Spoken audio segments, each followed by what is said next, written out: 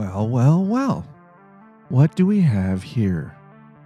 What do thine eyes see? That's right. Ladies, gentlemen, programs, users, and gentlefolk, it's time for Coffee and Chrome, a regular Tuesday segment here in the arcade. The arcade is open. I'm your host, Scott. Hi. Good morning. Happy Tuesday. Hope you're ready. Hope you got your caffeine.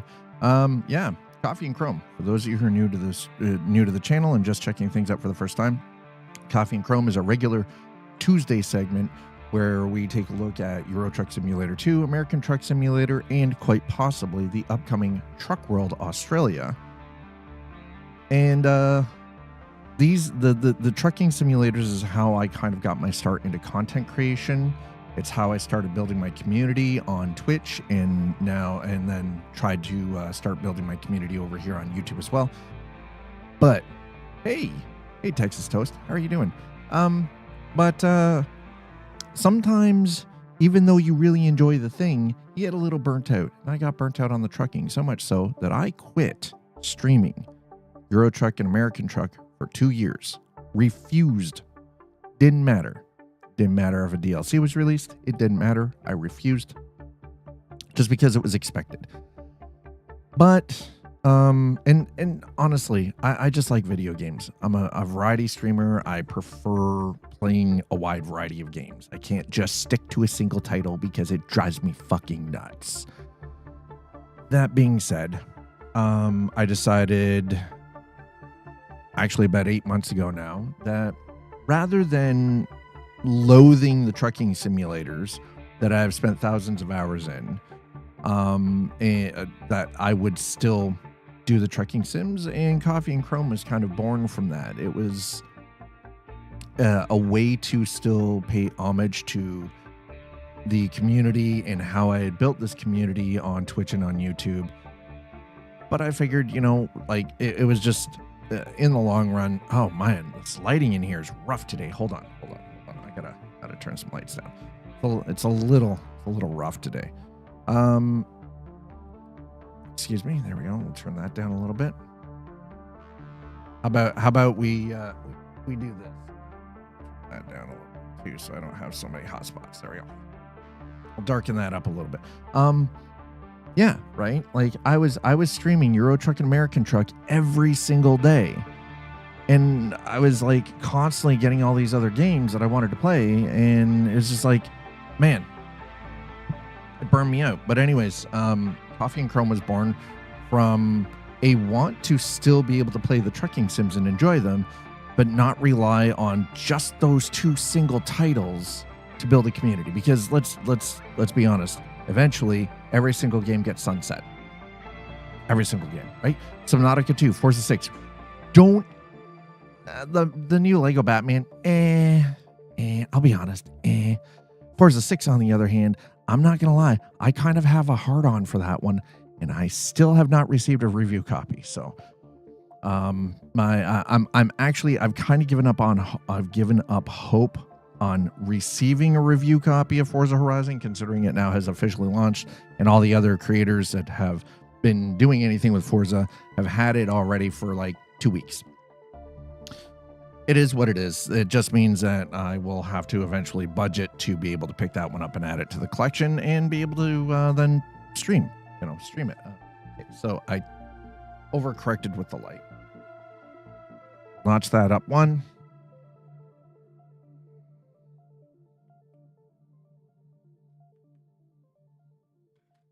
We'll notch that one up one. There's the coffee. Actually, the Tim Hortons coffee today is courtesy of Twitch Mom. She normally Tuesdays are the day that she heads to Toronto to be in the office.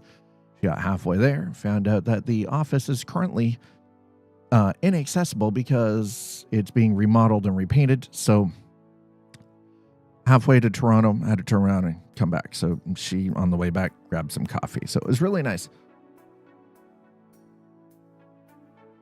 Anyway, here's the setup for Coffee and Chrome. We're going to be starting in St. Louis. We're going to do our first run from St. Louis to Springfield. Then we're going to try to find something from Springfield to Bloomington, from Bloomington to Joliet, and then from Joliet into Chicago. That's the plan for today. Now, I understand that sometimes, even though we're going to be doing it in that order, let's be honest, the job market can be kind of random, right? Illinois is your home state. Well, Texas. Well, we're going to bring you home, buddy. I hope you're ready for that. Listen, you're already familiar, so you're going to know for sure how on point they are, right? You're going to know. You're going to be able to tell us if that's right or not. Anyway, you guys ready for this? Y'all ready for this? Okay, I just adjusted the light again. There we go. That's a little bit better.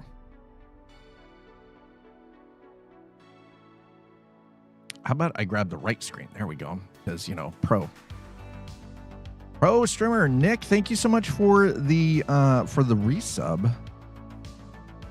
I do believe that is the primes.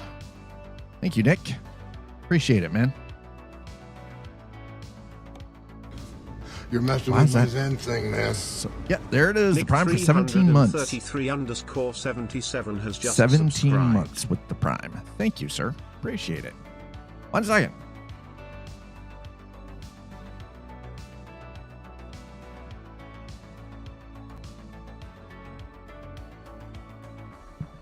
Making adjustments to audio.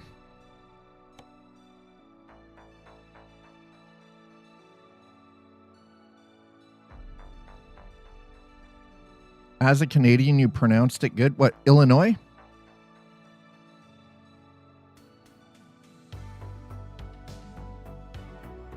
Okay, 1 second. Hold on. One moment. Hey, listen. I know how to read. I'm good. 1 second.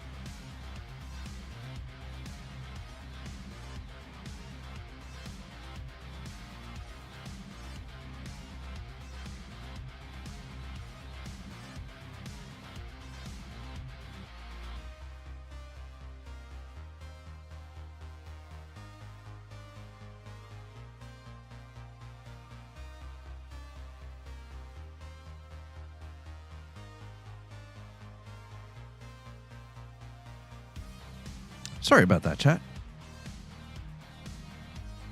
I needed to go and take care of a spider in my stepdaughter's room. Yeah, so, and that's the thing. The Chicago to LA route would actually be really good. So, 169% of the people just say the name and screw it up. I mean, that's fair. That's fair. So I had to get up and take care of a. You're also watching on YouTube. I mean, listen, you double watching. Thank you, appreciate that. But here's the thing. Yes, I had to take care of a spider for my stepdaughter. But I am actually very happy to announce I'm going to be a grandfather in September. Yes. Which Mom and I are going to be grandparents in September. I couldn't say anything until, and it was respectfully so, I was asked to just sort of keep it to myself until the they had the gender reveal. So they had the gender reveal. We did that over this long weekend, this past weekend. It's a baby girl. So, Eliza and I are going to be, grandparents to a beautiful little bundle of joy, little granddaughter. So pretty excited about that. My stepdaughter is super stoked. She's really happy. So, and so is Mans. Mans is pretty happy about it too. Anyway, we're starting in St. Louis. That's right. 53 years old. I'm about to become a grandparent. Oh, holy crap.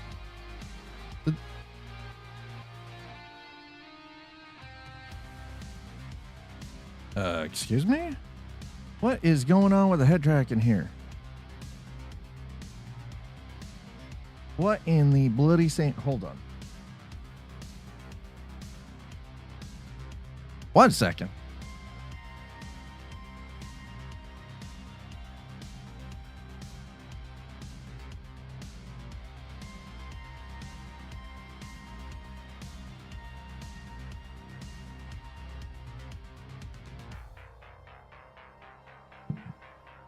Right, so I think... What is this thing doing, bro?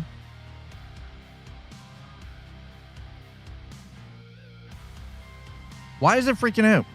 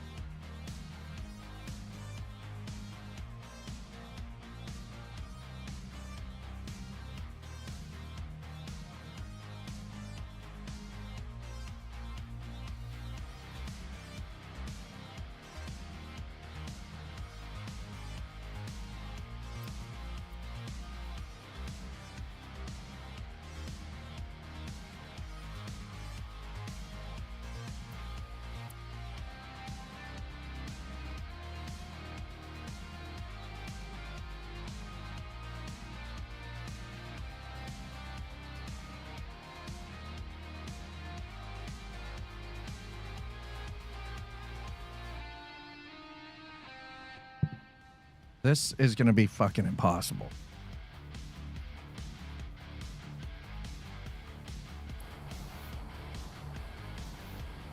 They didn't change the head tracking, did they? Yeah, super special. Yeah, right? Like, hi, Audi. What do you mean, oops? Oops, I did it again. It's 110. Mans has been streaking for 110. Bruh. Okay, so the camera, that is obnoxious and nauseating, and I don't know what the hell is going on or why.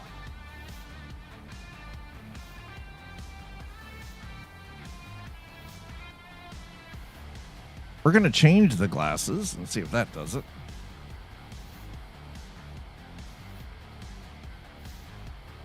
Well, no, the problem is my glasses have to sit at a very strange angle because of headphones.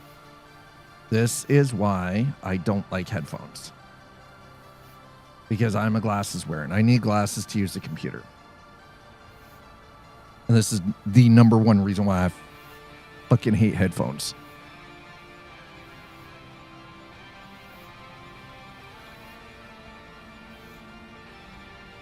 But until I fix the speakers, headphones are the only way I can hear what the hell is going on in a game. Because I'm not spending $200 to replace these speakers. Also, I don't want the Bluetooth. You can't get the normal ones of these anymore. They only have Bluetooth. I don't want fucking Bluetooth.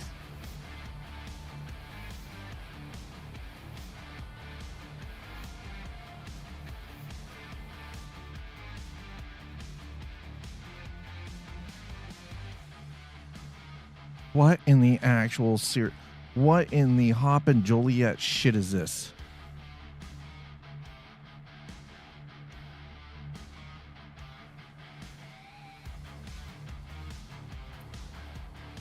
Wow, that is bad, man. Okay, hold. I bet you. Wait a sec. Hold on. Looks like stick drift. No, yeah, it looks like it, but it's not. It's my head tracker, but it's not a problem with the head tracker.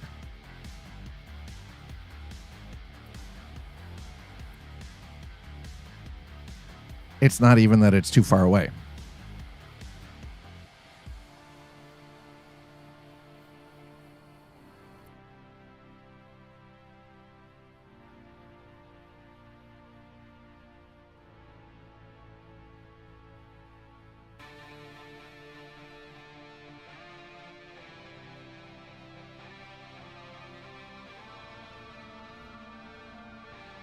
The crazy part? I bet you I know exactly what's causing it. It's the lights. It's the angle that the lights are hitting my glasses.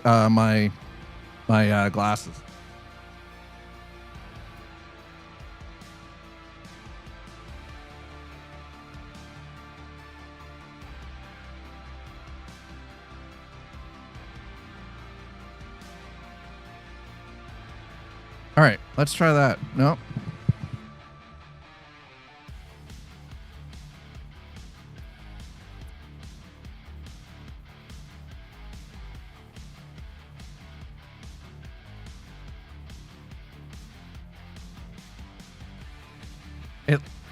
It looks like a seizure.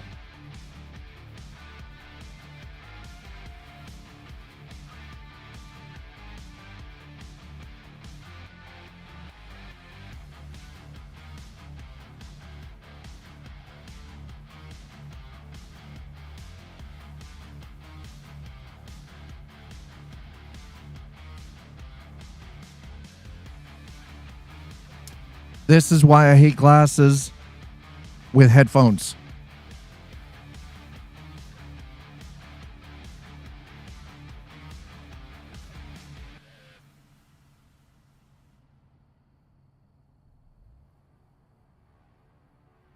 And the earbuds I have, I can't actually, you know what? Hold on. I have a better idea. No, actually that won't work. Cable on those, the cord on those is too short, but I'm going to have to try something here.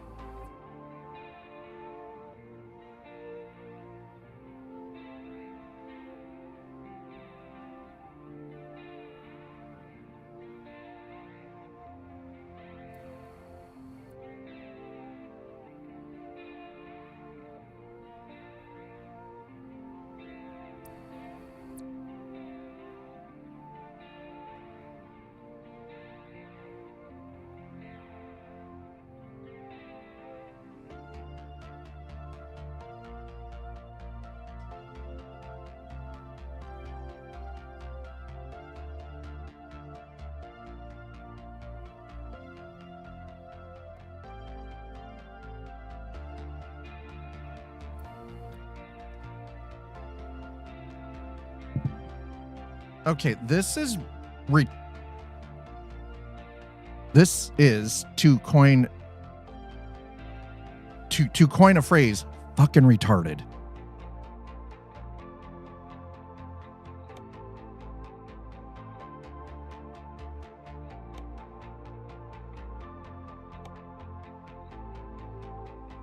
Because it should not be doing that. That is, Jesus. Nothing has changed. The Toby is sitting in the same spot on my desk as it always does. It's sitting in its mount as it always does. Okay. Hold on. Please hold.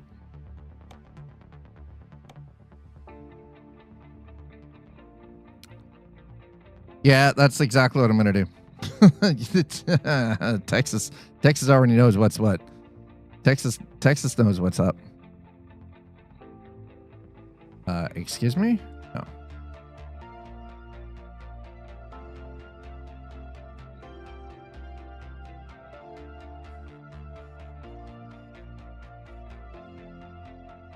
Wait, why is the Game Hub open in the... Oh, there it is. I'm like, why is Game Hub open but the other is not?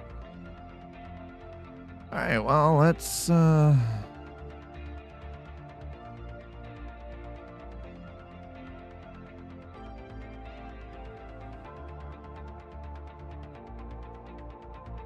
It's not even picking my eyes up.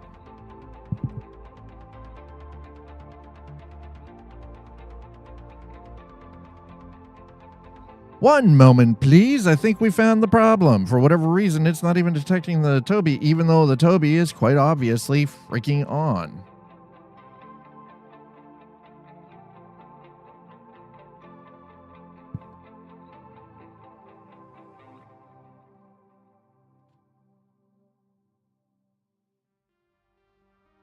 What in the hell? I can see it is on. Please hold. I love when I have to freaking... It was working fine last night. I checked a bunch of stuff. It was working perfectly fine. The PC has not reset. There's been no software updates. What in the hell?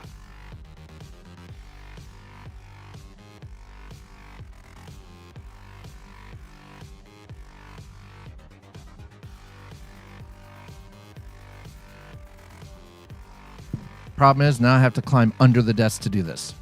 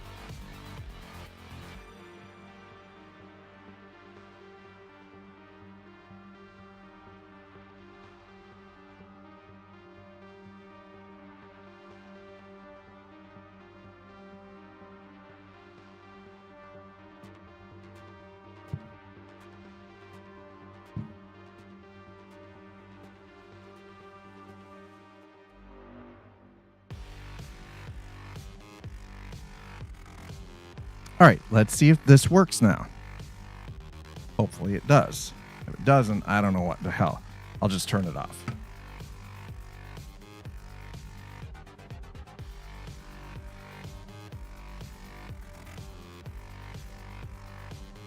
Yeah, this is one of those like strange technical issues that should not exist.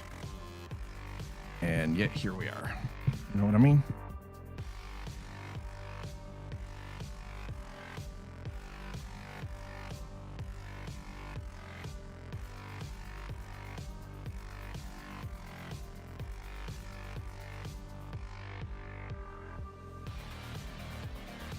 All right, so we're gonna, yep.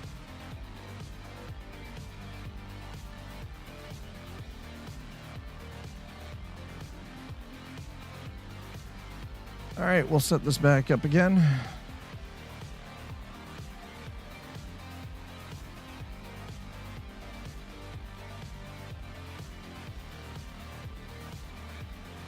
Oh, there we go. Hello. Look, there's my eyes. Look at that.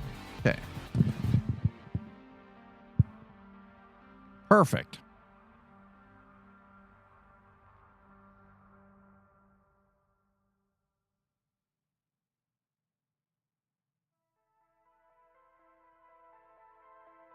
I was like, excuse me?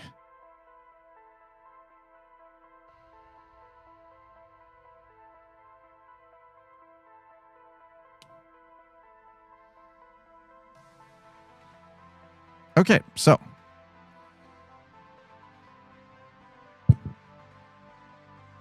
Toby is officially recalibrated, and hopefully, yeah, it must be, it's like Monday, right? It's basically what it is.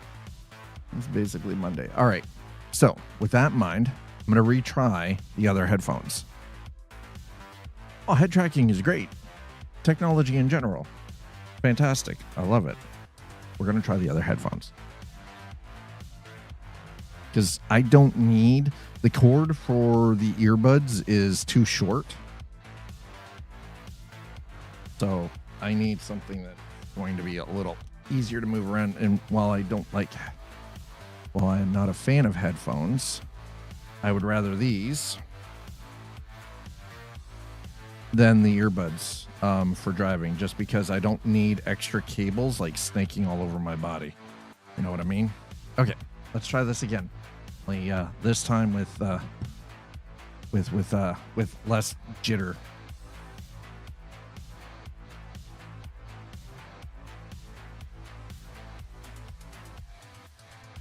Well, the issue I ran into was by the time I had the money to purchase the parts to fix my speakers, those parts were no longer available. And the sites that they are available on, I'm not paying the fucking price, because there is no way you can tell me that Panasonic capacitors went from $1.20 USD a piece to $12 a piece for a single one. There is not a fucking chance in hell. So no, I will not pay that price. I don't care what the freaking stock situation is.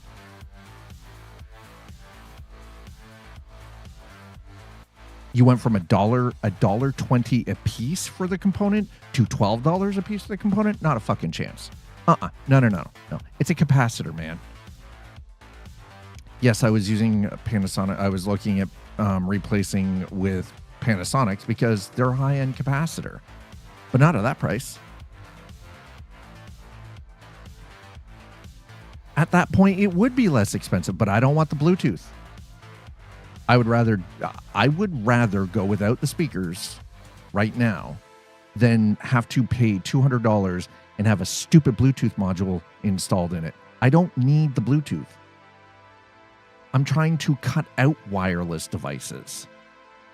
I don't want more wireless. I want less fucking wireless. I want more wired devices because they're wired. And you can hate on me all you want.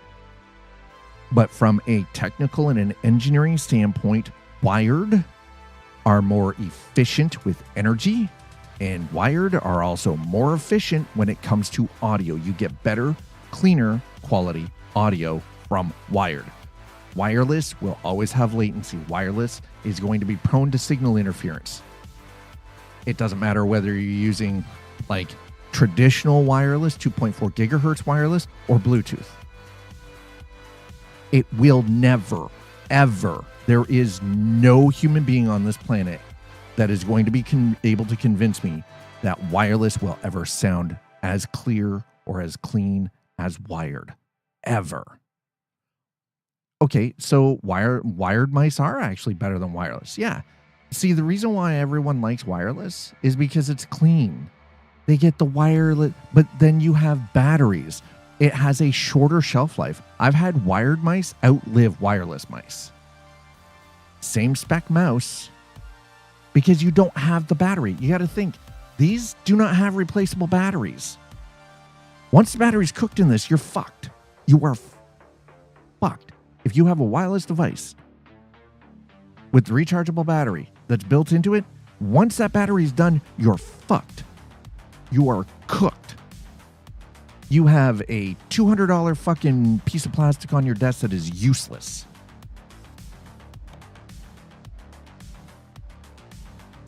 So no, I'm of the mind, and again, this is my engineering background kicking into play here.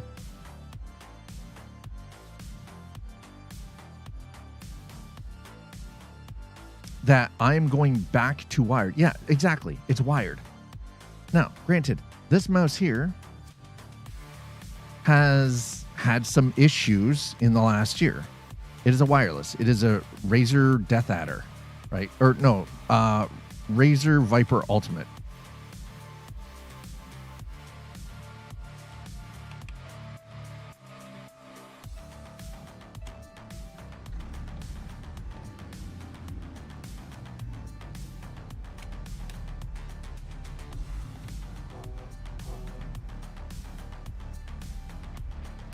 Yeah, and that's the thing. You know why they're better?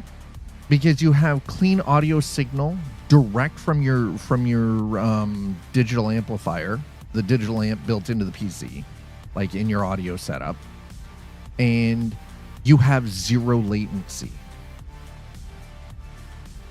Wireless is prone, any wireless device is prone to too much interference from other devices. Also, for those of you who are like, well, Bluetooth is more secure. Stop talking out your ass, because Bluetooth is not more secure. Exactly. And that's the thing. Now, granted, these right now are connected through my Rodecaster Pro, or sorry, through the Rodecaster Duo that I use for my audio stack, right? Because it has a built-in Bluetooth module. But again, there's latency. These have latency. So these while they're great for doing this, these are terrible if I'm playing competitive shooter. Because I'm already dead before I hear the sound. Already dead before I hear the sound. Which, believe me, if you're playing any kind of a shooter, sucks.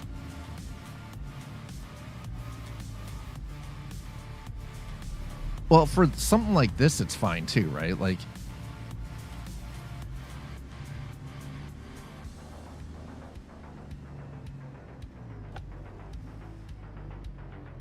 okay, so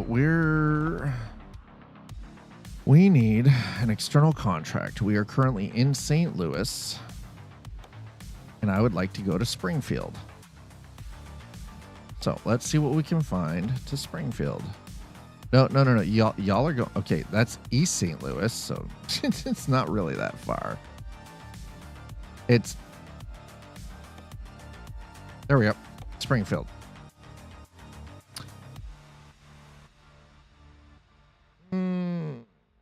Mobile screener. That's the wrong Springfield. Listen, that's the wrong Springfield too. These are all the wrong Why is it going the opposite direction, bro? I need y'all to come to this Springfield here. This one here. Why are you taking me back into No.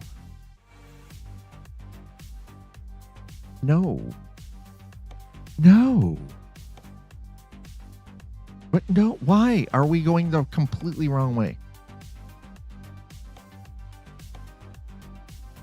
There is no fracking way, bro.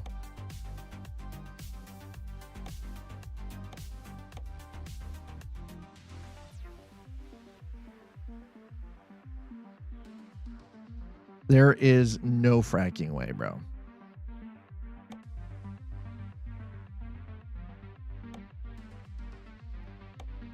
How do we only have one job into Illinois? In the contract. Tony B. Vibin. Honk honk, motherfrecker. Hey, how you doing? Yeah, this is Springfield, Missouri. Yeah, we don't want Missouri. How? You know what? Fine. God damn it. This is the external contracts too. I thought we're listen. What's going on? Or do we not get the? Hi, Sleepy. How are you? You missed all the fun. Head tracking. I had to unplug and replug in the head tracking and recalibrate it. Apparently, it decided it wanted to derp on me, and I was not happy. My man, Tony B. Vibin, how are you doing? Retreating from the heat? Yeah, we've 30 plus. I know, we've got it here too. It's ridiculous, man. Absolutely freaking crazy right now. Makes no sense whatsoever. It is like unprecedented. Oh, no. Next one. Next corner, bro. All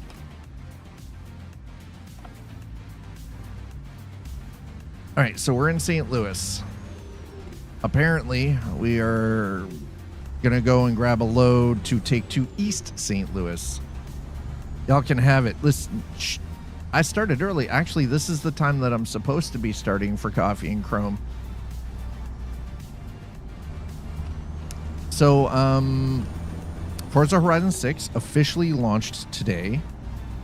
And I checked my email, nothing in the emails, and then I checked where I made my request, and still showing as requested, but nothing. So, yeah, so it was 32°C here yesterday. It is going to be 31 degrees Celsius here today. Tomorrow, it's going to be down to 15 degrees Celsius. Nature's on drugs, man. That's all I can say. Nature's 100. No cruising event, so maybe they lower it. There is. This will be the first time we don't have a cruising event. What the frack? Dude. That is wild, man. All right, you know what? Fine. Well, we're just gonna... No cruising. Oh, right, because they're completely reworking the World of Trucks website and everything, and how jobs are handled. That front blew through here till there's, yeah, I'm fine with that, because I don't want it to be, listen, my happy spot is 22 degrees Celsius at about 51% humidity. That's my happy place. That's my absolute happy place right there. No joke.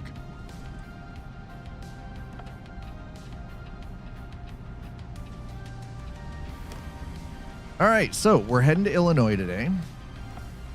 We're going to do a little bit of back roads driving through Illinois, I feel like.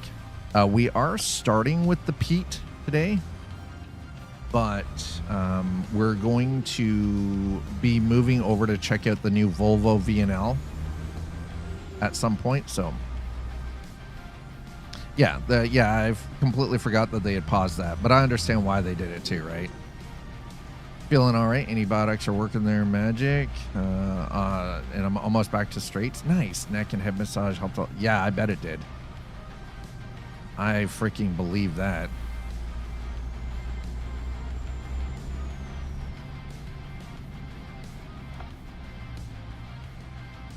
Oh. Don't blow the freaking light, bro.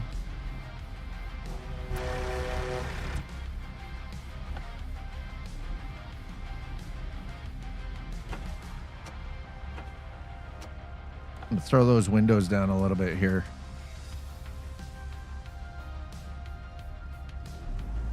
So we're going to grab our first load. I should have just checked the basic jobs then. I might have had something. So we'll take this and then we'll scout out the other jobs too to see what we've got.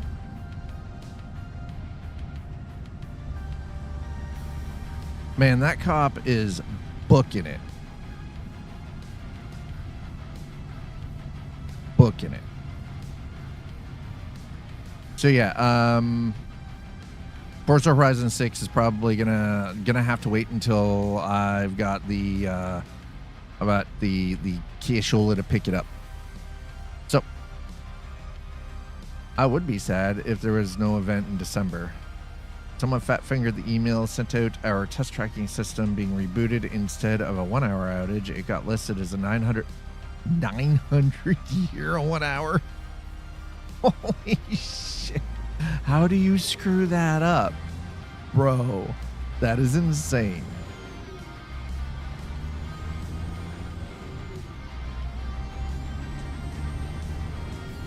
How much is it up for? That's a good idea. That depends on the flavor that you want. I think it starts at $79.99. I think Forza Horizon 6 starts at $79, like $80 Canadian,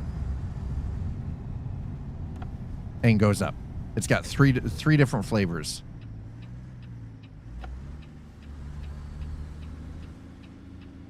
Because, you know, we got to pay those Kanakistani prices, right? That's why I'm not, like, overly worried about it. I'll get it when I get it. Yeah.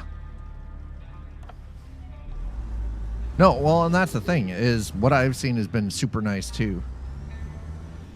We'll get it. I'll wait for it to come up on sale or something.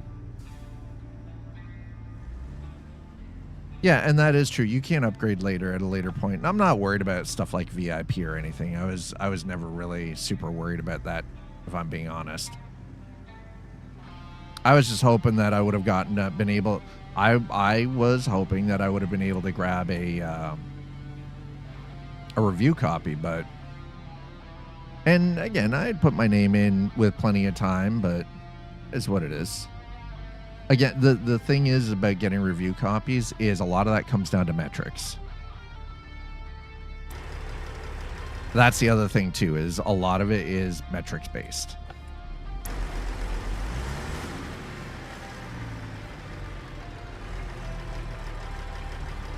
And a company like Microsoft, because it is at the end of the day, it's Microsoft that, like, their marketing department, their PR department, that makes that decision, right? Like, it's a numbers game, and they're going to make sure that the people who have the most eyes on their newest shiny product, you know, that's just the way it works, right?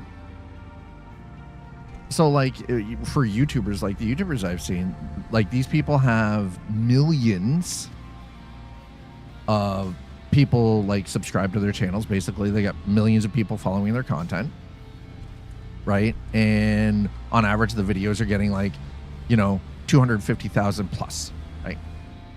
No, I don't do, no. For whatever reason, and I don't know what happened, I used to have a pretty good working relationship with SCS Software pre-pandemic. I don't know what happened during COVID, but I'll be honest. Yeah, I used to get DLC drops a week early, right? So I could do content with it and everything else. I know creators who are smaller than me that get those opportunities, and I don't. I don't know what happened. I, for whatever reason, got blacklisted by SCS. Maybe it's because I won't suck their dick. I don't know. That's fine. It doesn't mean that I dislike these games any less. It just means that, you know, like, I don't get invited to do... Here's the thing. Ultimately, at the end of the day, I am not going to change who I am or change how I talk about subjects or people or what I talk about to satisfy a company. I can enjoy their product, but not placate to them. You know what I mean? And in the past, I have been critical about some of SCS Software's choices with development cycle and everything else, right? Now, I come at it from the point of view of being educated in game development and understanding how that stuff works. So, but yeah, I don't get asked, and it's been 3 years since we even got a raid from SCS when they're doing live stuff. So, no, I don't know what happened. It is what it is, and you know, I accept what is. I'm not going to go and beg them. See, here's the thing. Ultimately, if they came to me and had wanted to have a discussion, I'm open to that. But I am not going to go seeking a conversation with them. They can come to me like they initially.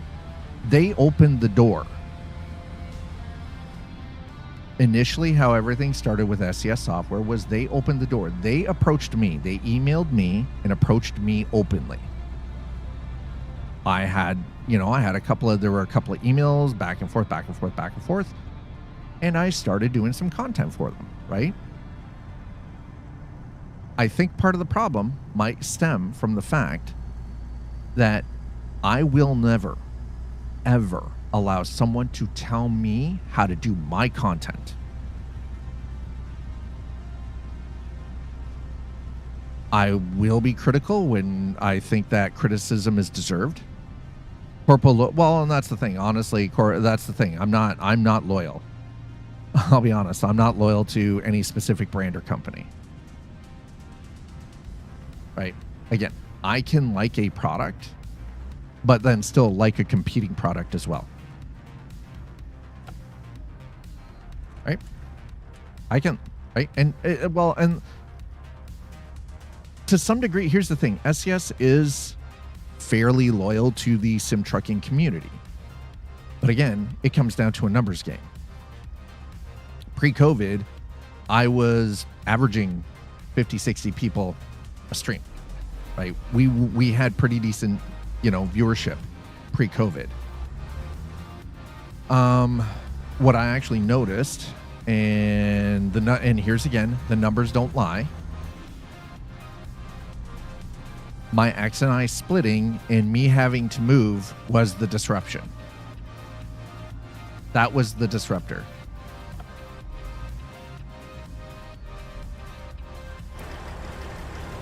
That was the disruption for this channel and where things kind of took a turn into a different direction.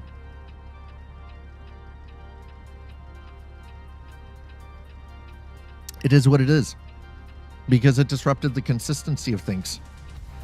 My kids were no longer actively part of the stream, and it was a completely different background, and like sometimes that stuff plays a huge factor. But with regards to SCS, again, it's not that I didn't sit here and talk mad shit about them, but I had been critical of some of their development choices strictly from a game development standpoint. For instance, one of the things that I feel like they should have already had in place by this point, we should be running on DirectX 12 by this point. There, frankly, is no reason to not be running on DirectX 12 in 2026. They have their own people, their own software engineers working on their in-house game engine.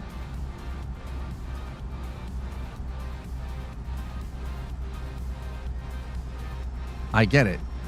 Here's the thing. I understand that there are things that can be tricky about specifically regarding game engine design and engineering. I understand that. I am privy to the details of some of the back end stuff because of working for, Ubisoft and doing work for EA Games back when they were still, before they were publishers and they actually worked on games. Right. They actually were game developers before they were ever publishers. Right. So, and some smaller indie stuff and, a variety of different mods for other, like one of them actually being American Truck and Euro Truck being Naturalux. Right. See, here's the thing. I did work for EA Games before the charge for everything, before the microtransactions. I worked on a variety of Need for Speed games. I had the privilege of working as part of the QA team for Earth and Beyond, right, which was an online MMO, which was a space MMO, I might add, before EVE Online.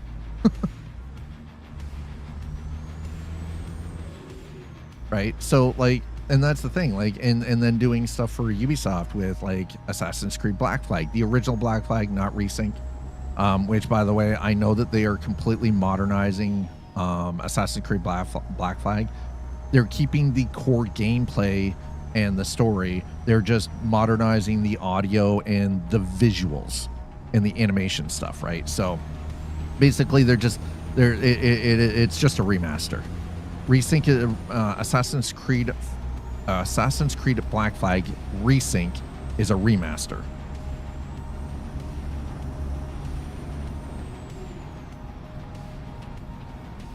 Okay, I need to get over, please, and thank you, sir. Don't you break check.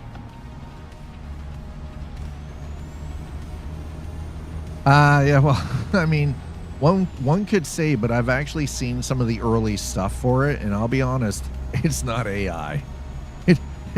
No. They went back because they brought it back into their I want to say their modern. They brought it into their modern Snowdrop engine. So it's not just an AI code of paint. They brought it into their current generation Snowdrop game engine. You're not using AI to do that.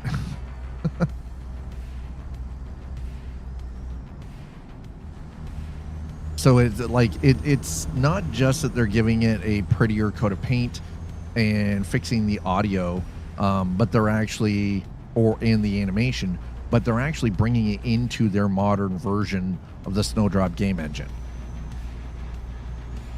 Which, I'll be honest, it kind of fucking needed. It kind of needed. And again, let's be perfectly honest here. Assassin's Creed Black Flag is probably one of the most popular Assassin's Creed. No, I don't think we're not getting British Columbia this year. No. No, we are not. Not a chance. We will see British Columbia next year.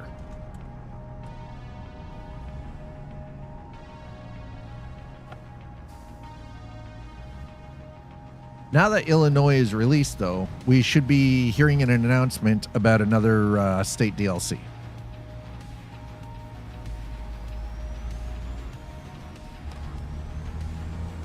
Should be.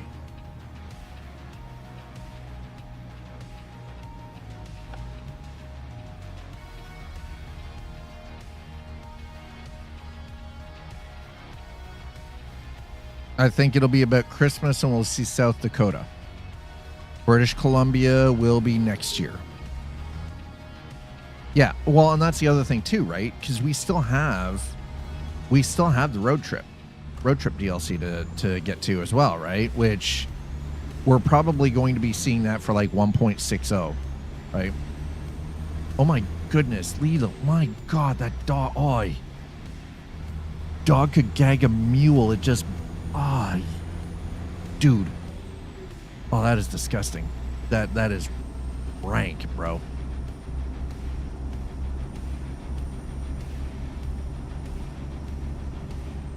Oh. Jesus, dog. The hell? I know what you eat. Bro, how do you smell that gross? How is that even... What, did you lick the floor or something? Did you get into the cat's box? Dude, that's nasty. Yeah. I'm Pupper, yeah. Oh, yeah. Pupper snuck sump.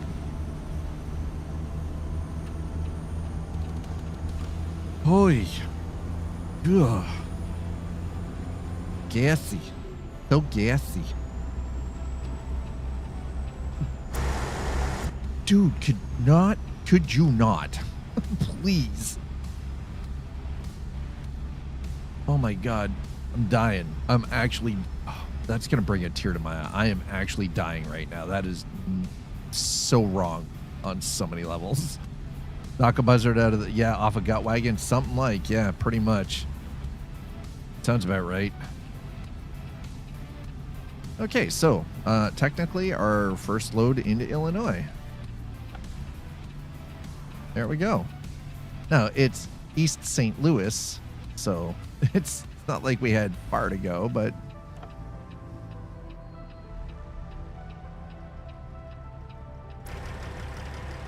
hello. You are so smelly. You guess. Could you not? The dog's looking at me like, bruh. What? Just looking at me.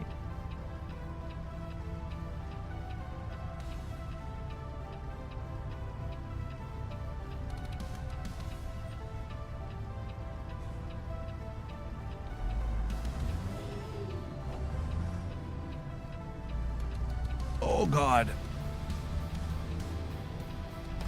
I'm gonna ask this because I personally can't tell. Can you guys hear the game fine? Is it loud enough for you, or do you need me to turn the game audio up a little bit? East St. Louis detected, huh? Okay, where in the hell am I putting this? Holy shit. I cannot get around. Of course I can. All right.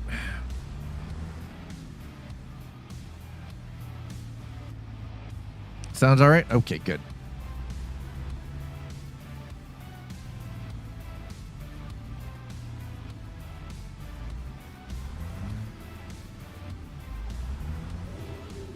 Oh, that freaking turbo whine, baby.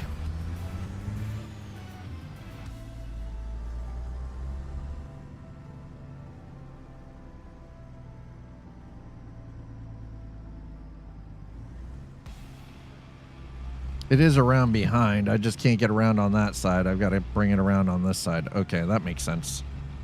Yeah, we got to bring this in and drop it at the yard, huh?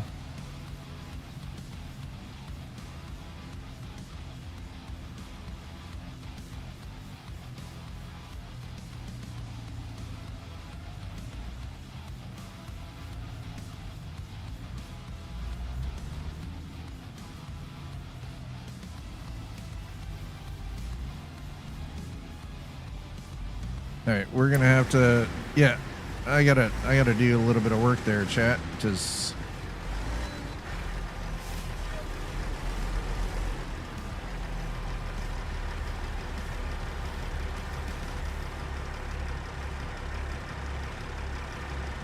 oh shit. Ugh.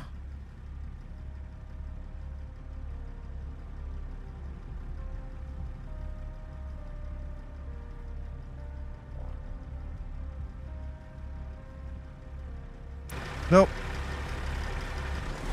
Chat, I fucked that up, didn't I? You know what? That's fine. I don't need to be picky. Dun, dun, dun. There we go. Nice. All right, so East St. Louis. Not a whole lot of money, but you know, hey, that's all right. Also, if you haven't seen the SC News, Odin is 5K USD war bond and 5.9K credit. F5 war. Oh my God. F5 wars? I have not seen that. Listen, I have dental work I need to get done. 5K USD would fix all of this. All of it. I'm not buying a goddamn ship. I'm going to get the dental work done. I'm going to get my mouth guard so I can fucking sleep at night without choking to death. Hence why we got that going on up there. And everybody who's put in for that, it is really appreciated. Let me tell you. Because that right there is going to save my life. So I don't have a goddamn heart attack or a fucking stroke.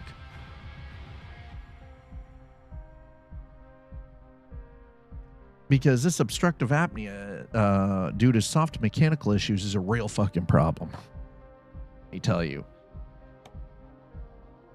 Yeah, I don't need to do any of that because there you go. Right. So, check our freight market. East St. Louis. All right. What do we got? What do we got? I helped out a bit. You did. No. Do your vacation stuff. You deserve that vacation. You work your ass off, sir. Take your vacation. Enjoy it. And I appreciate the fact that you helped. I appreciate that. Trust. You are only one singular human being. There's only so much you can do.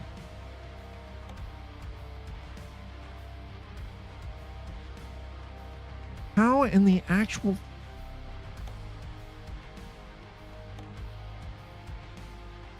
You are not generating jobs for your own goddamn... What in the hell is happening here? Oh, now we are. There we go. Perfect.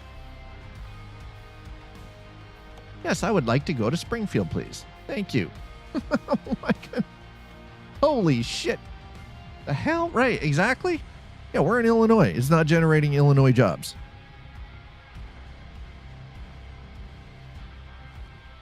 What is this BS, man? It's bullshit.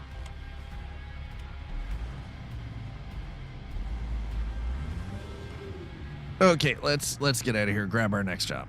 So we're heading to Springfield, which was the plan. And then once we get to Springfield, that's when we're going to switch trucks. We're going to check out the new Volvo V&L.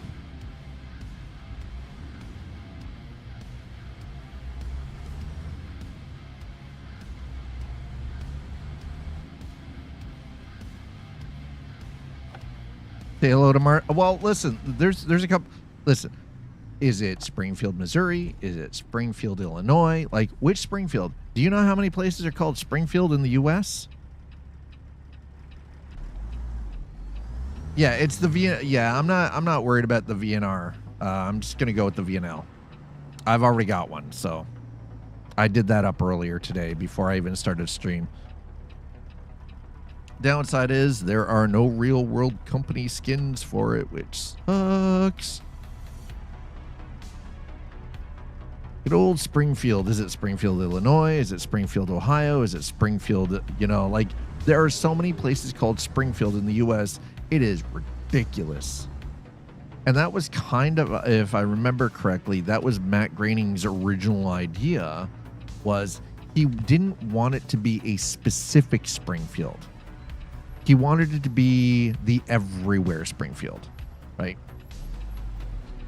So it could literally be, you know, it was like a piece of every single one of them kind of idea, right? Which, honestly, kind of freaking genius. It was kind of genius of them to do, like, of them to design it like that.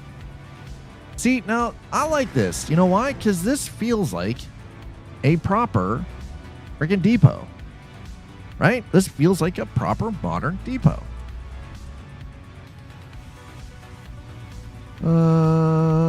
Which one is... it's that one. Okay. Distillation of Midwestern America. Yep, pretty much exactly it, right? Distillation of America. Here.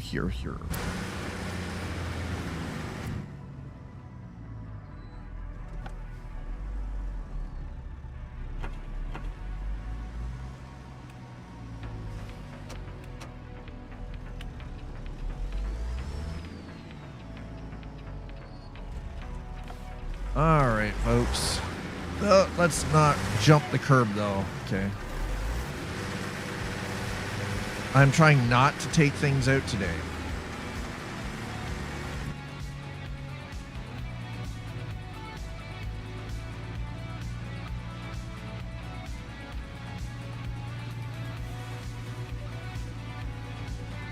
Oh, shit. Cranked it a little too much. There we go. Nice and easy in. Give it a little jiggle.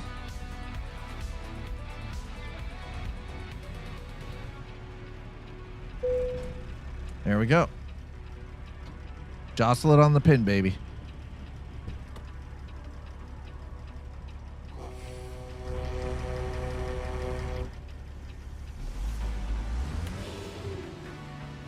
Okay, we're underway. Let's get our windows up. Chicago looks legit. I'm looking forward to it. Flawless Dragon, hello.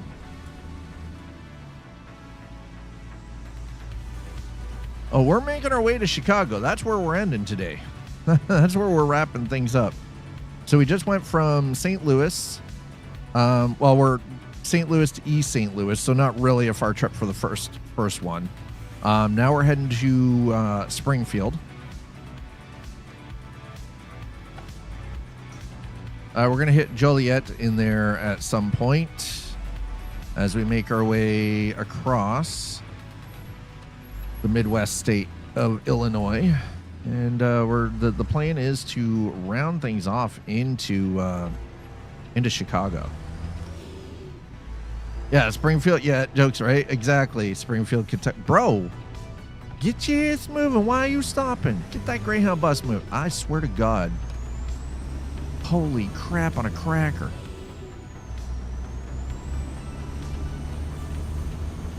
Oh, sorry.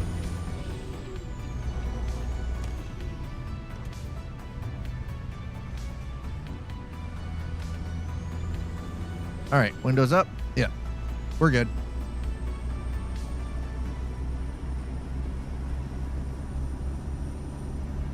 Rockford, my pretty eyes, spot on.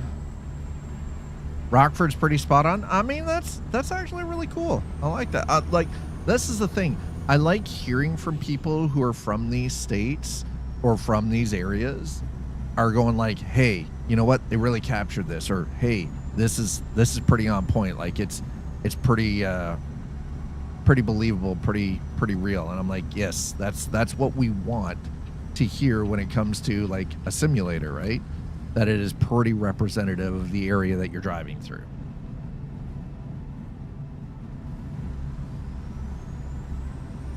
I-70 in Illinois is way too good a shape. Okay, so what you're saying is we need more potholes, right? We need things that are tire. We need holes that are tire eaters.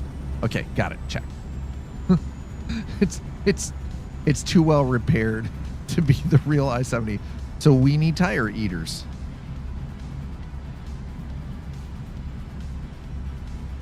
Okay, check. Got it.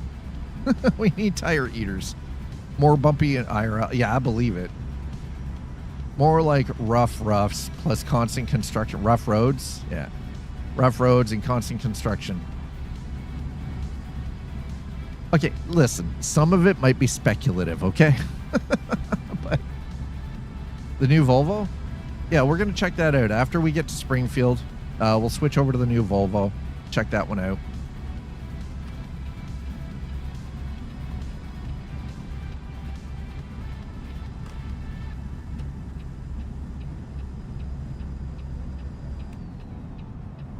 Oh, yeah, don't worry. We've got construction season here, too, right? Like, Canada's got 2 seasons, winter and construction. That's it. Like, that's all we can do, man.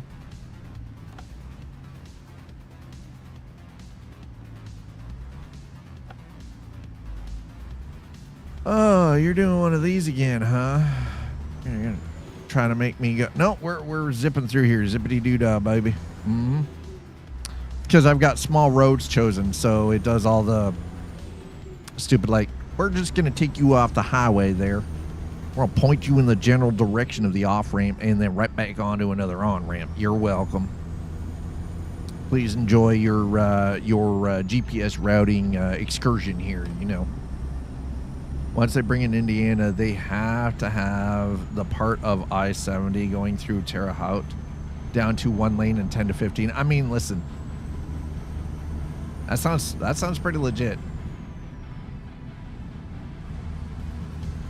But this is honestly, this is where I think mod creators can come in and sort of like, they give us the base, right? And then the mod creators actually create those more real world scenarios for some of this stuff.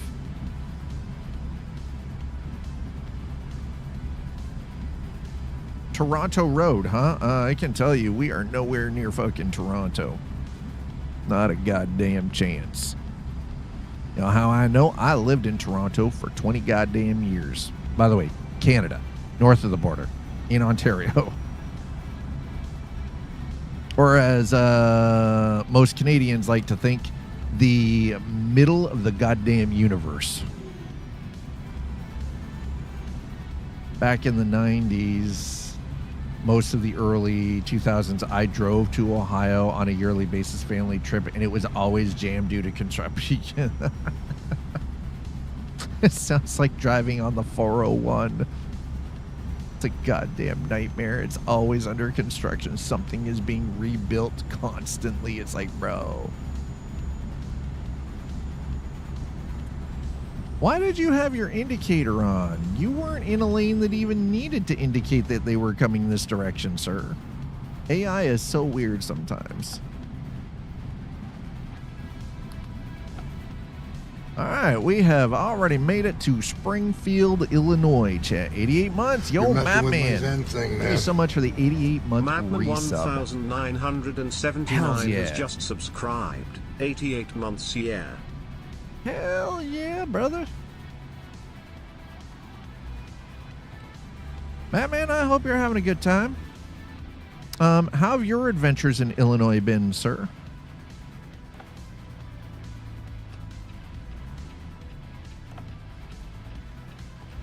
I'm going to see how noisy the new VNL is here.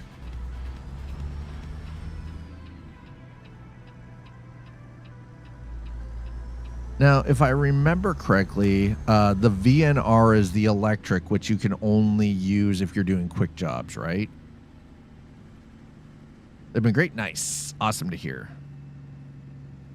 Coming to Nova Scotia, ride the 103, always being worked on ever since they committed to this twinning project a decade ago. Oh, so since Confederation. Got it. Okay. Okay. If you're Canadian, you know. If you know, you know. They've only been working on the 103 since Confederation. Tony knows what I'm talking about. 100%. This is definitely Canadian jokes at this point. Abso-freaking-lutely.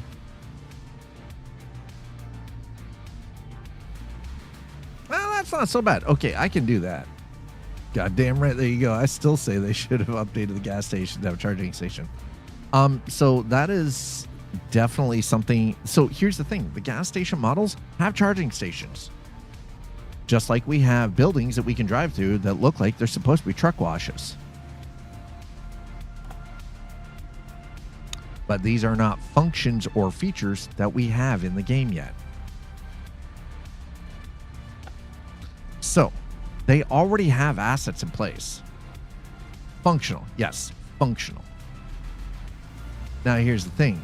I can 100% see them doing that and adding functional charging in place.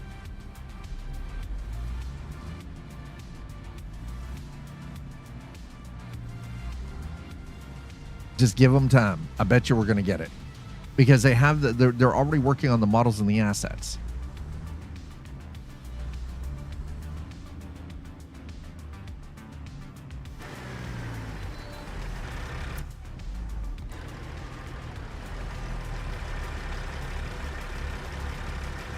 It is so goddamn bright out here, chat. Holy shit, it is sunny.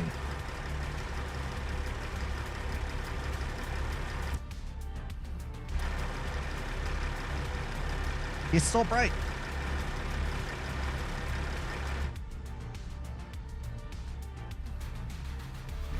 Yeah, that's what I thought. Be like a sleep marker, take so long at the same. Yeah, right. That, you know what? That's fucking brilliant. That's genius, dude.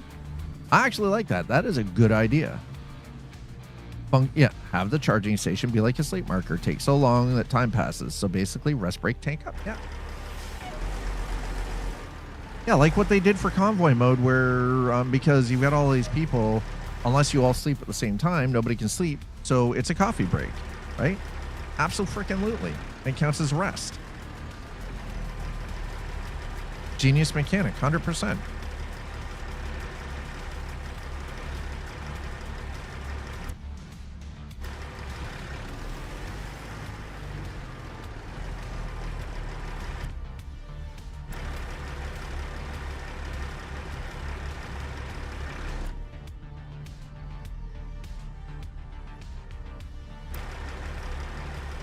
Identify yourself, program.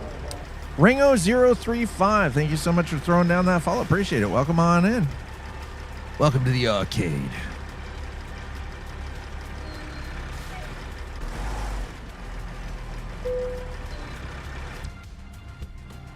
Good enough for government work. That's all I'm saying. All right. So we did our first 2 loads in the Pete. We're going to check out the new Volvo. I already have one made just because. Okay, so we're going to go to the truck manager. We have a new V&L. It's just a good old-fashioned blue because, you know, frankly, it's all I could do. I don't know of any companies yet that are really using the new Volvo. So anyway, scoop this one up. It's going to reset us. Yep. And this one's got them nice funky old, let's get our truck set up here too. FOV. Oh, jeez. 85 on the FOV. Thank you. And we're gonna, why in the actual hell does this look so freaking weird, man? Bruh.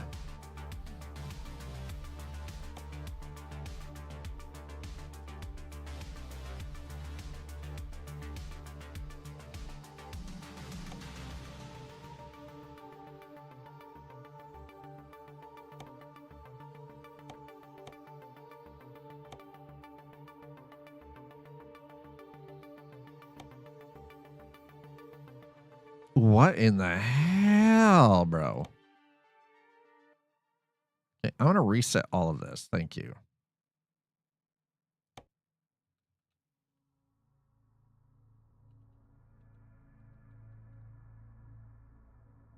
Why did... It's because of the... Dude, this better not be because of the tow, because that's barking terrible. We'll check it out. I might have to make some changes. I'm definitely going to have to make some changes here. Okay, that is actually quite good.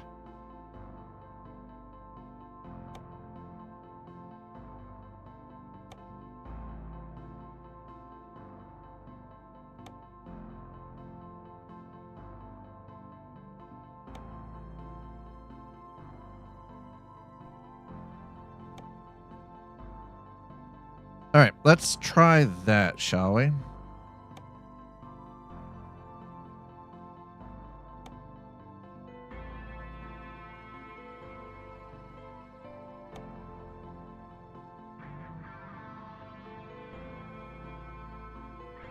What's this playlist? So this playlist, I actually have a link for this is the backing tracks synth rock playlist on Spotify. So I actually have the links for all of this stuff over on YouTube in the description, but it's kind of hard to do on Twitch, I'll be honest. All right, well.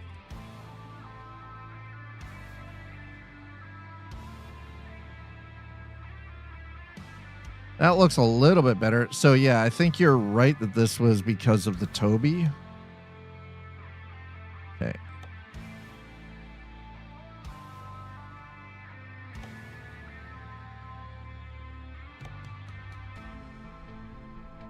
Yeah, it was purely because of how it just captured everything. All right, that should be good. Yep. All right, that's good.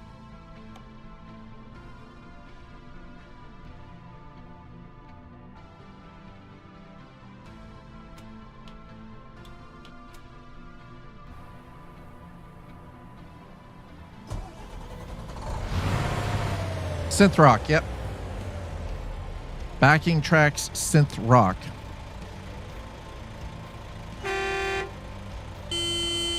Oh god, the horns are terrible on this though.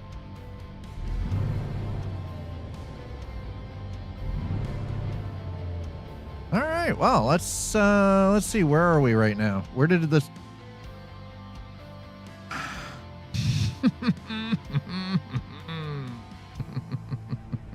Okay. All right, we're gonna have to fast travel back to the truck should just get delivered to where we are. Okay, that's all there is to it. 100% how it should be. Yes, I will pay that because otherwise 350 million. I mean, you know, what else, what other, you know, use of that money do we have? I'm just paying to have the truck teleported. That's how we roll here. I don't need to repair this. We haven't driven it yet, so it's no damage. We're fine. That being said, now let's look at what do we got in the. We'll look in the freight market first, just general market here. Marion, Peoria. Okay, so give me a quick second here. I would like to. Where are my notes? God damn it. Where are my notes? Here we go. So, correct. We need Bloomington and then Joliet. Okay, so we need Bloomington. Do we have anything to Bloomington? You know what? The easiest way to do? No, nothing in the freight market. Okay, what about external contracts then? Do we have anything to Bloomington, please? Nothing. Are you freaking kidding me? Bruh. We are in Springfield and we can't find anything to Bloomington.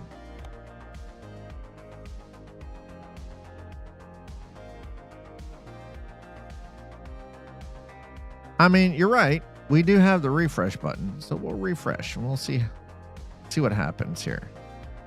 Bloomington, perfect. Yep. Guardrails. Okay, that being said, do we have that under the freight market? We do fucking do not.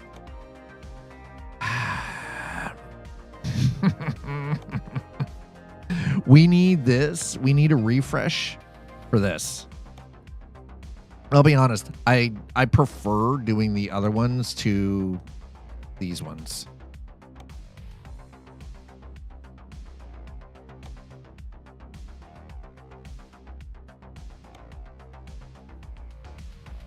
Effingham. Wait, what? In the actual...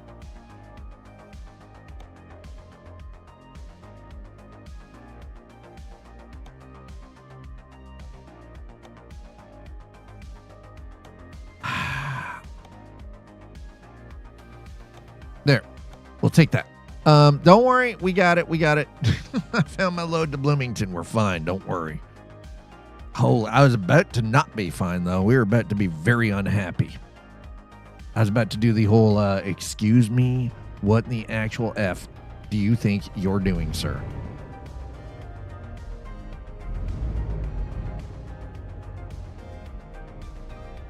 Wow, this is wild, man.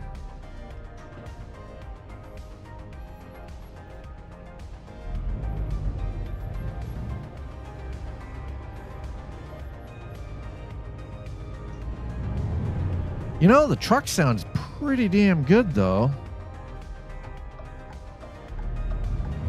Now, I understand that it's going to be a while before some of the mods start coming out to help trick out the new VNL, but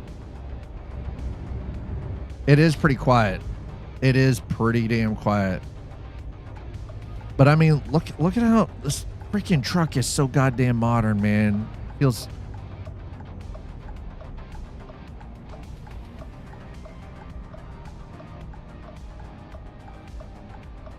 Oh, there we go. Oh my God, that feels good. All right, there we go.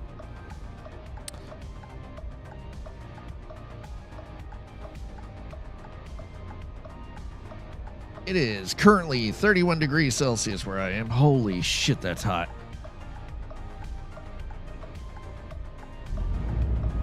At least you can hear the horn on this one. That was the only problem. The horn was way too low toned for that peat.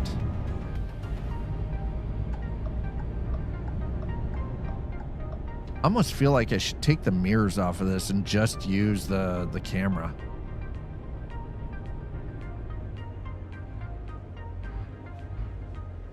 See, that's what I'm talking about. That's the kind of weather I like. Not this 31 degrees Celsius, you go outside, it's balls ass hot and you melt. It's May. It shouldn't be this hot. There is no situation where it should be this goddamn hot, you know? I would love some wind too. Breezy is nice. Boy, is it breezy. All right. We're going to go grab this load. We'll head to Bloomington. From Bloomington, we're going to head to Joliet. And from Joliet, we're going to go to Chicago. Once we get to Chicago, we're actually kind of progressing through this this initial route through Illinois fairly quick. Yeah, yesterday was 32 degrees Celsius, felt like 36 on May 18th.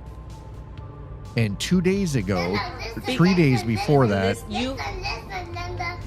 we got rain last night. Now it's hot and sunny and humid. I would rather just have rain than the heat and the humidity. But so yesterday was really, really hot. But 2 days prior to that, we were still getting frost warnings. Frost. Like below 0 degrees. What the hell? Like nature's on some... listen, I'm telling you, nature's on meth right now. Okay? Mother Nature is hopped up on goddamn meth. High as balls. Right?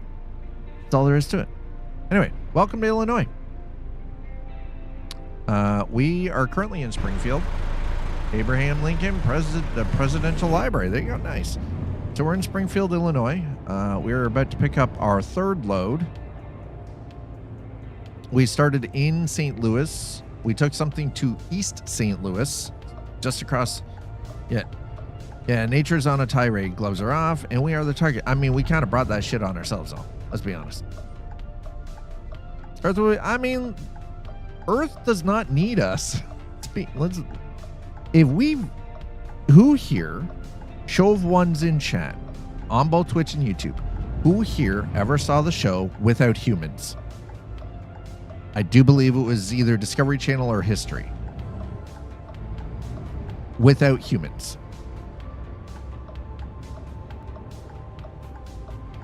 And science showing exactly how fast nature would reclaim things if we weren't here, and how fast the environment would replenish itself, rejuvenate itself, and actually heal if humans just vanished one day. We were gone. Planet don't need us. We need it more than it needs us. Like, let's be perfectly 100% real here.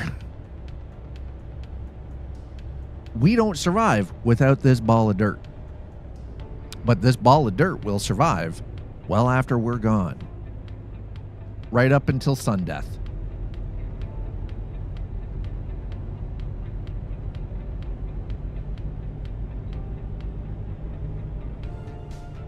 Yeah, life after people. That's what it was. Yeah, without humans. It was life after people. Yeah. Yes. Yeah. I fucking love that show. Boom.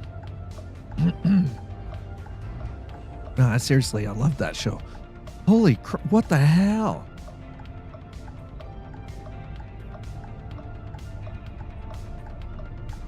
Life after people. That's what the show. That's the show I was talking about. Yeah. Yeah, 1 year. It always amazed me how fast shit reset after a year. A single freaking year. Just done. Reset. Boom. Done.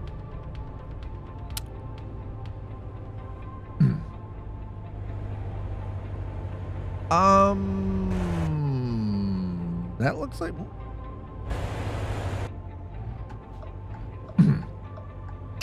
Did that look a little busted up? And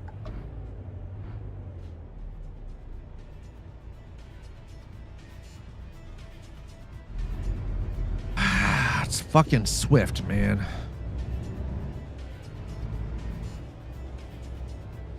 right, so we're on subcontract because their own drivers can't do shit right.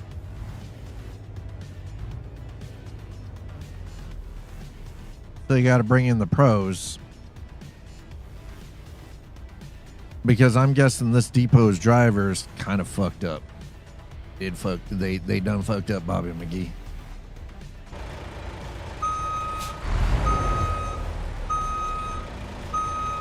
You know you done fucked up when you got to bring somebody in on subcontract because your drivers are shit.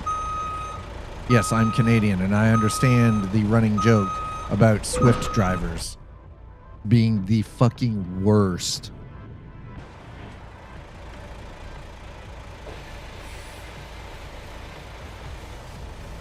Man, that ride set, the airbag system on, like, look at the ride set. Dude, god damn, that is so good. During the first little bit of the panorama with everything locked down, and that's exactly it.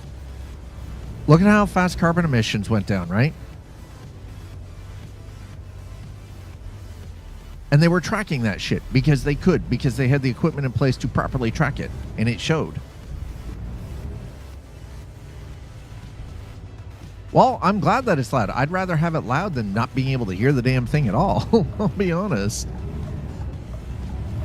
You know what? Like, look at this. This entire area.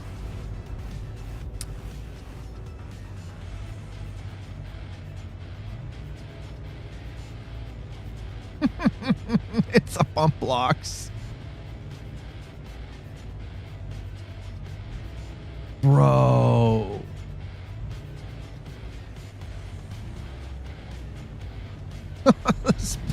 Holy shit.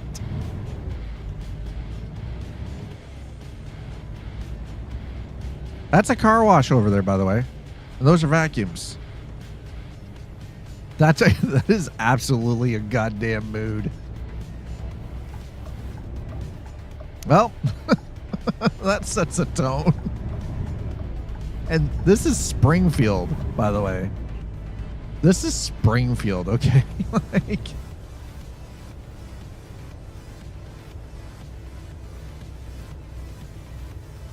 that Dunkin' Donuts does not get a lot of business, do they? Holy crap.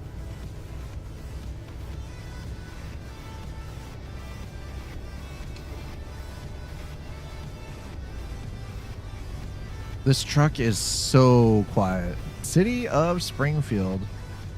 Clinic of Springfield. Oh.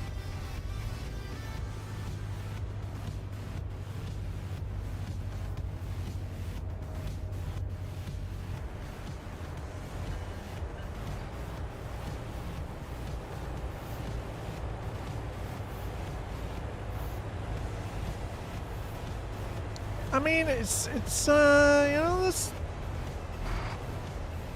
I feel like they did a pretty spot-on job with a lot of this, though. You just stay right the hell where you are, Whole Foods, buddy. Don't even. I don't want to. Do not want that to come over this way at all. You may notice I'm not, like, seriously stopping and grabbing every single freaking little photo point and everything right now. I'll do that after. Oh, no, they definitely did not rush it. That's for sure. I love the job. Well, so it's the thing is like, sometimes it's the little details that really kind of sell it. It is 100% just the little details that sell it, you know?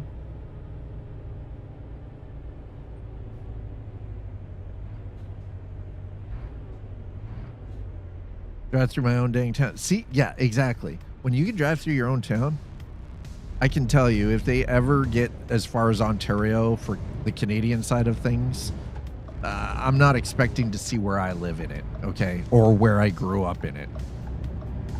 It's going to be the major corridor, where, you know, like, you've got, like, Windsor to London, Ontario, to Kitchener-Waterloo, to Toronto, right? I'm not expecting to see any of the places where I lived, or other than London and Toronto. I'll be honest.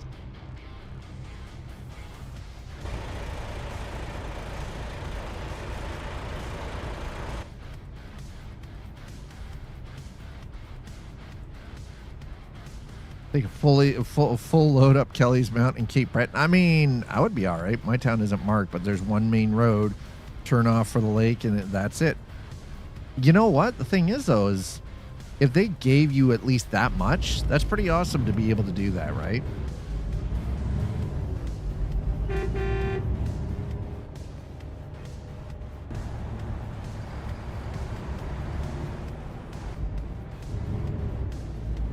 Oi. I don't know what they're building over there, but it's freaking big, bro. They even recreated our courthouse, even though you can't drive by it. Oh, so they threw in the courthouse for where you live in Kansas as like one of the backdrop items. That's actually pretty cool, though. I can tell you unequivocally that one of the mainstays that will be added in when and if they get to Ontario, if they're doing that much of Canada for American Truck Simulator, it'll be the 400 series highways. Kelly's Mount would be a slog going uphill. How low gear can you go? Okay, what's the grade on that? Like, are we talking like 15-30% grade, or are we talking like 45-50%? Like, are we talking like this? Are we talking like this, or are we talking like...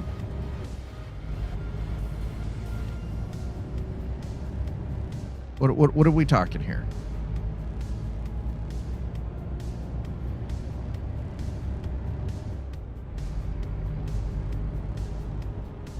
Listen, I understand, SCS, why you guys don't show shadows properly in the mirrors, but for the love of God, for reality's sake, could you start finding a way to fix that so it does show the shadows in mirrors? Other simulators do it.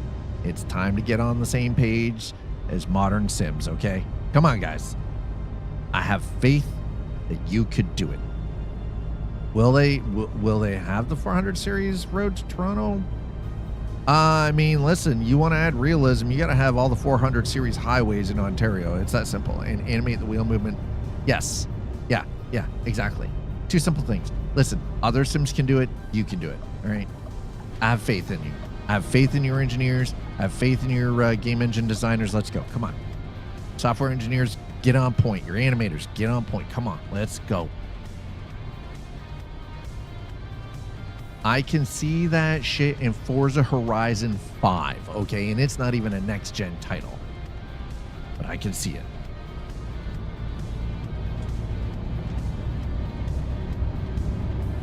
Oh, here we go. And we're into the rain. All right. So we're on our way to Bloomington.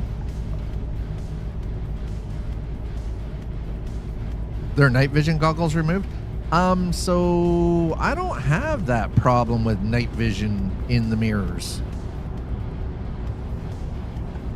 I find my mirrors are like ridiculously dark at night.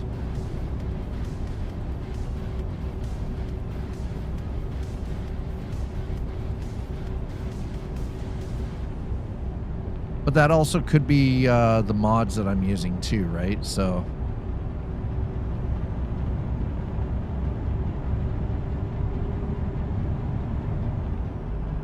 I will say this truck is super stable though.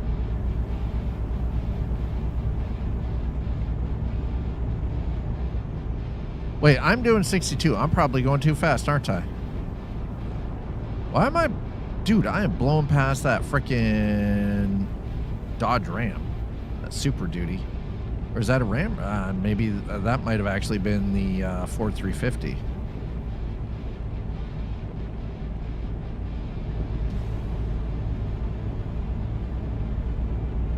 I think I might have to make some minor adjustments here, by the way, to my mod load order too.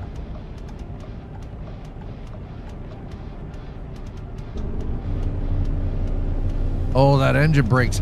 Holy sh... What in the... What was that, bro?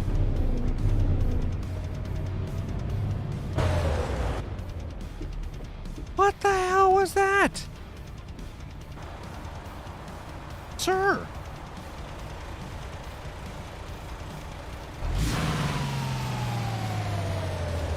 What the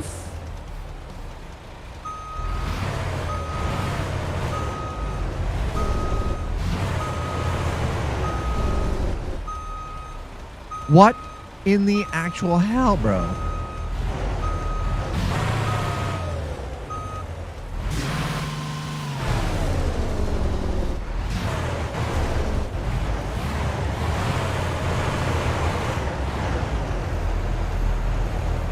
What the actual hell just happened there?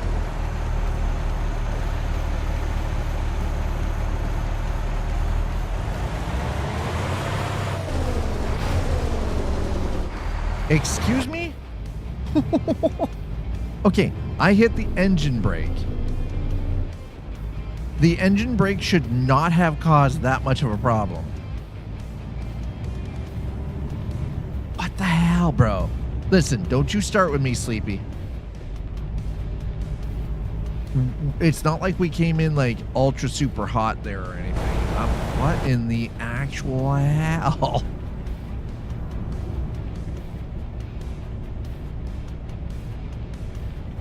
That was one hell of a jackknife. That's a first in a very long time. Sleepy's like, clipped it. Who knew wet roads were so dangerous? I think my tires are bald. I think we need to do something to fix the tires, man.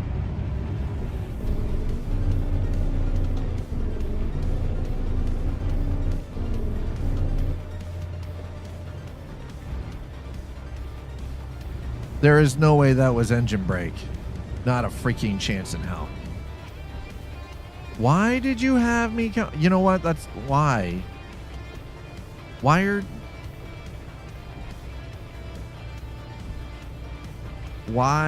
game? Why you do this? I know I have small roads, but dude, come on. Why are we here?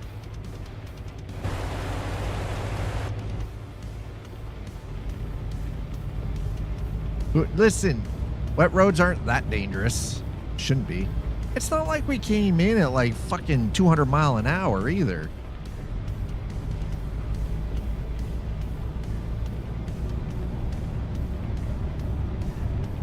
I get it. We're not supposed to, you know, trucks don't drift, but still, like, what the hell? That was ridiculous.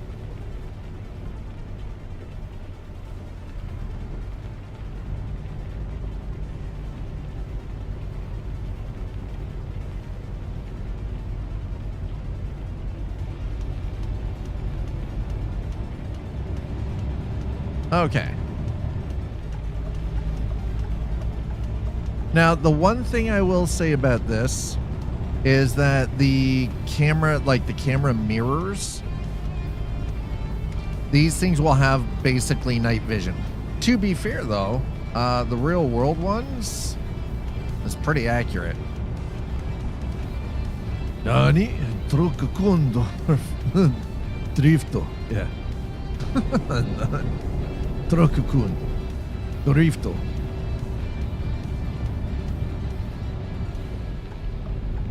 Omae wa donda yo?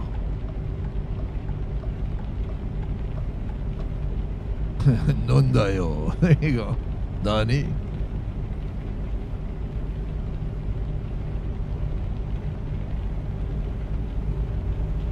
Well, that was interesting. Holy crap.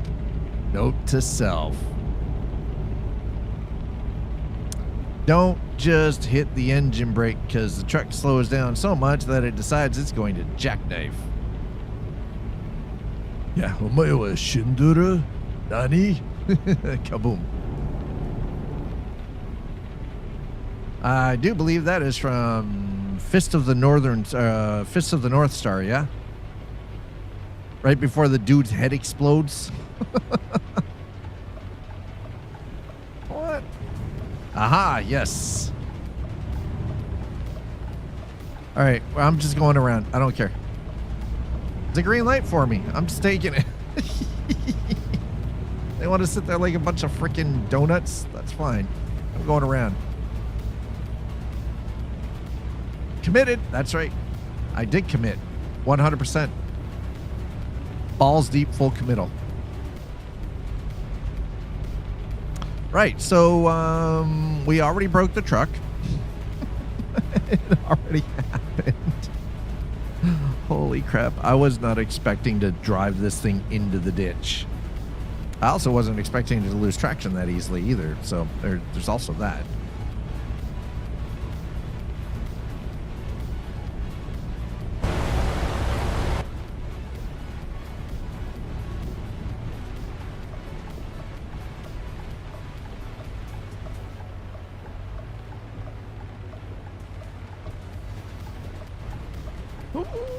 Okay, let's not slide it around. There we go. Okay. Be cool, man. That was the cops. But I mean, it will buff out. Listen, it's just a little bit of grass. It's going to have to, pressure wash the undercarriage. It's fine. It's fine. The trailer's not even mud. And you know what? This is a job for Swift. So we're batting 100, right? Like,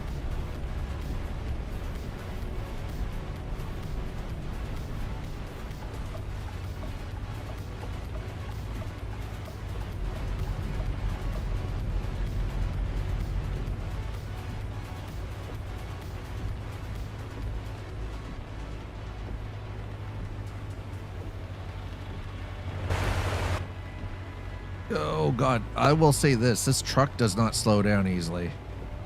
Brakes on this truck are kind of shit. But I do like the new overall vibe that I'm getting from the Volvo.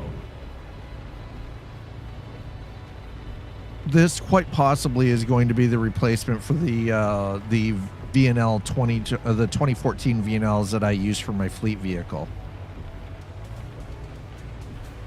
Swap all of those out for this.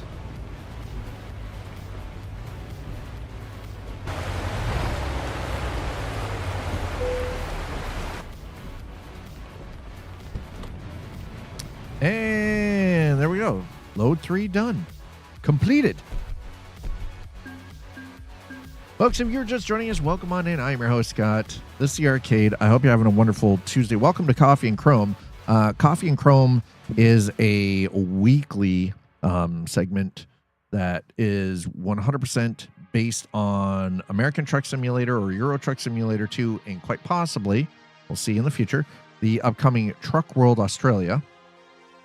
And it's just kind of, like a rollback and a throwback to how I started on Twitch and all of the communities that we've been building on Twitch and on YouTube and in Discord related to the trucking simulators.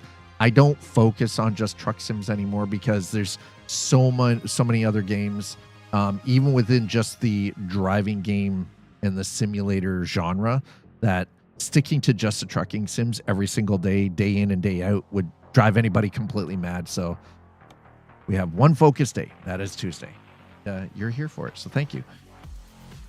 YouTube, you guys are amazing. Thank you so much for being here. If you don't already, please smack the subscribe button, hit the like. It is truly appreciated. I'm trying to get more eyes on with the YouTube community, so thank you so much. Twitch, thank you as always. Thank you for dropping follows. Thank you for subs, resubs, and gifted subs. Thank you for the bits. And as always, thanks for trying to reach out and touch Dad with your dirty tips. So we're now in Bloomington. We're gonna grab our next job. Go back to, actually, you know what? How about we check the freight market first? From Bloomington.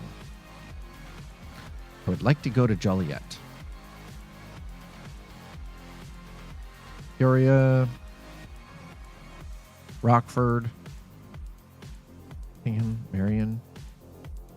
Really? Quincy. Where the hell is Joliet?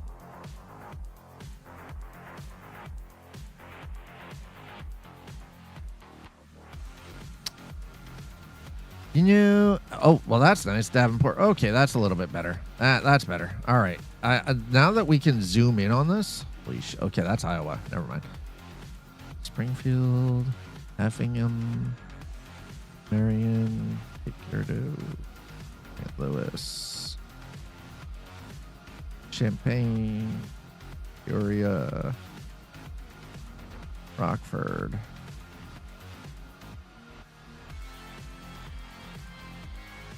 Where the hell is Joliet?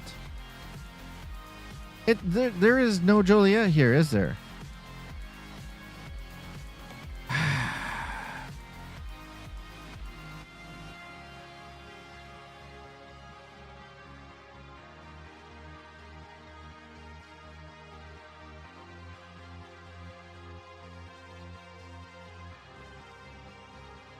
Okay, well, we're almost up to Chicago. So how about we go to Rockford then? Yeah, if we can find something to Rockford, I think that'll work. So we'll have to change it, but that's fine. Nothing in the freight market at all. Okay, well, external contracts it is then. So we're currently here in Bloomington, Illinois. See if we can find something all the way up to Rockford. It goes across to Peoria. No. That's Quincy. Champaign, Effingham, Marion, Rockford. The hell is Moline? Peoria. I mean, that's pretty close though. Joliet is basically outside of Chicago. Yeah, if I Blues Brothers, there you go. A lot going to Peoria. I mean, we could just jump to Chicago, but I don't want to, you know. There we go. Rockford. Perfect. Beautiful. Let's go. Take it. Going to Rockford first. That's it. Okay, so that's something new where you can scroll and zoom in on the map.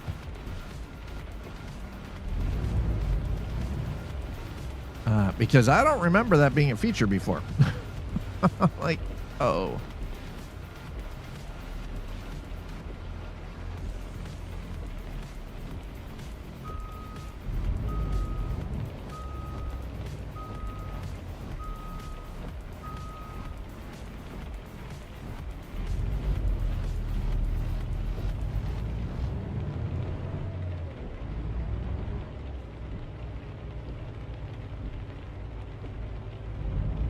All right, let's go grab our next load. We're going to head to Rockford instead of Joliet.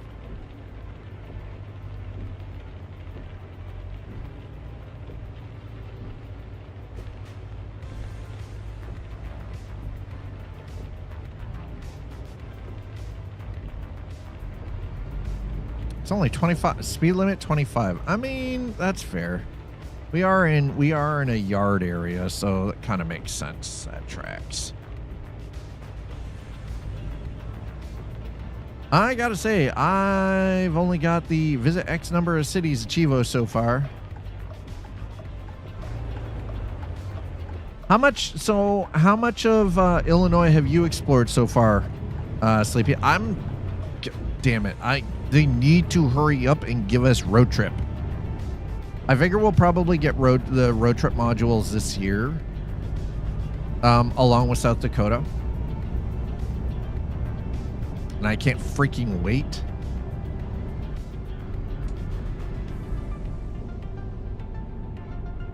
Most of the state? Nice. Very nice, sir. Very nice indeed.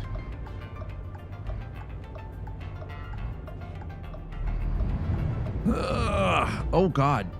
I thought that truck was stopping all of a sudden. I'm like, why are you stopping? Don't do that to me, sir.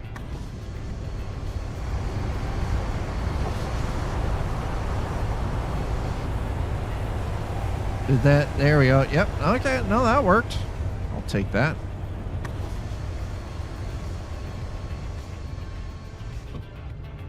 Hells yes. There we go. Nice. Worked great.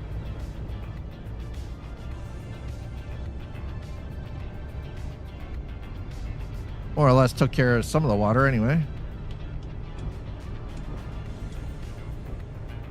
Alrighty.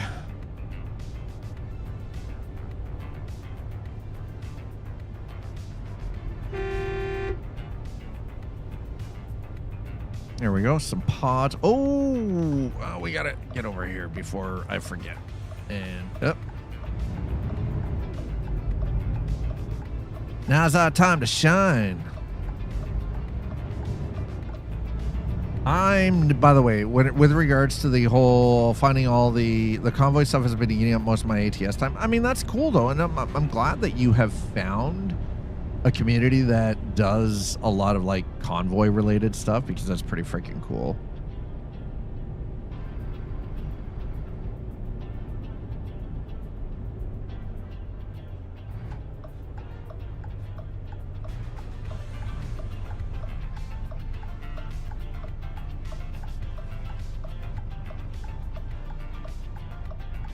Okay, can we hurry up, please? Actually, you know what? Wait, it's a right turn. Why am I not taking the freaking turn, man? This is North America. It's not Europe where I can't turn right on a red light. Like,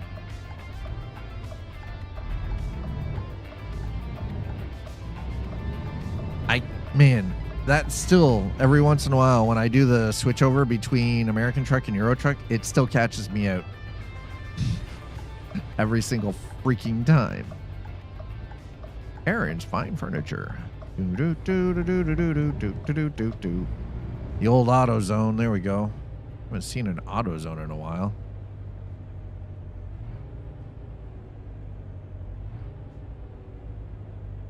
That looks to be... There it is. That's our scaffolding. All right. Well, let's grab the scaffolding. This looks like we're in a sketchy part of Bloomington, by the way. It's looking a little sus here. Yeah. Sus. Very sus.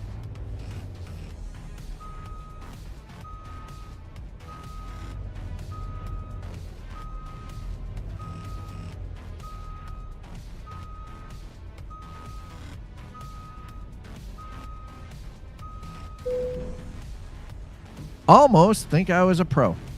Almost. Let's not mistake things, though. I am not a real-life trucker. Never have been. Never will be.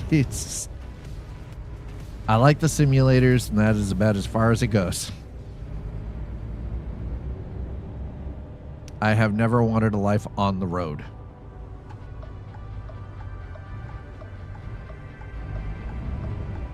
And the reason for that is because I am a father, and I actually like being around my children. So, speaking of which, I have to plan a trip to go see them again soon. Fortunately, I do not. I have something like 100 hours in this game. I feel like a noob sometimes. Man, here's the thing. Like, I've got cresting like 1,800 hours in American Truck alone. And sometimes I do shit that I'm like, bruh, I am a dumbass. Yeah, I gotta try to figure out a... See, the issue with going to see my kids comes down to my oldest just turned 20 on Sunday.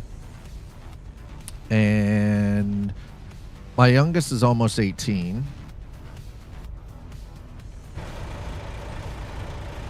And I don't get to see them as often as I would like. But a lot of that comes down to single vehicle, and I'm not the only one. Like, it's not my vehicle per se. I have access to using the vehicle, but it's not mine. So sometimes I have to contend with, who needs the car for what, right? About an hour and a half.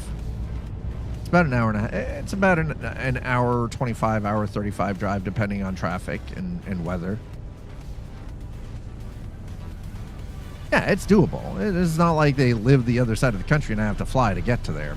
It's just, unfortunately, again, having a single vehicle for the household, there are a couple of things I have to be contended with.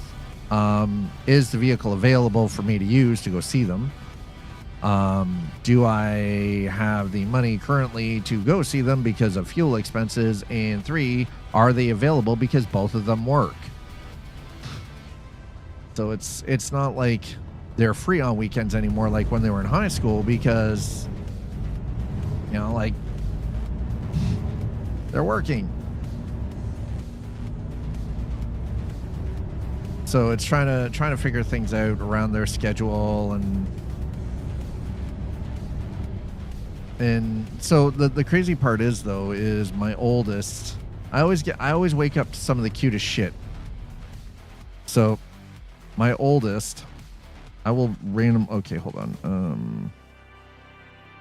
I had stuff like this for my oldest all the time. Hold on, let me bring it up here for a quick moment.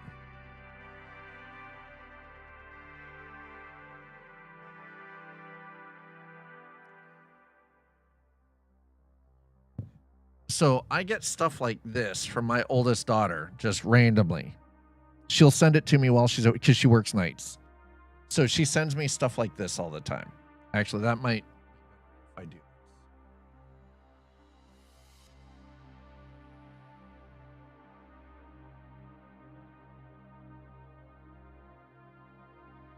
That's the kind of shit that I wake up to most mornings from my oldest daughter. My youngest just sends me memes and stuff about Porsches. Right. So if I ever have any doubts if my kids actually love me or if they think that I failed as a parent, stuff like that always tells me that no, they don't think I'm a terrible parent. So I can honestly say, and that's the thing is like, I technically I'm a girl dad to 3 girls now because I have a stepdaughter too, right? Like she's in September, you know, I'm gonna be a grandparent. So it's like freaking insane. It's crazy. So again, anytime I doubt myself, I just look at some of the messages I get from my kids and I'm like, you know what? I did something right somewhere that even though I don't necessarily get to spend as much time with them like I did, I'm not there every single day, like physically there every single day. I'm still present. I still take interest in what they're interested in. I still have daily conversations. So, yeah, they don't think I'm a bad dad. They actually, yeah, I guess, yeah, right? There are a lot of things I've screwed up in my life, but apparently raising kids is not one of those things.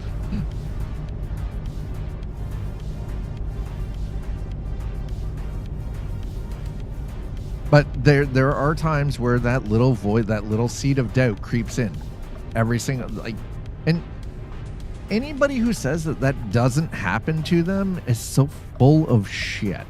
Their ego will not allow them to actually accept that. No, sometimes you have reasons to doubt yourself. You have reasons to doubt your abilities. You have reasons to doubt, you know, the process that you're going through.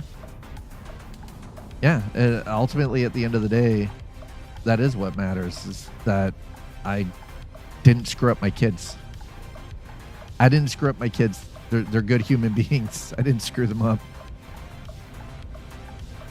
And, you know, they know that if they ever actually need me for anything, they can call and I will take the call. It doesn't matter what I'm doing.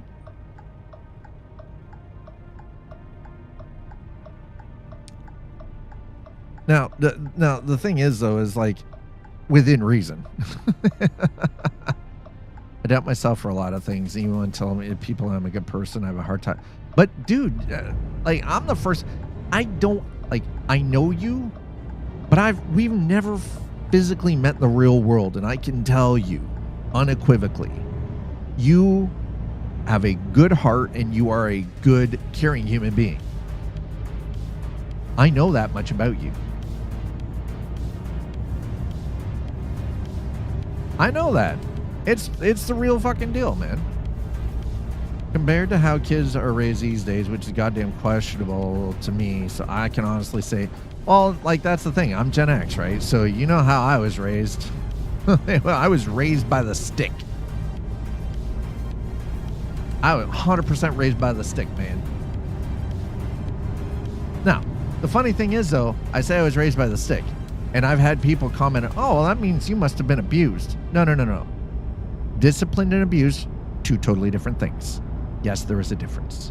There's a difference between being disciplined and abused. Abused is being beaten off your ass every single chance your parents have for absolutely no fucking reason whatsoever. They're whooping your ass because they're drunk or they're high or whatever else, or they're just angry and you're the fucking punching bag. It's bullshit, by the way. Absolute 100% unadulterated bullshit. I, in my youth, had 10 instances in my life where I got the belt. 10.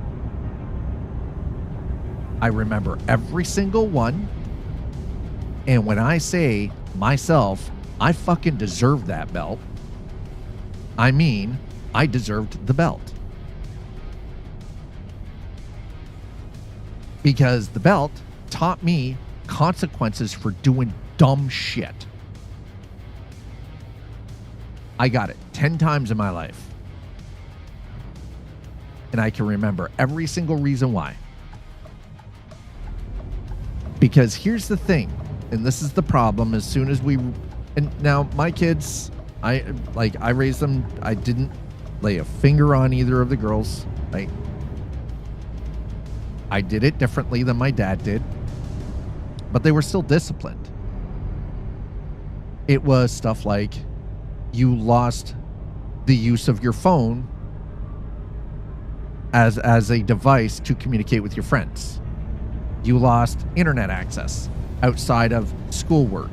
You lost video games. You lost access to watching television. Right? That's how they were disciplined. It was one of those, okay, so the rules were this, you broke this, you lose your phone for a week. You get your phone at the start of the day to go to school. So that way, if you're walking to school and something happens, you can contact me or your mother or call 911, right? Because my oldest daughter was, when she got into grade 8, was in charge of getting her and her sister to school on time. So she got the phone. It wasn't a means for social platforms, social media platforms, or watching videos, or doing goofy videos, or talking to her friends. It was, in case of emergency, you can contact either myself or your mother. And it was a privilege. That phone was not a right. It was a freaking privilege. And we treated it as such. The consequence for breaking the rules and getting into trouble or doing shit that you know flat out was really bad, there were consequences. The consequences were you lost your privileges. Television is not a right. Internet access, not a right if you're a child. Your movies, your video games, not a right. Your telephone, not a right. Exactly. Consequences. Absolutely. Consequences. Because here's the thing, as grown-ass adults, if we break the law, if we do dumb shit in the real world, there are consequences. You get fines, you get tickets, you can go to jail. Or you can end up either accidentally injuring or killing someone, or accidentally severely injuring yourself. Or killing yourself, right? Like, there are real world consequences for doing dumb, stupid shit. Or just blatantly not following the law. You're right. Rules, without them, we live with the animals. Exactly. Exactly. But that was the thing, right? Now, I had people rail on me and tell me I was abusing my kids because I would take the phone away as soon as Mackenzie got in the door. If she was grounded from her phone, as soon as she came in through the door from school, she had to hand the phone to me. It went on my desk. And she would get it back the following morning, so she had it to go to school. And by the way, where she went to school, they weren't allowed to use the phones in class. There was a box on the teacher's desk. The phones went in. As soon as you walked into your class, the phones went into that box. They did not come out until the end of the day. You got them handed back to you at the end of the day. Fucking bueno, kudos on the teachers, man. Hi, Slider. But it was the same thing, right? Like, if you were grounded, you're not getting to play video games. You don't get to sit there and play Minecraft for 3 or 4 hours. You come home, you do your homework, you eat dinner, you sit there and you read a book. The only thing I did not do as a punishment was take away their ability to have reading material or listen to music. Now, their music though, if they were grounded, was not Spotify. They couldn't have access to their Spotify account. They had to listen to the radio, because I'm a bastard. So you got advertising and all that shit. Because if they were grounded, they didn't have access to their tablets. They had no access to a phone. They had no access to a computer. They had no access to the television. So no video games, no TV, no internet, unless you were doing schoolwork. Right? Yeah, exactly. Guess what? You know what? You know a couple of things. Number one, neither one of my daughters is addicted to social media platforms. They're not addicted to social media platforms. They don't live on social media. They're not hooked on TikTok. They're not watching stuff all the time. And they have the ability to focus beyond 1 or 2 minutes. They have accounts, but they're not on it all the time. They can literally stick their phone in their back pocket and walk around all day and barely ever touch their phone. I guess I did. If there was ever a time, if I doubted myself that I raised my kids right, I get reminded all the time.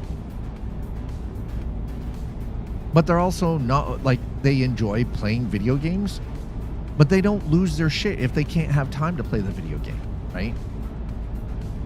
They like television and movies, but they're not glued to a screen all the time. They can go outside. Like, both of them, my youngest is an avid archer. She loves freaking archery. She's got 3 different freaking compound bows now, right? You know, they both work, like, they're both working full-time gigs and going to concerts and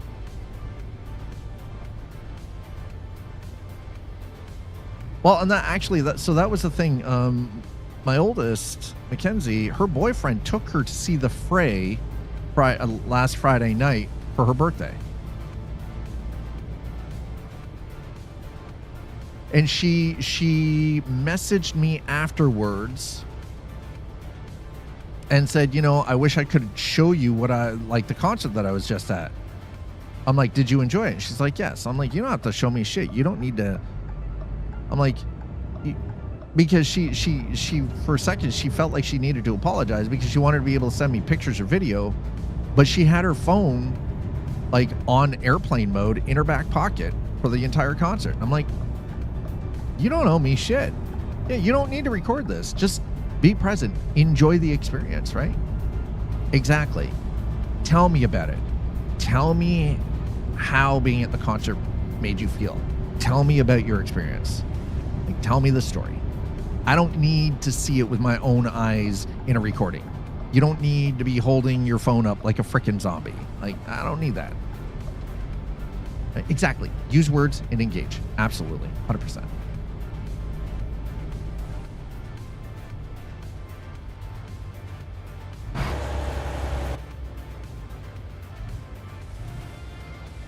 All right, so we should be coming up sometime very soon to Rockford. Actually, you know what? Hold on. We're gonna pull in this way. I know, it's crazy sauce. So think less of people that record everything, a lot less. I mean, I understand, you know, people recording things for one reason or another, but if you have to record everything you do in your life, here's the thing. As a content creator, I record a lot of things. I post a lot of things. That's part of the job. Yeah, I also understand math too. I'm kind of with you on that, right? Doesn't exactly don't mean I do it. But there are a lot of things that I don't record and post too. I don't need to share every aspect of my entire life. You know, I don't have to have everything for the entire world to see.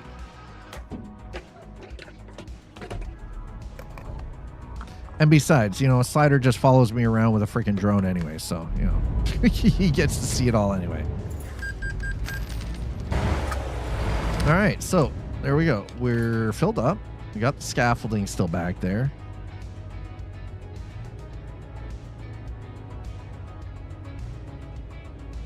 So if y'all want to know what's actually happening, all you have to do is ask Two Slider because he's got the drone footage. Perceived social credit doesn't. Well, so it's funny you say that.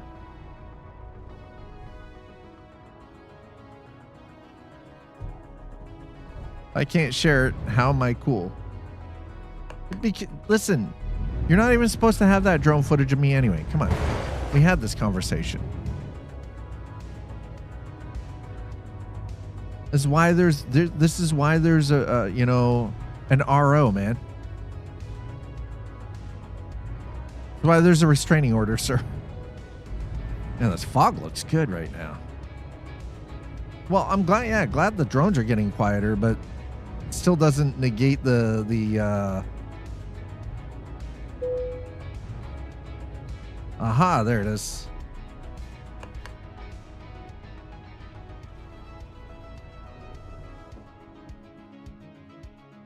They're getting smaller and quieter. All right, so we got a little too close to the organic valley dude back there.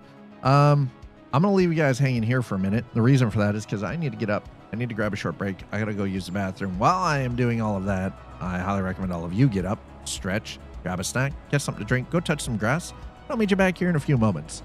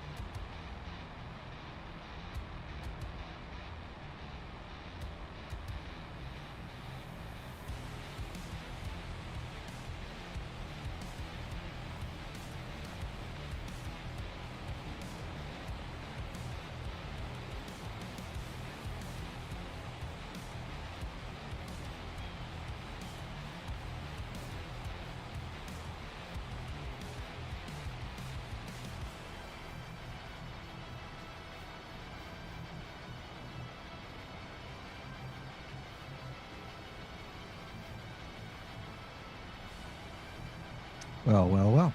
Hi. Thanks for just letting me grab that short break. Thankfully, there was a little bit of a veggie tray left in the refrigerator that I was able to nosh on because I don't know. Hi, sister. I didn't realize how freaking hungry I was because I have not eaten yet today. So I had the veggies and then I had a sugar cookie.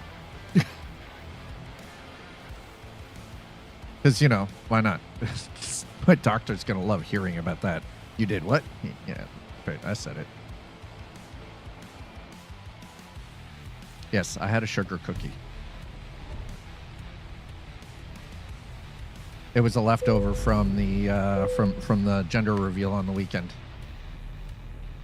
Yes. September. I'll be oh yeah, oh well, too late. Too bad. Not my problem. That's your own fault for parking there. You're the dumbass that sat there. Yes. September.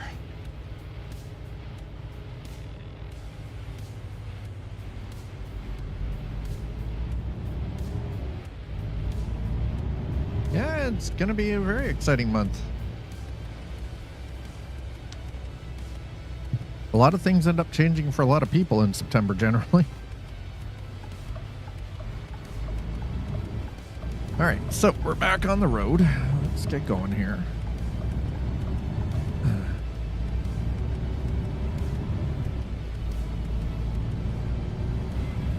Let us get back on the road, chat. We have fuel. We slept. I have to make a run to the grocery store after I'm done the stream because we're out of coffee, we're out of cream, and we're out of milk. Oy.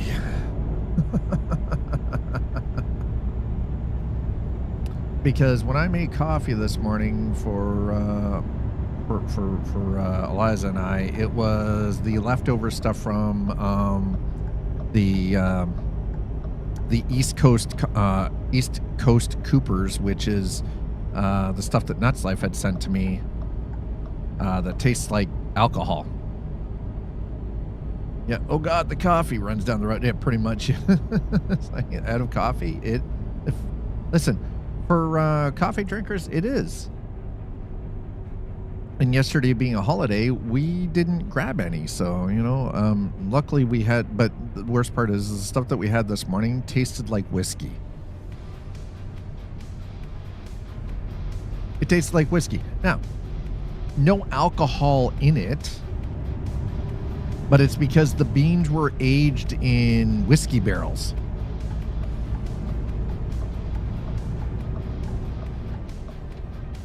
So it has a taste and a smell of whiskey without it actually being alcoholic.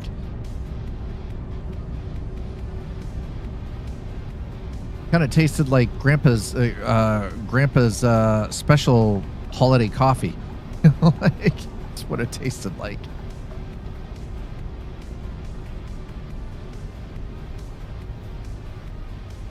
Yeah, I've got to start. The one thing I've got to start doing, though, is I've got to start taking better care of myself, though, is like sometimes I'll start into something and I forget to stop and actually eat. You mean whiskey with a splash of coffee? That's pretty much exactly it, yeah. Exactly.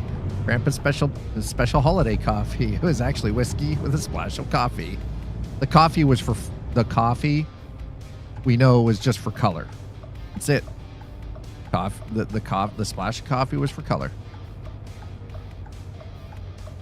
Because it was one of those, like, this morning was, you know, get up between 5 and 5:30, get coffee on, and, you know, Twitch Mom gets ready, heads off, because today is Toronto Day, to go in for the office. He gets halfway there, has to turn around and come back, because the office is currently being repainted. So, you know. But she didn't get that email. Which is real. That's bro. she could not have to have gotten up so fucking early and started to drive there to get halfway there and find out that she has to turn around and come back because the office is currently being repainted. But then it was one of those, so she left and I did my sort of usual thing. I finished up my coffee.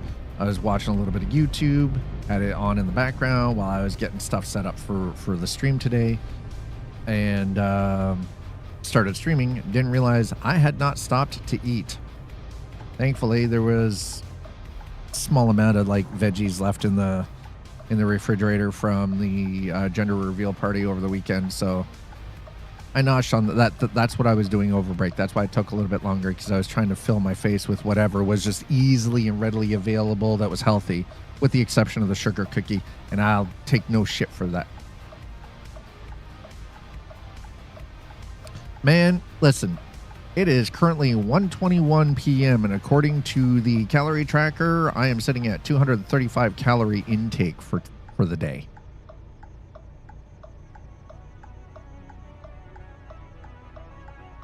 $235.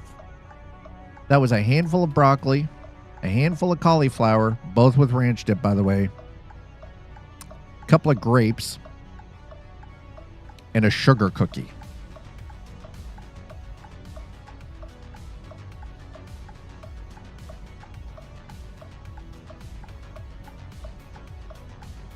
Oh, sorry, and like 4 cubes of cheddar cheese. So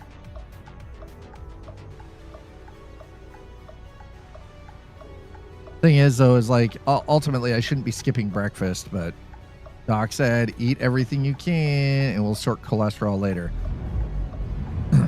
I have to be particular about what I'm eating, but the problem is I'm not eating in some cases. I'm just doing whatever I'm doing and not stopping to actually eat, which is also the opposite of what I'm supposed to be doing.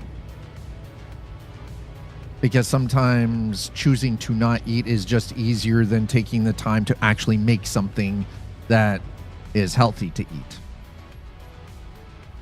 Ignore it. It'll be fine. It's just classified as intermittent fasting.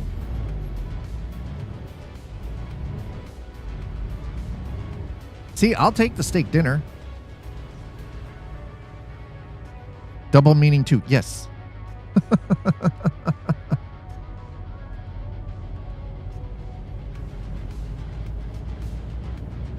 Well, and see, so that's the other thing too, though, is because I am pre-diabetic, I have to be cautious about that fucking up my blood sugar for the day too, right?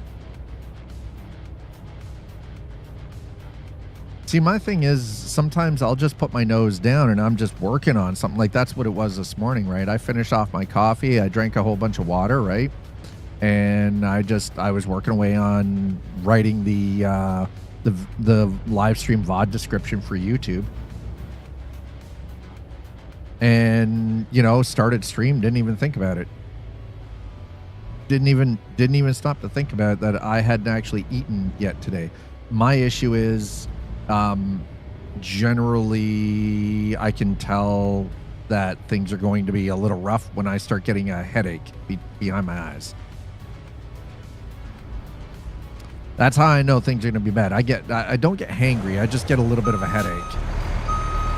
But that's on me. That's not on anybody else. It's not on anybody to be my keeper or like make sure that I am fed. That is 100% on me, right? That's on me. That's not on you guys. That's not on Eliza. That's not on anybody but myself. Okay, excuse me.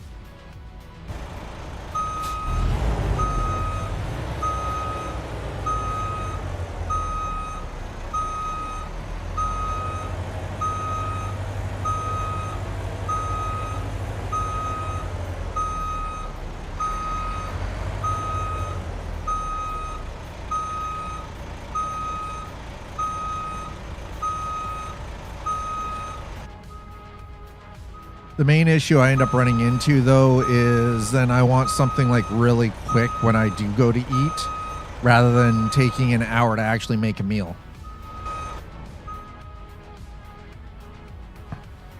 Which is not any better, right? Like, that's not any freaking healthier. In fact, that's actually worse. Hey, wait a minute. How the fuck did we end up dropping freaking 958 frames? When in the hell did that happen?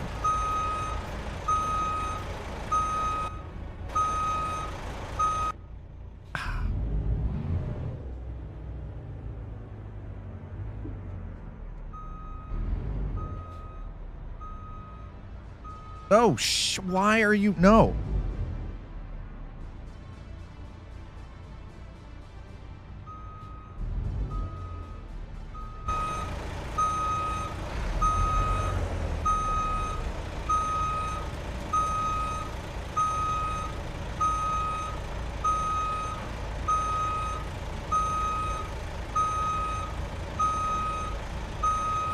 Okay, wait, what in the actual frack is happening here? Is this... No, this is where I'm supposed to be. Okay, I am in the right freaking spot. Just apparently can't park. Well, yeah, I'm the same way. If I don't feel hungry, I won't eat. And then when I do feel hungry, it's already too late.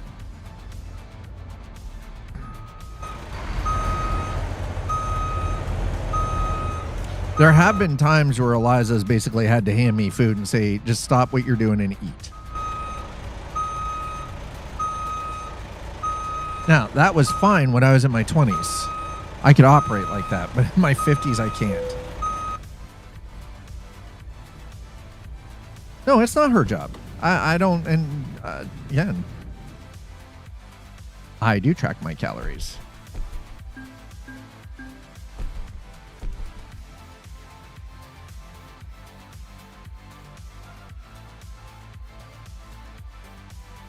Oh, sorry. I'm at 522 calories for today. Sorry, my bad. See, I do track.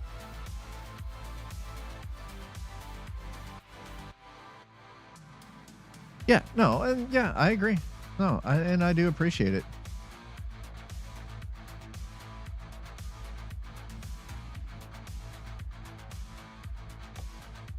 Right, so we're in Rockford right now, and let's see if we can find something from Rockford. Chicago. Oh, look at that. We got something to Chicago. Hell yeah. What? Okay, listen. I got anything better from here to Chicago or what?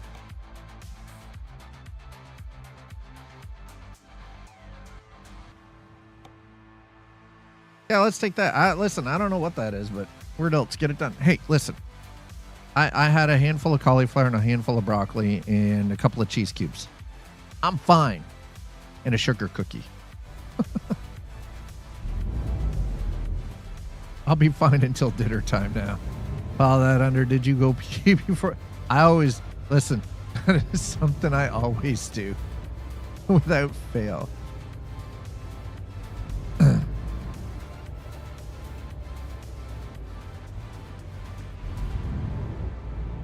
Ooh, I'm not going to lie. I could go for some Macca's breakfast right now. Mommy stuff, no comment. Hey, listen.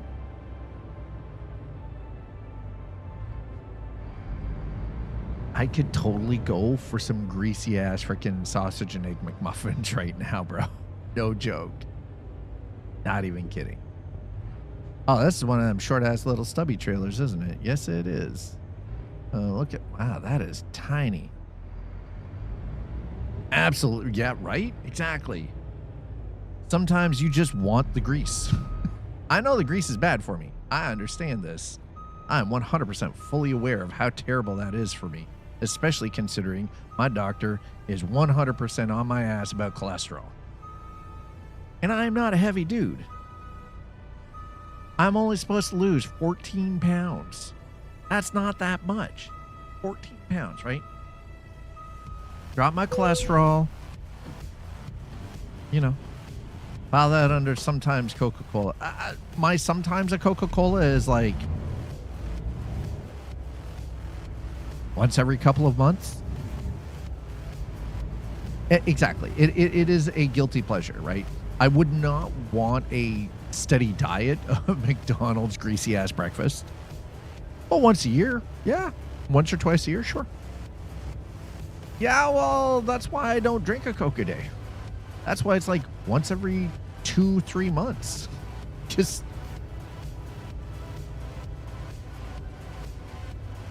good morning, BM. We'll get you part of the way there. You mean to my heart attack? I'd rather not have. All right, so we are currently driving the new Volvo VNL. It does not have a real world truck skin on it because I haven't been able to find one for this truck yet, but As soon as I can, I will fix that. I gotta say, the arrow on this truck is pretty slick, though. Just that grease will throw off your food timing all day. Well, I haven't had it, so, you know, I can't say.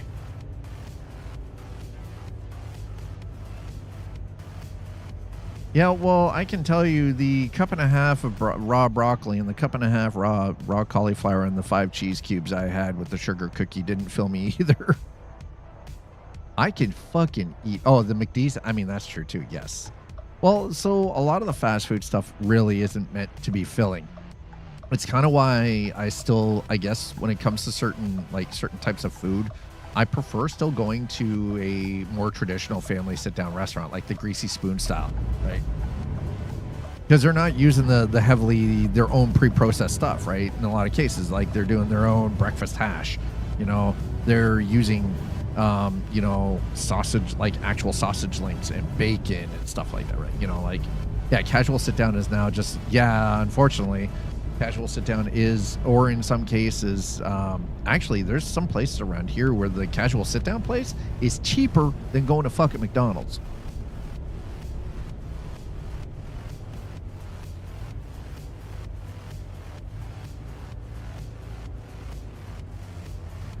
Or like the casual place, like going to the family-run, you know, diner that is only open until 3 p.m. We have a couple of those still around here too. And they serve all day breakfast, but they open at like 4 o'clock in the morning, right? They run until 3 o'clock in the afternoon, but it's family run. A lot of these places, it's cheaper to go there.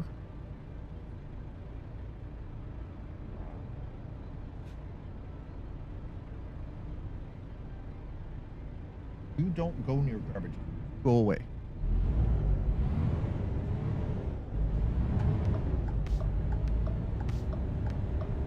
Basically Southern IHOP. They closed around here. Oh, really? I've never heard of Huddle House before.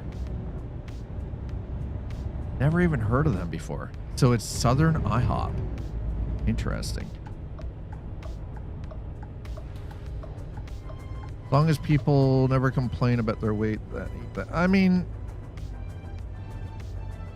the thing is, though, is like, it's okay to have guilty pleasure stuff. It really is. I don't see. It cost me insurance. GLP was. Now, that's just because of people overusing GLP.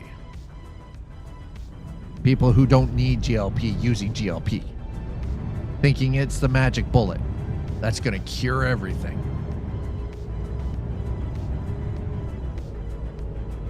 Which is not what it was ever intended for. But Big Pharma has no problem with making sure that's how it's marketed now.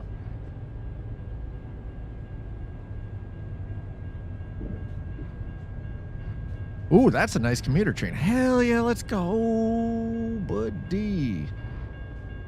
Diabetes is meant to break the cycle. It's not meant to continue. Yeah, it's not a thing to continue your lifestyle. Now every housewife is on it to lose 5 pounds and it has to stay on it forever.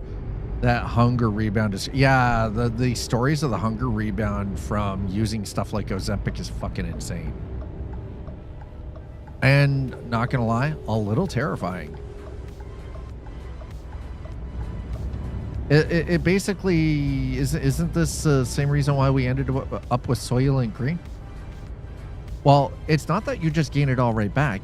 You gain plus, right? Then, yeah, I need more. Around we go. Exactly, right? That shit takes a brickbat to your digestive tract.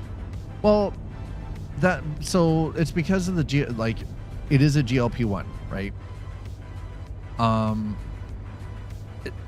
Effectively, though, what it does, it's supposed to be used to help course correct and fix your digestive tract, right? So that your body is actually producing the leptins and everything that it needs in order to feel satiated, to feel full, so you don't overconsume.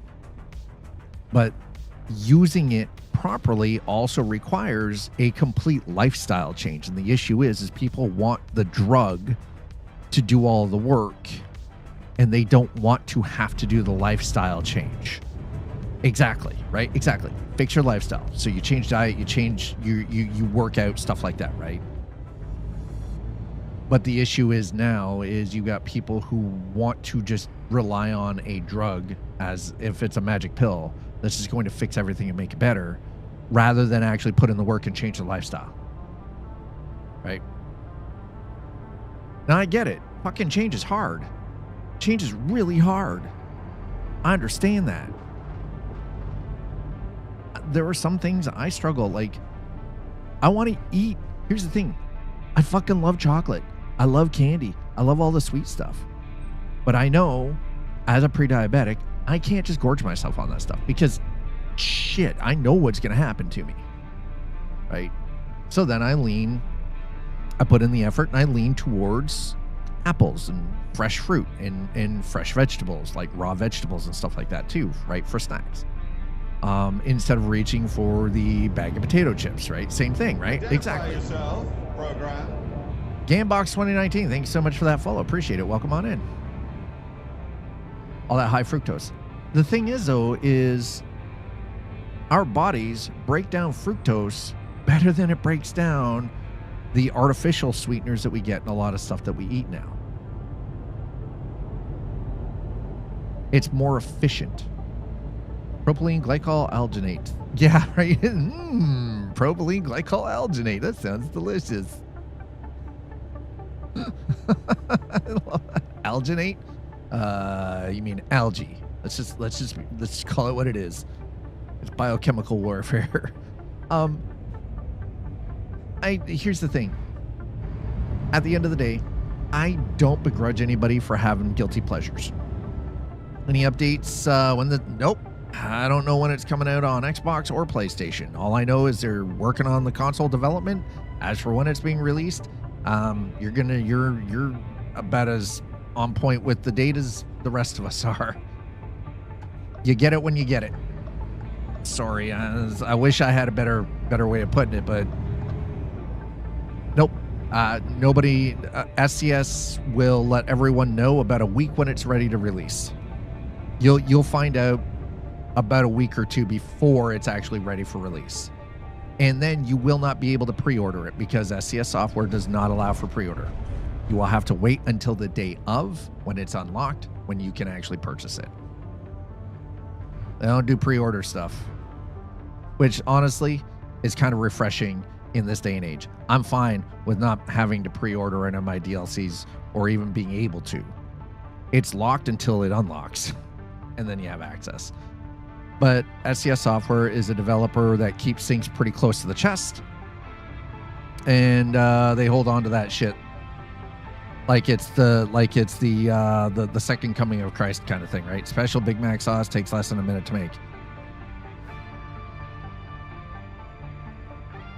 Well, isn't it just effectively dill pickle relish with freaking mayonnaise?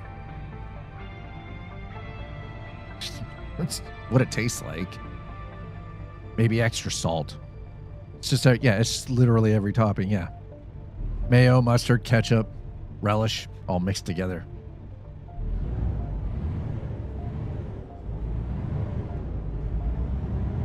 I would honestly, Gamebox, I wish I could say, hey, yeah, like it's going to be out like in 2 weeks or something. But unfortunately, until SCS Software actually makes a public statement themselves, which will, again, if it's anything like how they already do it on PC, it'll be 2 weeks before it's ready for release. They will say, hey, it's done. We'll see you in 2 weeks.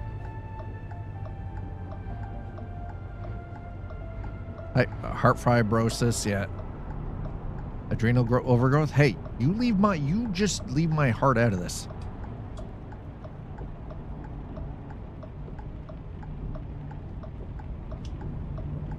Hey, yeah, leaky gut sounds delightful. No, that sounds terrible. No. Acid esters to the monoglycerides. And this is why it has been 10 years. It was 10 years between the last time I'd had a Big Mac and this year when I had a Big Mac. It was 10 years. I'm good for another 10 years. We'll try it again in a decade. We'll see how it goes. I got one. I was all right. I don't need any more than that. Yeah, once every 10 years for a Big Mac is fine. I think that's pretty good. Most concerning aspect of datum might be that finding specific information about the ingredient is very difficult. It's a special ingredient. Jesus. Why so many ads? You'd have to talk to Twitch about that, Gamebox. Once an hour, on the hour, I have it set to run 3 minutes. And that is and I have it set for that reason, so that first-time viewers get to engage with the channel and the content first before getting bitch slapped, because it used to be it would just pre-roll. So if you came in, you get slapped with like up to 6 minutes of ads. I had to manually set it. Unfortunately, I can't turn ads off. Streamers can't turn ads off. We can only manually set it or let Twitch do it. And I don't let Twitch do it anymore. I manually set my shit. As for why you just got 4 minutes, I have no idea. I have it set to 3, and it should have. Yeah, that's why. Because you got it. You came in just as the timer reset. I can't pay, but if you're subscribed to a channel or you have Twitch Turbo, you can. You don't get ads. If you have Twitch Turbo, which is a monthly subscription, you can no ads on the platform anywhere, any channel, anywhere. Doesn't matter, right? If you want to remove ads for specific channels, you've got to be subscribed to that channel, but you don't have to have Turbo for that. And it just gets rid of the ads on that channel. But then you have ads on other channels too. So it's kind of like, unfortunately, you got to pick your poison. Right? How much? The prices are regional. If you're in the US, it's $4.99 a month. For Twitch Turbo, I believe it is $12.99 a month USD. But again, the pricing is regional, so depending on where you are, I only know what the American price is, even though I'm Canadian. Yeah, it just had me drive through the fuel station, through the fuel stop, through the gas station here. Because I have small roads checked. Damn it. Now, I would actually recommend checking things out over on YouTube, though. YouTube is a little bit better. And I live stream on both platforms. Do I know when this is coming out on Xbox? I do not. No, nobody does. Except for the developer SCS Software.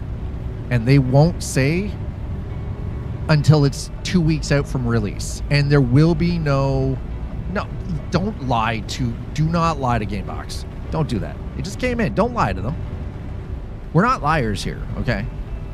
So, unfortunately, I do not know when the console release is, and we probably will not know until 2 weeks from release, because that's how SCS Software works. They also don't allow for pre-order. You can wishlist stuff, but you can't pre-order. You won't be able to buy it until it is officially released on console. So, unfortunately, it's just how they work. It is how it is, right? Yep. You got to understand, they have a decade of work to port to a console. A decade. 10 years. That 6 months is not enough time. Now, I think they've been working on it for 2 years now. But chances are, if I had to guess, it won't be until 2027.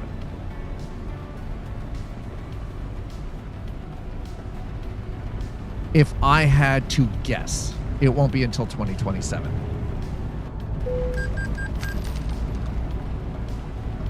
Holy shit, that lightning is insane. Oh, God. Oh, well, too late. Screwed that up. Well, so for you're thinking Euro Truck. For Euro Truck Simulator 2 has actually been out for 13 years. So they've got a lot more work for Euro Truck by comparison to American Truck. American Truck Simulator it's only 10 years. But again, that is a lot of stuff to transfer over and port to console and make sure that it's all there and all working. Because they've got to completely redo everything, right? Yeah, so you started playing, yeah, you're playing Euro Truck Simulator 2. Yeah, ETS2 is, yeah, lower hardware.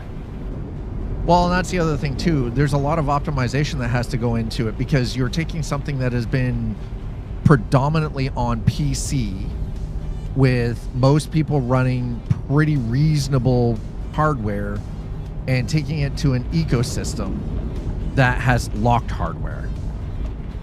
So you've got to redo a lot of stuff, including the back end of their game engine, because they don't use like Unreal Engine 5 or anything. SCS Software uses a game engine called Prism 3D, which they designed themselves. So everything is all in-house. It is all their own stuff, right? So they're not using it off the shelf. They're not using Frostbite. They're not using, you know, like Unreal or anything like that. Everything that they're doing is in-house. They self-publish, right? So they self-develop and self-publish. They don't have any major backing from any other major publisher like EA Games or anything. And they have a very small team. They've got, you know, I think, around 500 people? And they're developing for 2 games concurrently. Plus constantly rolling out new DLC all the time. Plus they have their design teams. They have their traveling teams that have to go out and do the research work and, you know, get location mapping data and stuff like that, because they don't do it like 500 is actually, wait, I don't know. Are they up to 500? I don't think they're up to 500. Maybe, no, yeah, 500. I think they're around 500. But that's the thing is, I think a lot of it comes down to people not understanding how video game development actually works. So, for instance, everybody's excited about Grand Theft Auto 6, right? Development for Grand Theft Auto 6 started when Grand Theft Auto 5 released. So, put that into context. Grand Theft Auto 5 is 12 years old. Grand Theft Auto 6 started development when they released Grand Theft Auto 5. And they were had also started work on Red Dead Redemption 2. Oh, well, too late. We're taking that ticket. Shit.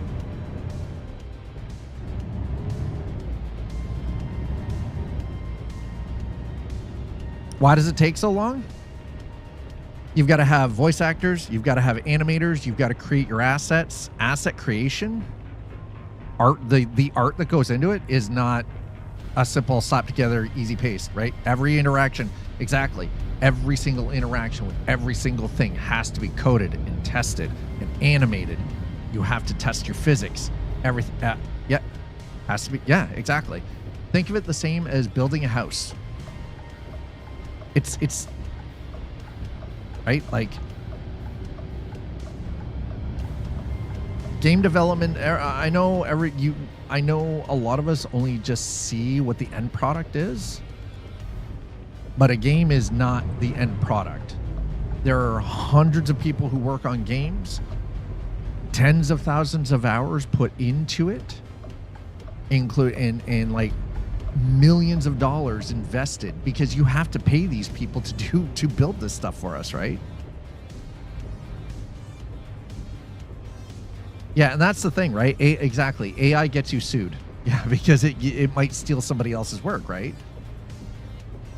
And that's exactly why, yeah, right? Exactly why you know, the solid developers do not use AI to speed up the process.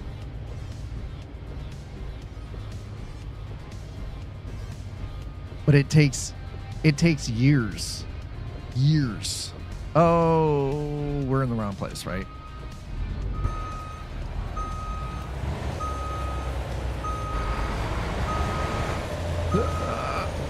Also, the other thing to note especially with like trucking simulators, is in order for them, the thing I think a lot of people seem to forget too, with like racing simulators and like the trucking sims and everything else, is this game has been on PC for like American Truck has been 10 years. Euro Truck Simulator 2 has been 13 going on 14, I do believe. But the licenses for the trucks and the trailers and some of these locations are only for the PC version. So there's also a legal back end that the development team has to go through to be able to release on console as well.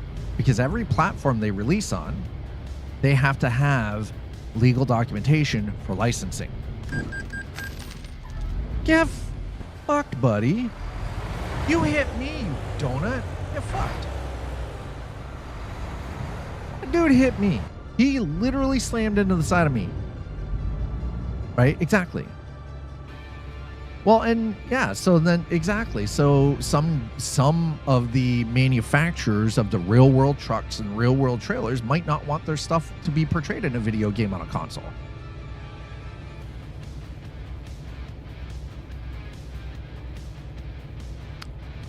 So, because this is a simulator, you have to fill your trucks up, you have to stop and rest. You have to stop and do repairs. Like you're running, you might be driving a truck, but you have to like, right? Yeah. Gamers seem to think that companies fall over trying to get free exposure. No, they don't. They don't give a shit. You pay them. Like, and that's the thing. Game developers have to pay. So for this brand new Volvo, this is the brand new Volvo VNL truck. It was just added in. SCS Software would have had to have worked out a legal licensing agreement with Volvo America to be able to add this truck in. And then Volvo America at any point in time can say, we don't want it in there, and pull it. In which case, then SCS Software has all of that time, man hours put in, which is paid, plus all, like to develop this and everything, plus the legal fees, the licensing, and they can't use a product. They can't add it into the game. But that goes the same for every single game developer out there. Right? So, and that's the thing. So every time they want to release on a platform, so say they want to take this and move it over to the Xbox, then they have to go through all of the legal licensing progress to add everything that we have in the game now onto the Xbox version. And then the same for the PlayStation. Or if they wanted to add it to Nintendo, right? Exactly, right? So then you've got years and years of legal work that they have to do on top of the development work. And the legal work can actually slow down the development from being the development work on other platforms or from it even being released. Like there is this huge misunderstanding, I think, with how game development actually works on the back end that a lot of people don't really understand. You've got testing phases. You have to have people that are doing quality assurance checks and testing. They have to do platform testing, right? Like, so here's the thing though, is if you want a good simulator, the good simulators, yeah, why not just make their own trucks based, because here's the thing, if it even slightly resembles a real world truck, they can be sued. The company that manufactured this truck. So for instance, this truck here that we're driving right now, this Volvo, the Volvo VNL, right? Say for instance, SCS Software is like, hey, we like the design of the truck, but we won't use the logos. Yeah. Right? So, right? Say they look at the new Volvo VNL here, right? Like, we like the design aesthetic of this truck. We just won't use any of the logos or anything, and we'll change the design a little bit. But if there is enough of the original design, the engineering design of this truck remaining, Volvo could then sue any company that made a pretend version of their truck. But every other company out there can do the same, as can every single manufacturer of trailers or equipment. So there's this whole big, huge legal side of game development that a lot of people don't understand. Game companies get sued how does GTA get away with it? Because they actually 100% number one, it's Rockstar and Take-Two.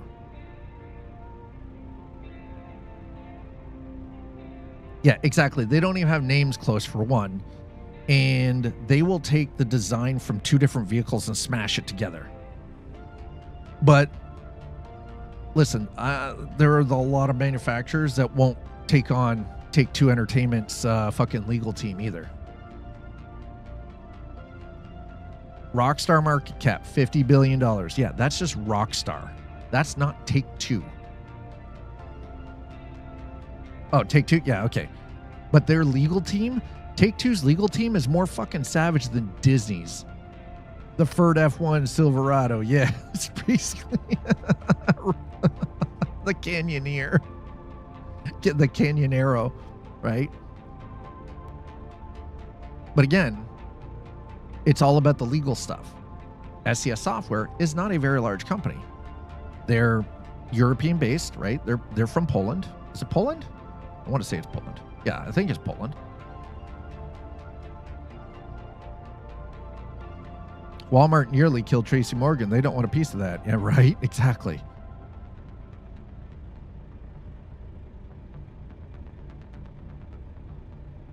But that's the thing. Everything comes with a legal license. And to your point, yeah, Grand Theft Auto. Rockstar got away with that shit. But that's also because they have the legal team. And if you really want to know the true nitty-gritty about Rockstar,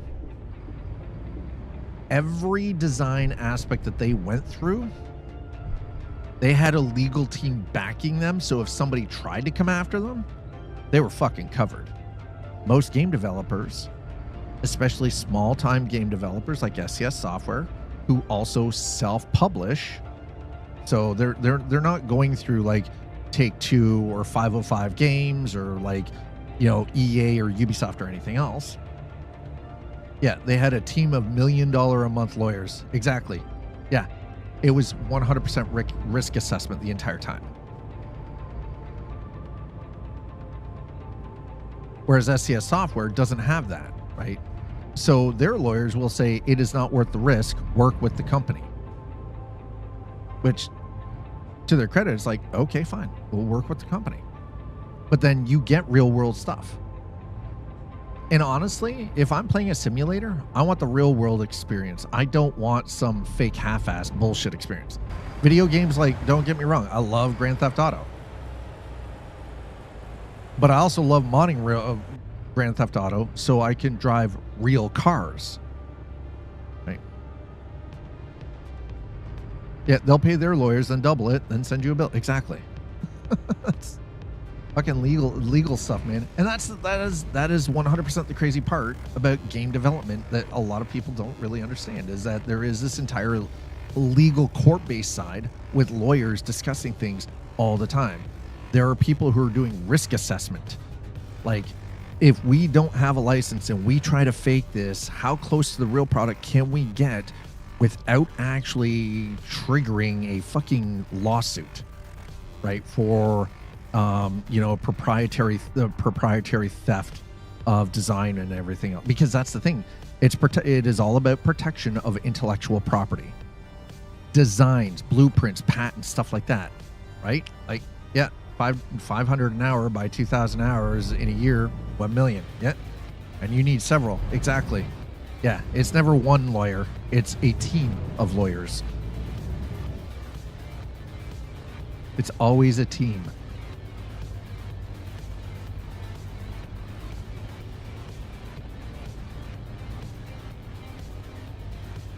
It's tricky, man. There's so many freaking, like, there are so many gears and cogs turning in game dev, right? Yeah, it is a team in their back end. Yeah, and that's the other thing too, right? So you've got all of their clerks and everything. If they are at a firm, yeah, they'll double it. Yeah, everybody getting paid from it. You know, have one game developer paying an entire freaking legal, like, a law firm's freaking, yeah, $2 million per lawyer. Yeah, easy peasy. you start looking at money like that, it's like shit gets real crazy real fast. Yeah, court costs itself. Oof. All right, so we're currently at 2 p.m. We're 3 hours from finishing. We got some time yet here. I think we might have to take, was that the 55 down through Bloomington, down through St. Louis, Cape Garrett. Okay, hold on. Now, here's the thing. We are currently in Chicago.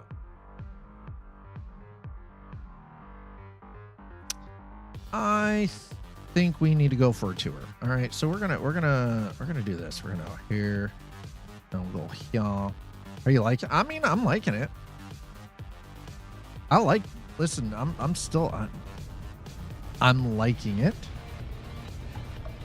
I would like, but I still, listen, I'll be honest, my heart is still in Japan. Forza Horizon 6, buddy. That game makes me moist. Here's the thing, ultimately, I'm kind of hoping, like, I keep checking if you guys are wondering why I keep checking my phone, it's because I keep checking to see if I've gotten the email yet.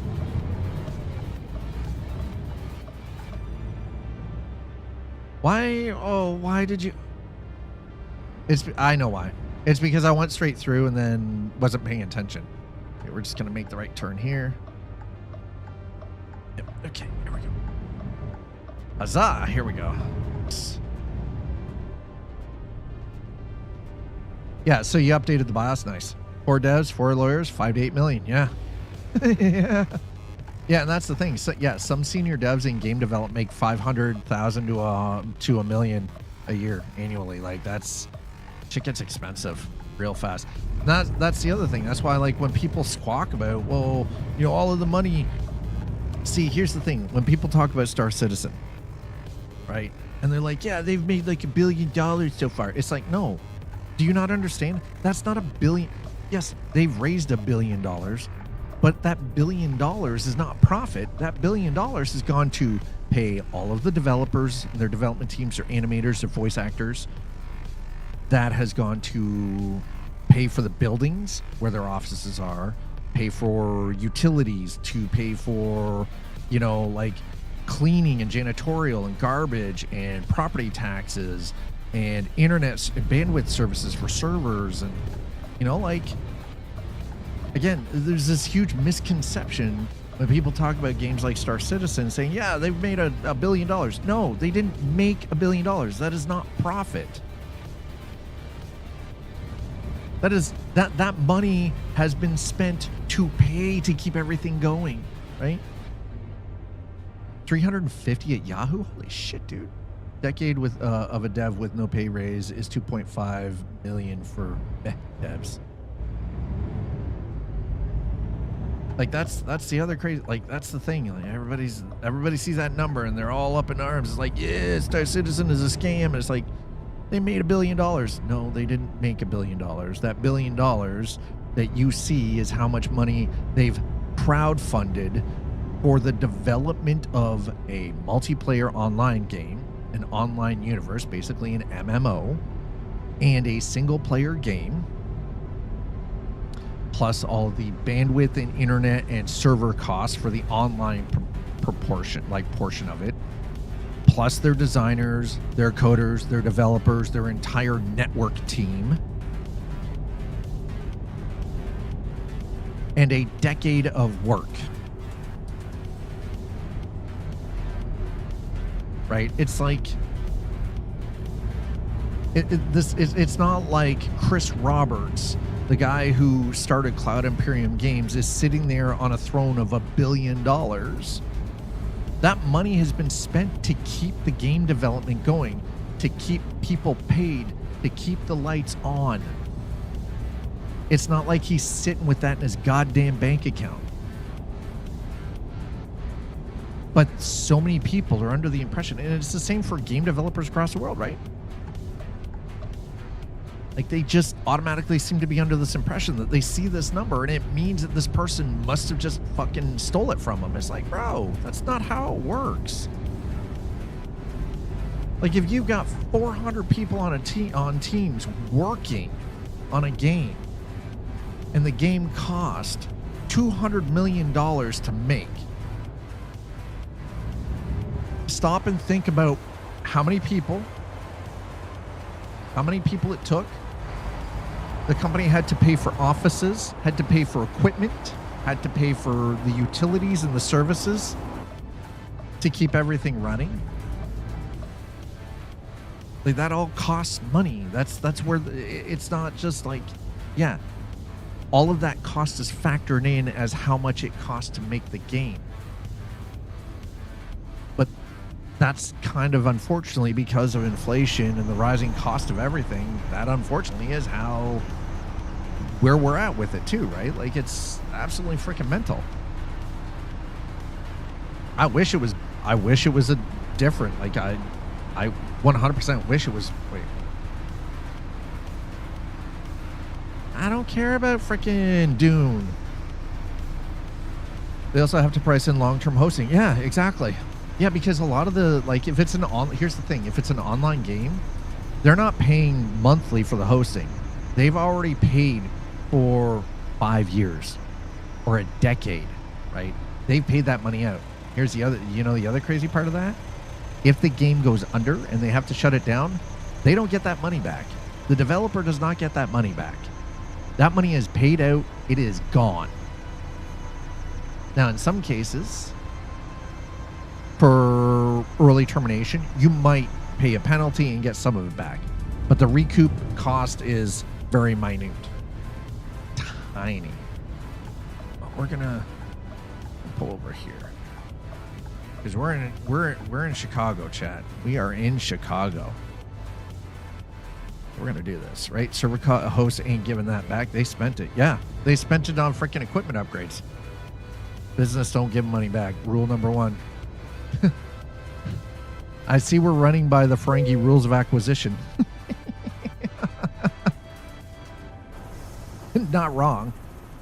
You do single refunds to customers for goodwill. Yes. Yeah, you don't refund an entire contract either, though. Right? And that's the other thing. So one of the things when I worked for Ubisoft that we used to throw around on a regular basis. The bigger the smile, the sharper the knife. Yeah, rule 1. Nice, you have their money. Once you have their money, you never give it back. Literally rule 1. Yeah. So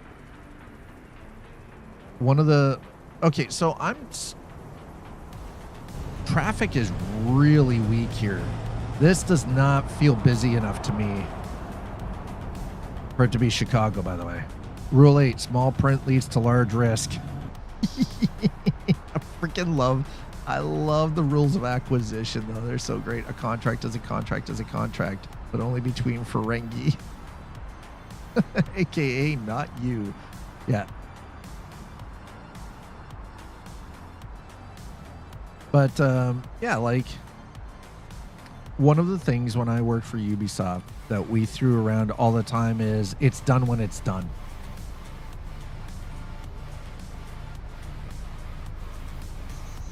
And I think that can be that can safely be said for a lot of industries, right? It's done. It's done when it's done, right? Rushing it as much as we might want things to be faster or rushed, and we're excited for it, which is awesome. You know, I would rather that a project is completed with some quality rather than, you know, thrown out the door unfinished. Treat people in your debt like family. Exploit them. Shit, it is all real. Dude, that is crazy. Exploit them. So that's why I'm so shitty at business, huh? Because I'm not willing to exploit anything or anyone for my purposes. Employees are the rungs on the ladder of success. Don't hesitate. This sounds an awful lot like modern corporate America. So I'm just saying. It really sounds a lot like freaking modern goddamn freaking corporate America. When mom leaves, it's all okay. Maybe not that one. Damn it. When mom leaves, it's all over. All over, man. It's all over. But yeah, like ultimately, I think what we really need to do is, instead of being like caught up with the fear of missing out, that FOMO feeling, we just start actually sort of like let developers just do good work rather than trying to rush through things and shit comes shipped out to us broken and then we get pissed off about it, right? I would rather have a developer. It doesn't matter how excited I am for a game. I would rather have, this city feels barren, by the way. This is freaking Chicago, man. It should not feel this empty. This is crazy. Where's the traffic right now? This is absolutely insane. I would much rather have a developer come and say, hey, it's going to be another 6 months, right? We're going to have to, you know, I know you're excited and everybody's excited and the hype and everything else, but we found some problems. We're going to have to roll things back and it's going to take us 6 months to fix it. I would much rather have that and then get a quality product at the end of it than have them just not say anything and shove a broken piece of shit out the door, right? Whenever you exploit someone, it never hurts to thank them. That way, it's easier to exploit them next time. Whisper your way to success. Are you saying... listen, are you saying I should just do ASMR all the time and I'll just whisper? Time, like latinum, is a highly limited commodity. I feel like I should be doing American Truck Simulator ASMR. ATSSMR. There we go. Okay, you gonna let me in? Thank you. Appreciate it. Freaking let me in. Here's a good one for the devs. Your boss is only worth what he pays you. Oh boy. Boy, is that ever true. ATS ASMR DLC confirmed. There we go, right? Yeah, that one's coming personally for me, though. Yeah, I don't care. I'll take that $700 red light violation. Eat my entire back end. Y'all can just eat my ass.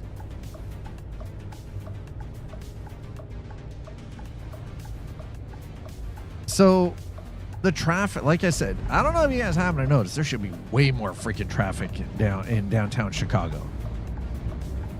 This is crazy town.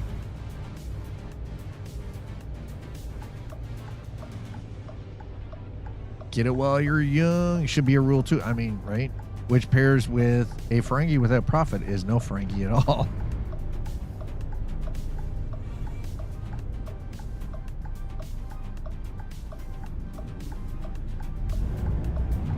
Well, chat, we have, you know what? I don't give a shit. I don't care.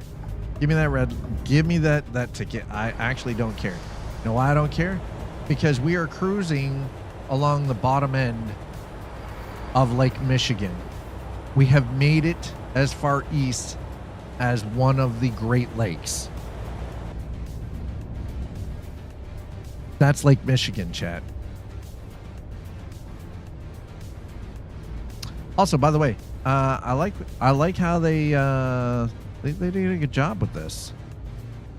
Chicago is one of those few American cities I have actually been to, and I can definitely say, good job. They need to fix the traffic, though. There should be way more cars down here. Way more cars. This should be bumper to bumper like stupid right now.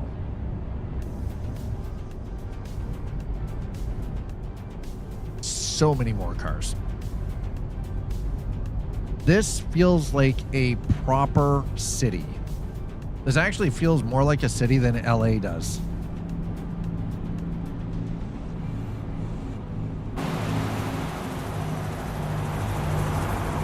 Yeah, I said that. This feels like more of a city than LA.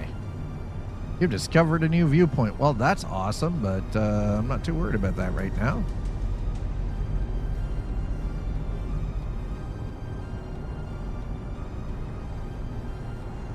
And if you're into topical politics, number 34, war is good for business. Holy shit. So, let me get this straight.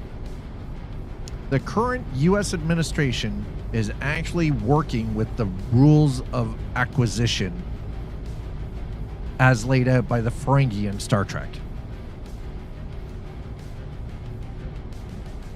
Okay. As long as we're reading things the same way then. Okay. You know what? That fucking tracks. That actually tracks. Complete with their exploitation of women. Yep. That tracks. It sounds real familiar. Holy shit. It's a little too on the nose, man. Don't trust a man wearing a better suit than your own. Holy shit. You can't make this shit up. That is crazy. You can't make this shit up, chat. You really can't. So we're just cruising around Chicago right now, by the way. No reason in particular other than I wanted to... Oh, that's... Okay, that's the wrong way. We gotta go this way. Never mind. We gotta go this way. Jesus.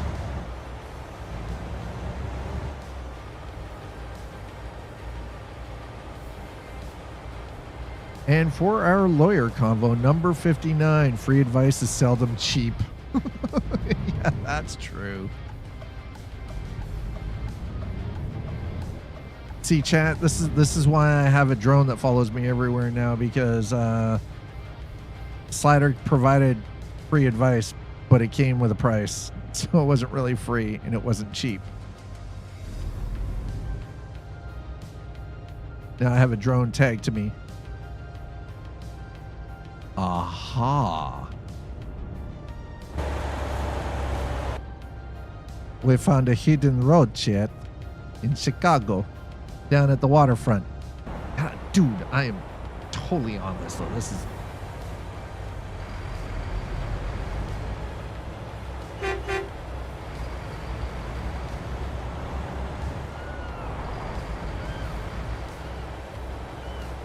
Man. Hell yeah.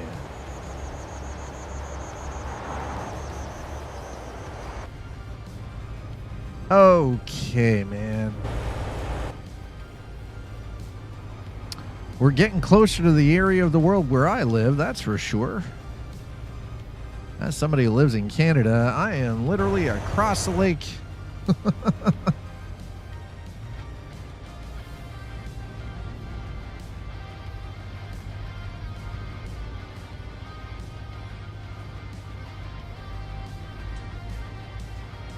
This feels pretty cool, though, honestly. It really does. Oh, jeez. Whoa. Bro. Why y'all coming this way?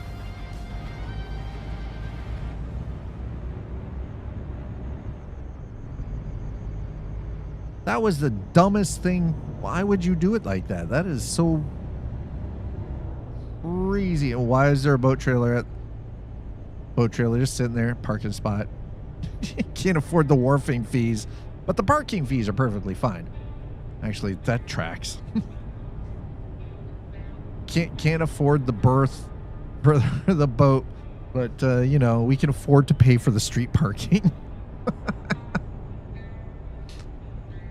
It's disturbing how well that tracks.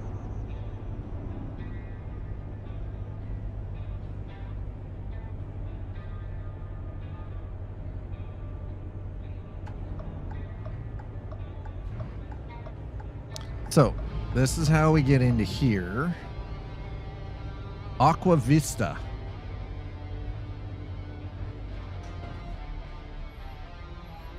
Man, y'all are dumb. You just let me in here with a big ass truck like this? Come on, sir.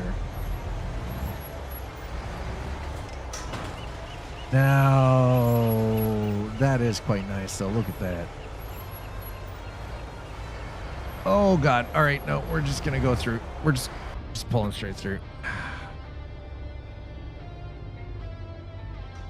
This is a hell of a skyline, though. Look at that. And that is beautiful. I'm still really curious how they're going to have this where if you're playing on PC, people with console can join your convoy, but if you're running modded, how are they going to be able to do that? How are they going to run mods? That's what I'm most interested in. I want to know how they're going to do the mod side of things.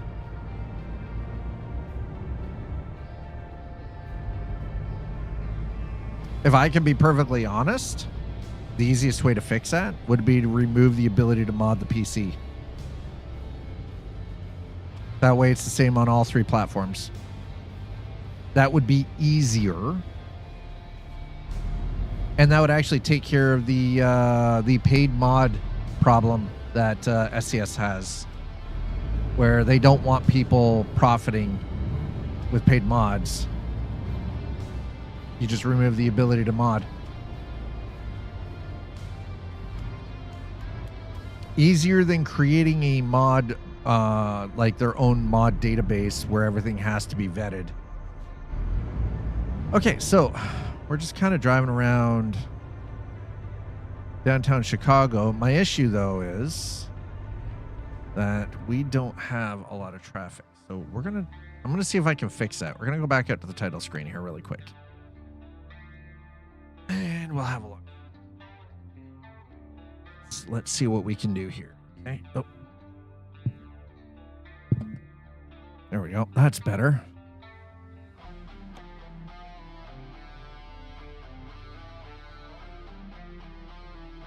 See, this is something that you probably won't be able to do on the, like having all of this. You won't be able to have all of this if you're on console. So this is actually a massive reason why these games are so popular, is the modability. So I'm still really, really kind of interested to see how they're going to get around that.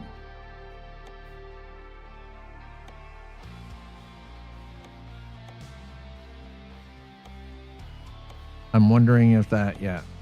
Okay, let's see if that fixes it. If not, it could actually be that I'm going to have to remove those 3 mods.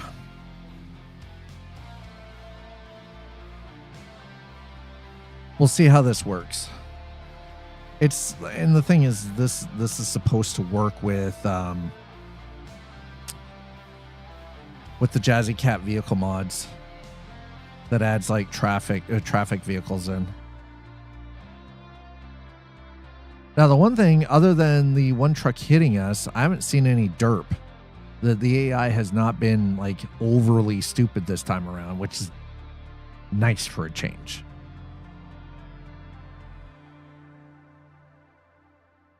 It's very nice to not have the stupid stuff going on with the AI traffic.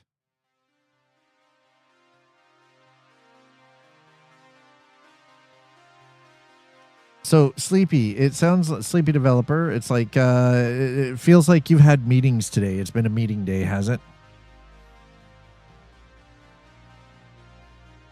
By the way, we are at 5,840 followers. We're only 10 away from 5,850, which is very nice. Thank you so much. Appreciate that. That's on Twitch.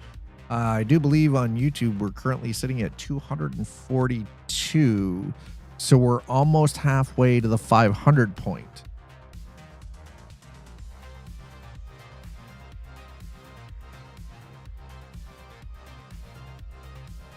I'm going to check my email while I'm waiting for this. No. No.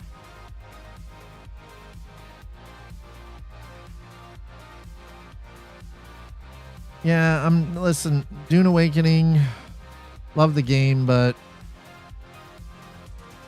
the way they were doing, the way they did the PvP for Dune Awakening is what actually put me off of the game. That being said, I would like to go back to it at some point, just not really sure how best to approach that. I'll probably just end up playing it much like the revision of Conan Exiles. I'll probably just Conan Exiles. I'll probably play it on my own. Just as something to fiddle around with. Because listen, sometimes you just got to play video games because you want to play video games and not because you're streaming it.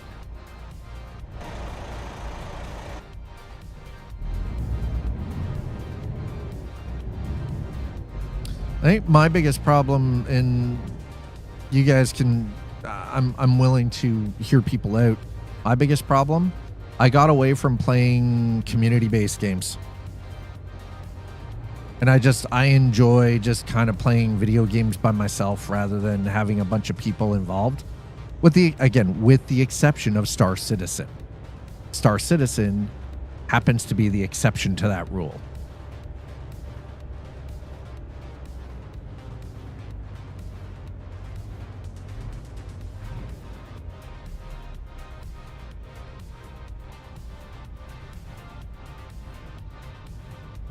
Because in Star Citizen, I want more people to play.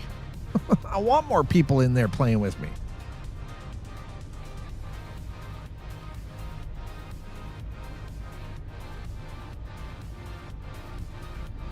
Well, mind you, then there's still Hightail and Minecraft. And those, mind you, doing the challenge runs, that stuff's kind of a solo. The challenge runs are kind of more of a solo gig anyway, rather than anything. Okay, listen. This feels like a proper city. Why couldn't they give us LA or San Francisco like this? Like, what the frack, man? Why did it take them till Chicago to make it feel this built up? But the traffic is still bullshit.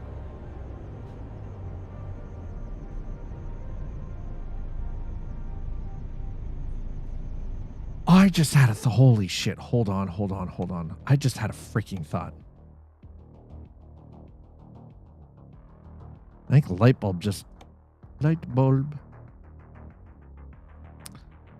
go to traffic. Okay, yep. Packs, yeah, all right, California stop is actually active again, so we're gonna drop that down and we'll pop that all the way up.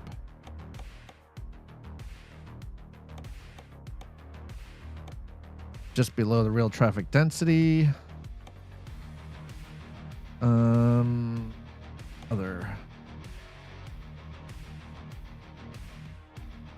I should use that again.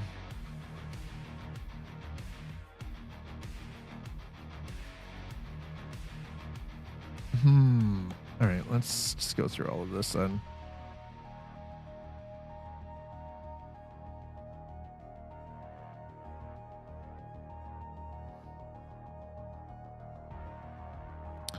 I'm looking to see. Doesn't seem to be. Okay, so I think I might have to.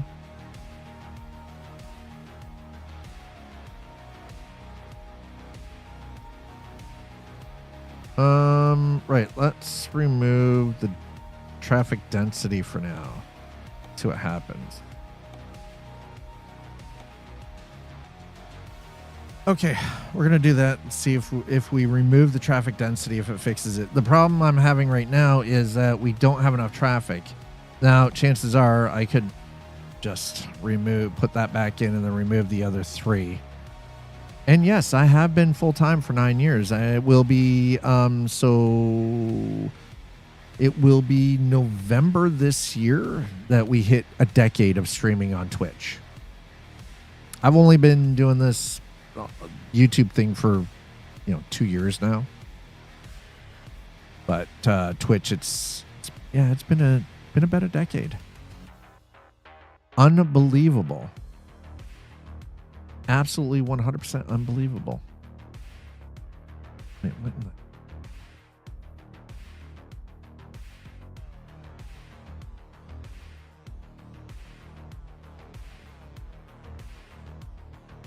I don't care about threads.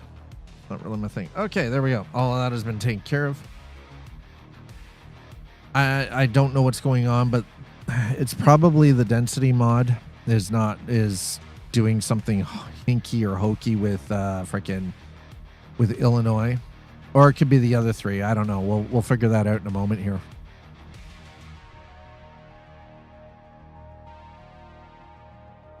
We will figure this out momentarily, chat.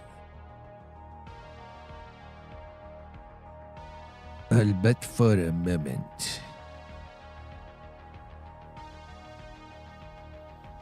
And I hope all of you are having a wonderful Tuesday. Thanks for coming on in and hanging out with us for Coffee and Chrome. I really do truly appreciate it. And thanks to all of the new faces that have come in too. We got so many new bodies popping in and hanging out, and I really appreciate it.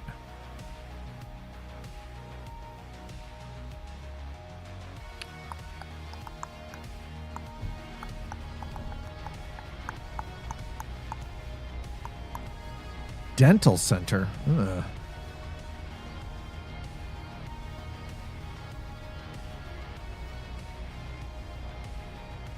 It's not the density mod that's doing it, chat.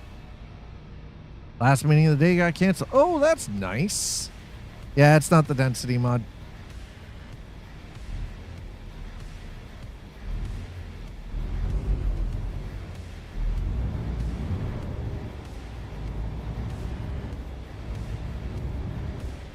I know what mod's causing the problem. Not the density mod.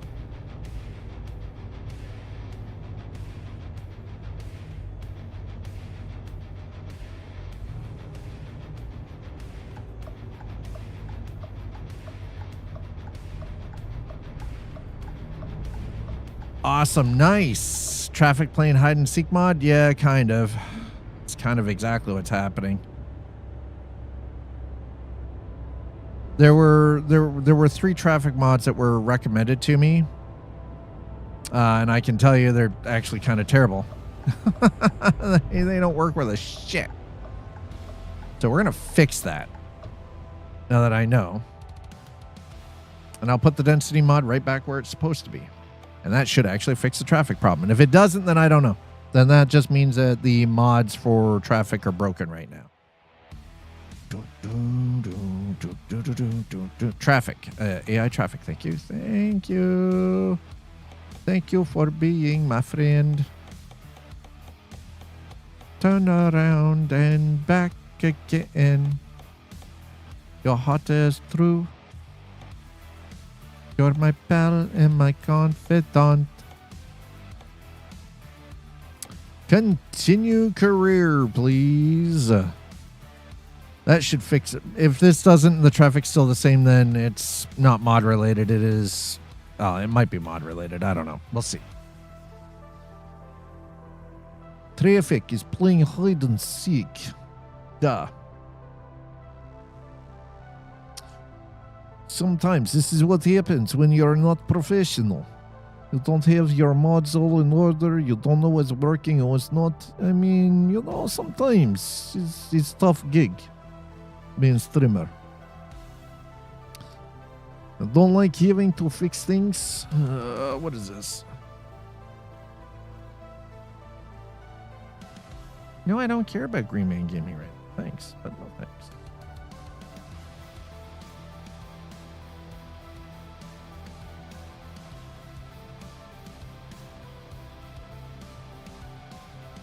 Okay, all of that is fine.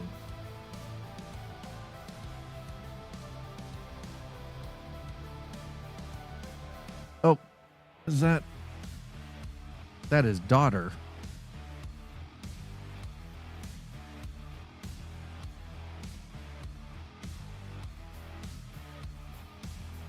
Yes, my daughter is awake. It's because my oldest works nights, so she's working towards she's working to put money away so she can go to university, and the job that she has taken is nights only. So she worked last night. It is now almost 3 p.m. And she would have just woken up because she would have gotten home about 6:30 a.m. and gone to bed. So yes, she lives her life like vampire. Sleep during the day. I mean, she's fairly fair skinned, right? So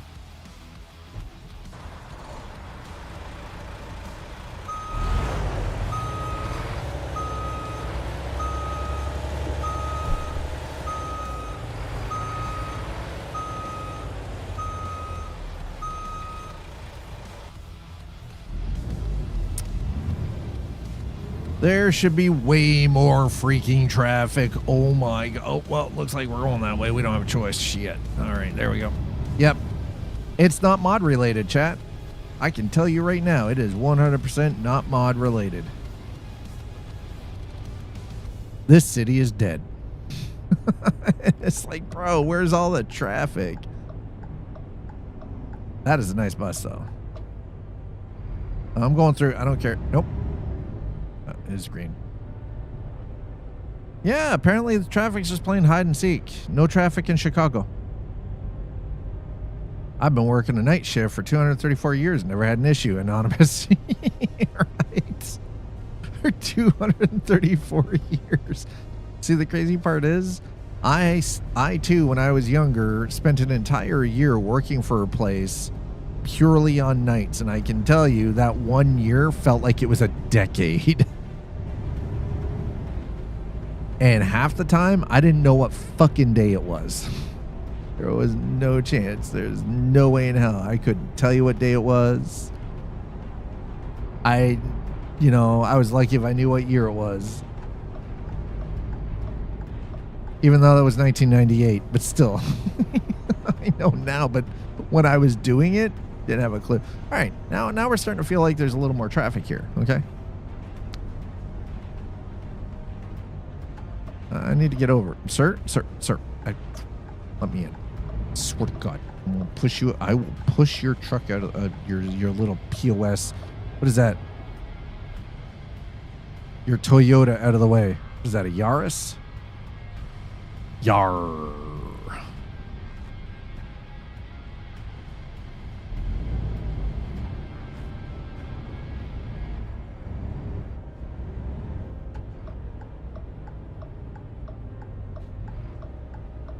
Oh, okay, you're turning left too. Nice. Beautiful. Love it. Great. Fantastic. Let's go.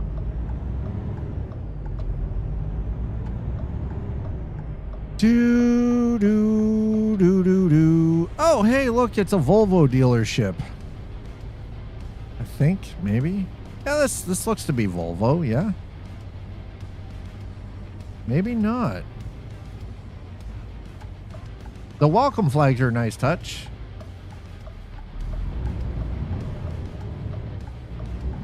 Ugh. No international. Okay, I mean, fair.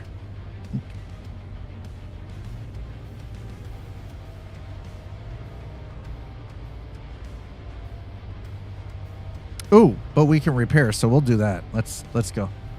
Cool, wet, rainy day. Might go take a nap. I mean, listen, nothing wrong with that. You can get a nap in. That is premium time right there. Hell yeah. All right, there we go.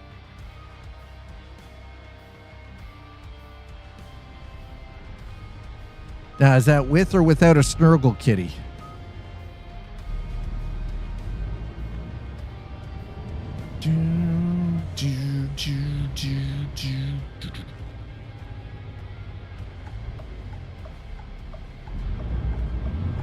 Gotta give the mod artist a little bit of. Kitty is snuggled up in a box on my dining room. I mean, listen, if I fits, I sits, right? That's how cats operate. I always find it very interesting how they manage to distort time and space to make it happen too. You know, I actually like this.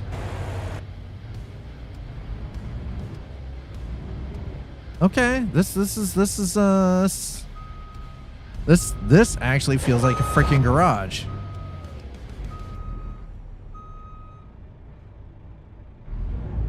This feels like a garage, chat. Look at this.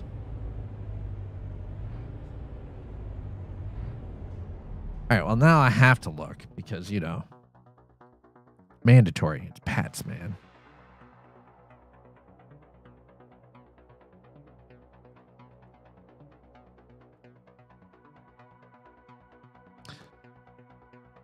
By the way, you look as though you're being judged, sir. If I fits, I sits. You're being judged. Oh, look, they're talking about South Dakota. Go figure. What do we got? Looking for a mix of nature, history, and relaxation all in one spot? Hot Springs, South Dakota. There you go. Is calling your name. Located in the southern end of the beautiful Black Hills, this historic town is one of many destinations you'll discover in our upcoming South Dakota DLC for American Truck Simulator. Okay. You know, this is a nice looking place. Yes. Yeah, I love that. To be announced. You're being judged. Kind of woke her up when I walked in. Yeah. Yep. You're judged. You have been officially judged, sir. Sorry, but you know, hey, that happened. You have been judged. This is what kiddies do. Judge, jury, and executioner. Right, I'm gonna do. Nope, nothing there. All right, hold on. I'm just checking something really quick while we're off on the side. And we're not on the road anyway, so it doesn't really matter. No, that is garbage. Thanks. Don't want the junk mail. Don't need the junk mail. This is kind of like a watched pot, isn't it?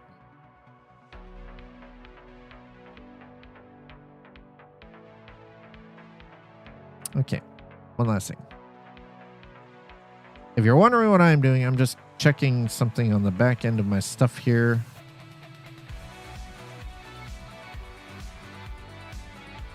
Well, it still shows as requested. I requested that back in fucking March, bro. What the hell? What the hell? All right. Anyway, it's like watching watched pot. A watched pot never boils, right? No. Kind of how things feel right now. Okay, so how do we get around the whole feeling of Chicago feeling really dead traffic wise? Like how?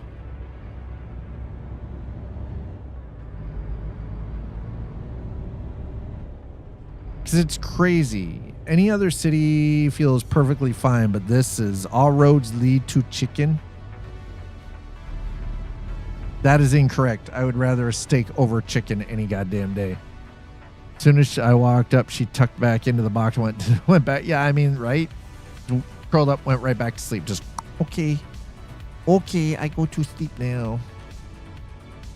I just also realized, what the frack? How did I? Okay, you know what? There. Done.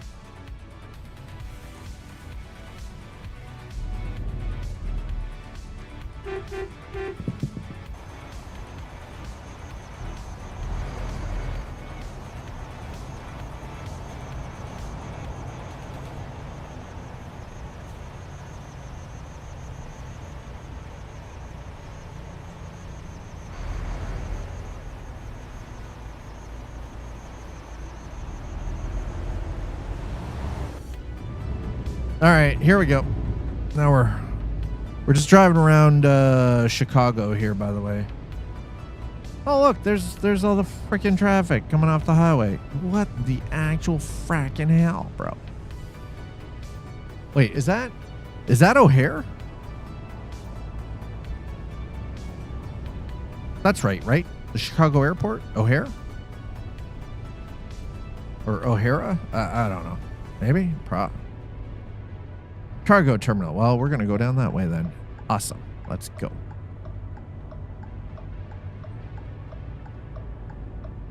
Yes. So this city actually has the feel of an American metropolis, which I'm still kind of wondering how they weren't able to make LA or San Diego or San Francisco feel like this out in California, and like none of even Vegas doesn't feel like this actually. Like even with the way they did the skyline,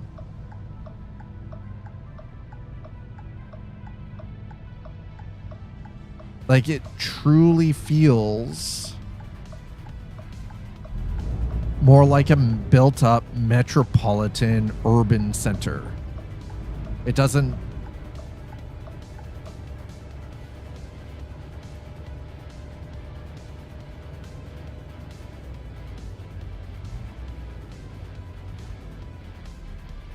You get what I'm saying? Like, there's just something about this. You didn't even stop, dude. The frack? Okay, Chicago Cargo Terminal, huh? All right, let's see what we can... Let's see what we got for job offers here.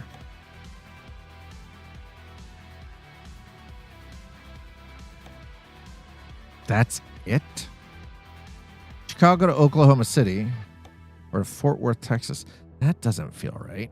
Let's check external contracts then. Aircraft engine. Pickups. Iowa City, Iowa. Actually, that's not bad. Mason City, Columbia. That's down in Missouri. I like the actually. Ooh, wait. Mason City, though, huh? Yeah, sure. Why not? We'll go across to Iowa. Why not? 37,000. Let's do it. Sounds good to me. Chicago to Mason City. Yes. Absolutely.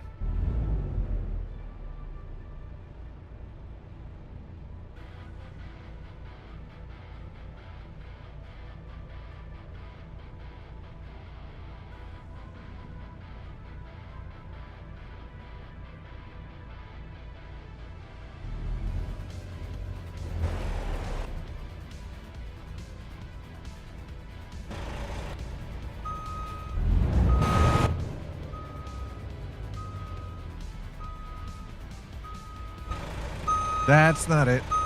It's that one there, isn't it? Hold on. Please hold.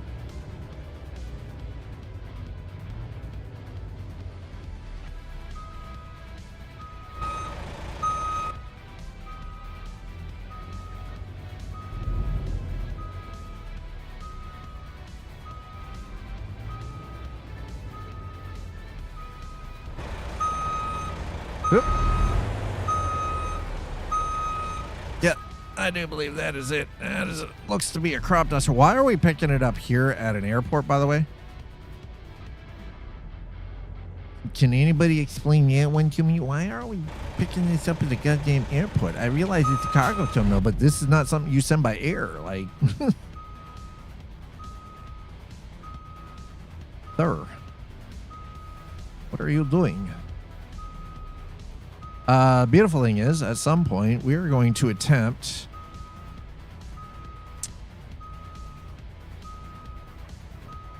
I think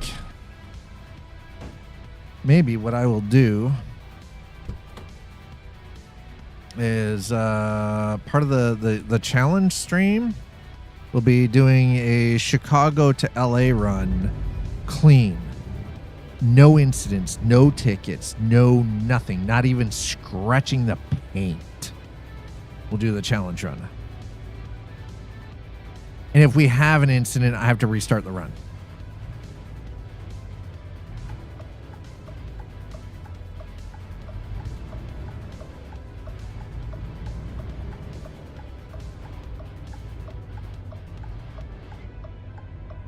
I mean, that feels like a hell of a feat to pull off too, right? No derps with AI traffic. Yeah, you stay right there, sir. Don't even move. You son of a bitch.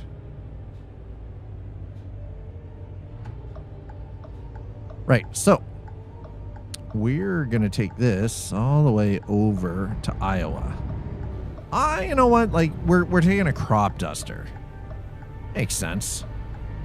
100% makes sense that we're going to be taking this all the way through from Chicago to Iowa. What doesn't make sense is, why am I picking this up at a cargo terminal for the airport? This would not be shipped by air. By rail, yes. By truck, most certainly. But not by air. I would not be picking up something like this at an airport. This isn't the kind of thing that gets shipped by air because Amazon.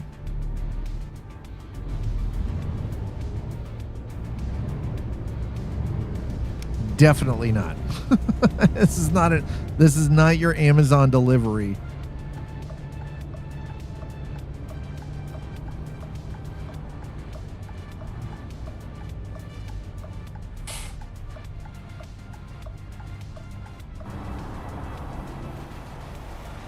Cutting that a little close, aren't we? Sheesh. There we go. Okay, truck's all the way up now. That's good.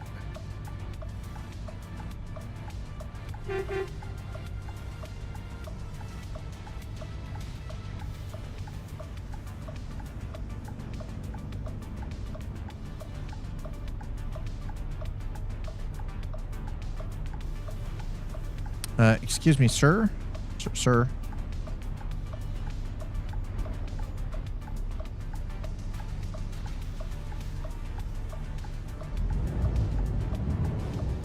Alrighty. Alrighty-roo. Here we go. We're on our way.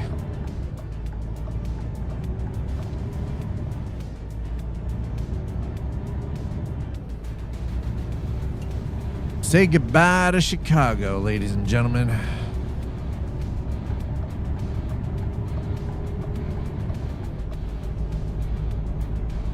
So the one thing I've been kind of going on about is the lack of traffic on the roads in Illinois, but I have to also remember that this DLC did just release, and as such, that means that some of these mods, while they will work under patch 1.59, have not been adapted specifically for Illinois, especially with regards to the traffic mods.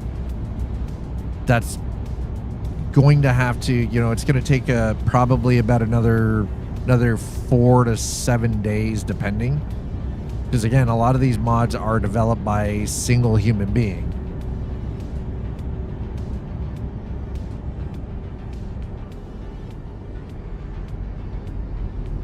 There we go, and we're underway.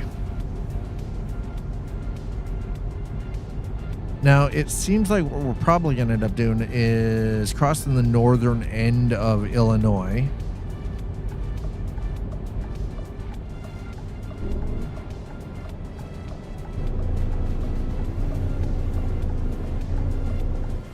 Oh, you did it to me again, you bastard. All right, that's fine, whatever. Too late. We already paid for it. God damn it. We'll just maintain. It's the small roads and traffic disappear.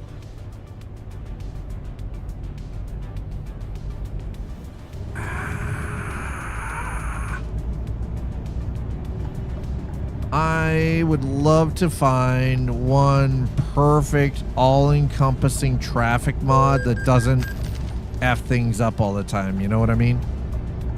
Where the traffic flow in areas seem realistic to the location. And if anybody knows of a mod that actually achieves that is not a paid mod, you have my attention. Oh, I am not stopping. I just got this thing up to speed. I am not stopping because all of you are slow as molasses running uphill in January. It's because y'all don't know how to merge. Doesn't mean I'm going to wait for you, okay?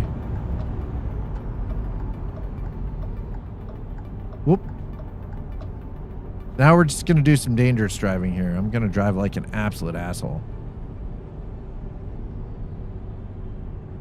Not flannel? Wait, what? Flannel? You mean flannel?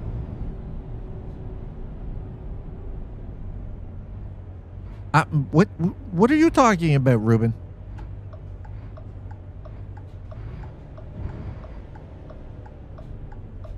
Flannel? Flannel? I don't know what. I'm confused. Help me help you, sir.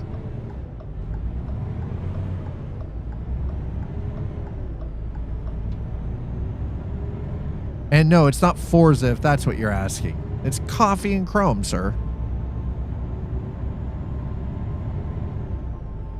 Hey, Quantum, how are you doing? trucking's going all right. We're in Illinois now, so you know I got to show everybody the bottom end of Lake Michigan. For those of you who don't know anything about the Great Lakes, very, very large body of water, right smack dab in the middle of North America, and most of it's Canadian. Most of it, not all of it, most of it though. We got all the best parts. To be fair, the bottom end of Lake Michigan is pretty goddamn polluted. It's pretty nasty. Ruben, how are you doing? Are you good?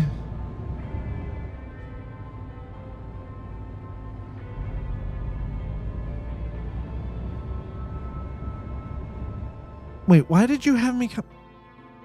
Actually, never mind. I understand why, because we came up 90. All right, fair.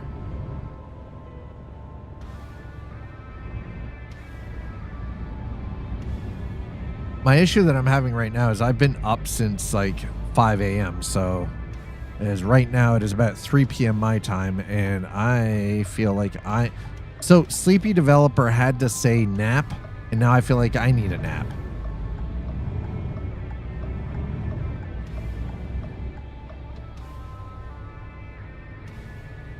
You have a fever. Ugh. Oof. Gross. Hey, listen, whatever you've got, please don't share it. Sharing is not caring in this situation, okay? It is most definitely not. It's not caring.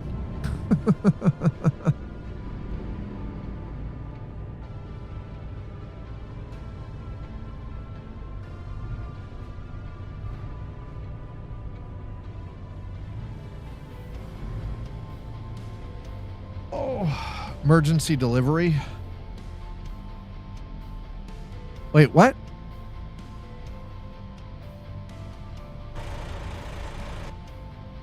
What's an emergency delivery? What, what are you talking about? My load? I don't know. Who's an emergency delivery? Are you doing an emergency delivery? What? Sir, context is required. I don't understand the conversation. I'm completely lost in my own conversation right now.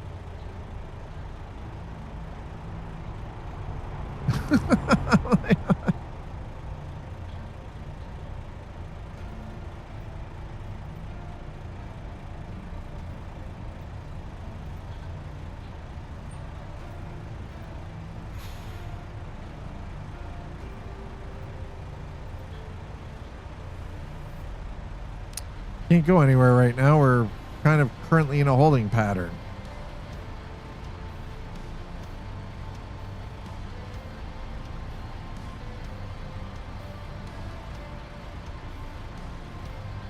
Oh my God.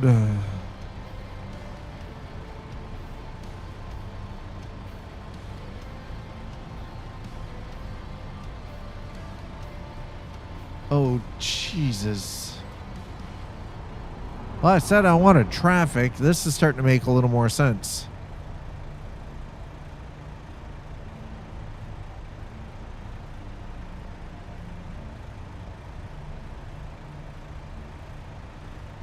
Why are the vehicles now? They're not. Oh, why are you not moving?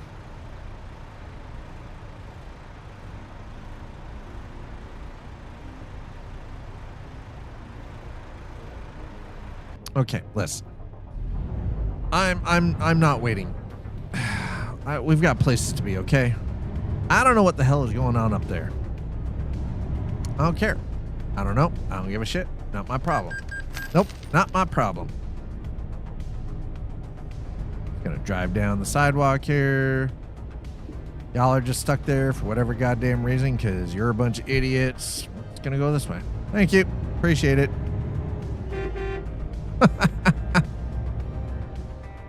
The family died. So ooh. Well, here you go. Here's a tidbit of information for you, sir. I can now officially announce that come September, I will be a grandfather. I, out of respect for my stepdaughter, have kept very quiet about things because it was one of those I wasn't sharing with anybody. It was very small amount of very, very, very tiny amount of people even knew. And it was that kept that way until the gender reveal, which was just this past weekend. So I will be a grandparent in September. You have discovered a recruitment agency. Here, you can hire drivers who will drive for you. That's fine. Don't worry. I've got plenty of drivers. This is why I've got $355 million. Yeah. Yeah. I'm going to be a grandfather in September, which is pretty cool. My stepdaughter is pretty stoked. Oh, look at that. We're driving right across towards Rockford. Beautiful. Perfect. Wait a minute. Hold on. This is yeah. Oh, yeah, there you go. Wisconsin. There's Michigan. Also, this is part of Michigan. Wisconsin, Minnesota, South Dakota, North Dakota. We got all of this to be filled in here, by the way. And then Michigan, Ontario, right? Indiana, Ohio, Kentucky, Tennessee, Mississippi. Man, there's so much stuff here. They got to get this done first. South Dakota and North Dakota, we need that shit. Let's go.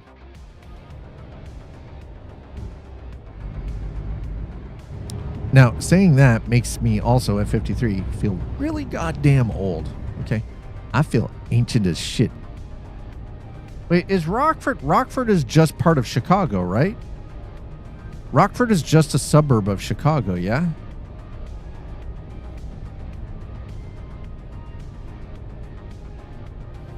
Because that's kind of how it feels.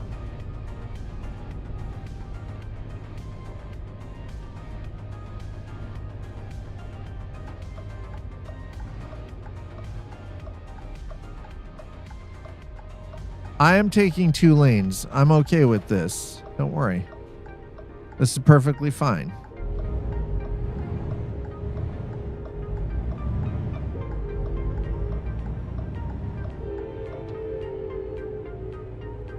Being able to be flown. What, you mean this piece of equipment? Not likely. It's a crop duster, man. It's for pouring out fertilizer and stuff. There will be the cost to ship something like this by air and the specialty aircraft required to even fly it.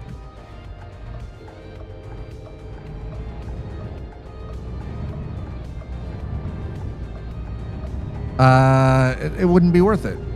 There isn't a single farmer out there that needs this piece of equipment that goddamn fast. It would have to be flown out. Unrealistic, man.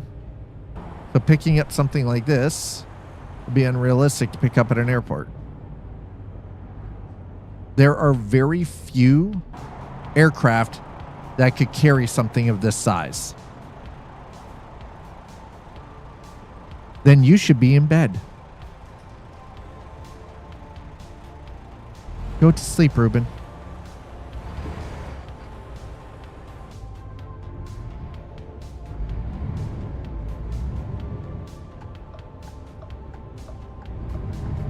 This is not that kind of a duster. And the crop duster is an airplane itself. Actually, this isn't technically a crop duster. It is a sprayer. Crop duster would be actually an aircraft. It in of itself is an aircraft, but skill issue. What, you going to bed is a skill issue, or your inability to go to sleep is a skill issue? How doth one actually not have the skill to go to bed properly? Explain that one. I could shut this off right now, go lie down, and I could have a nap easy. That doesn't sound like a skill issue. It's not one that I have. Such an asshole. You know what? I'm okay with being an asshole right now. I'm tired. I'm a little hangry. I'm over caffeinated, so I'm a little.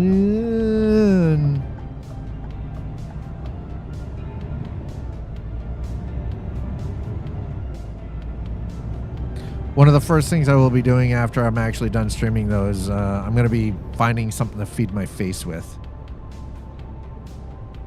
Before I do anything else, I'll have to, because otherwise I'm just...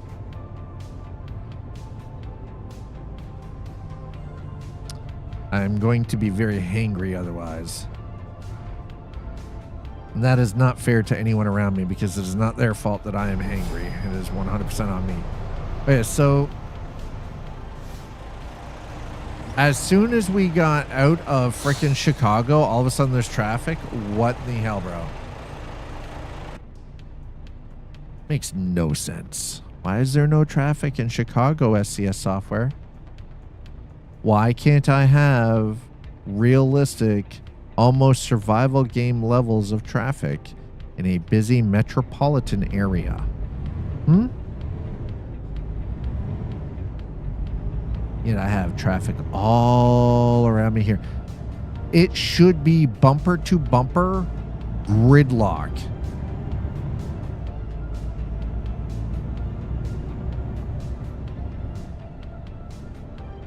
In Chicago, especially downtown. And there was none of that.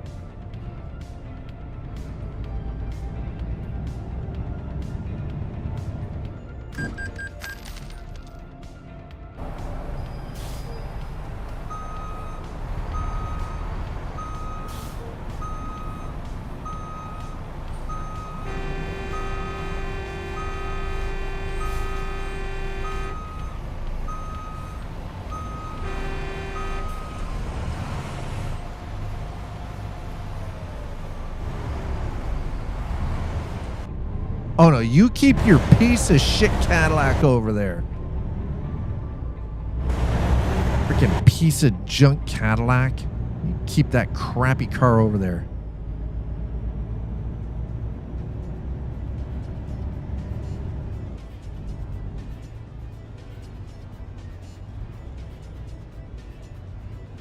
I don't want a new phone. You're not getting any more money out of me, Samsung. I can't afford that shit. That's $1,100 fucking dollars I don't have.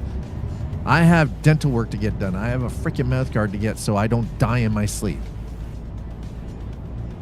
Way more important right now.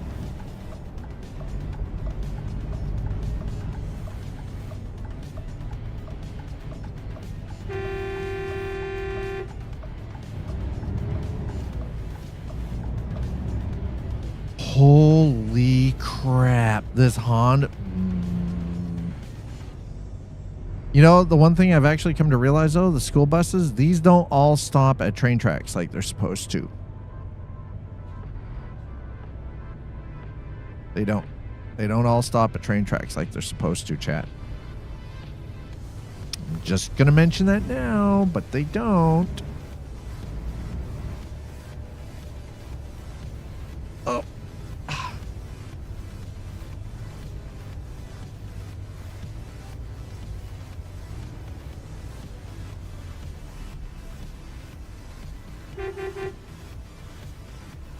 Excuse me, sir.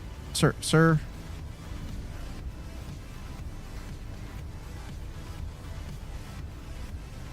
Could we speed up the process, please?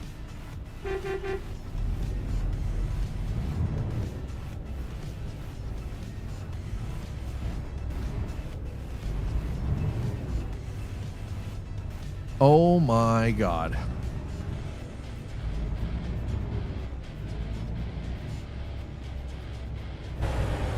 Well, I wanted traffic, but I was kind of hoping we'd have it in Chicago, not out here. So I think what's happening is it's an issue with specific to Chicago and just with the way traffic spawns and everything. Because it sure as hell is not a problem out here in the sticks.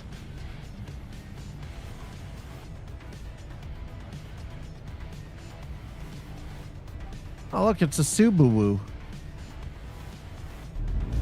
Ooh, woo.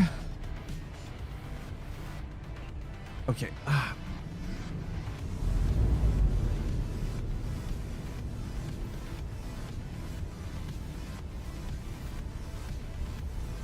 Okay, there are times where I wish I could play this standing up.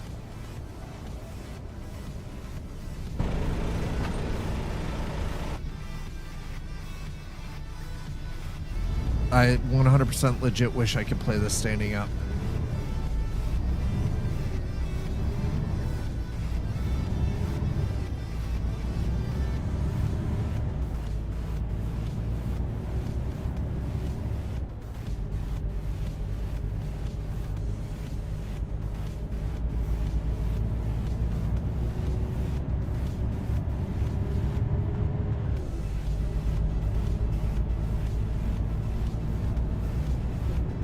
All right, so here's what we're gonna do.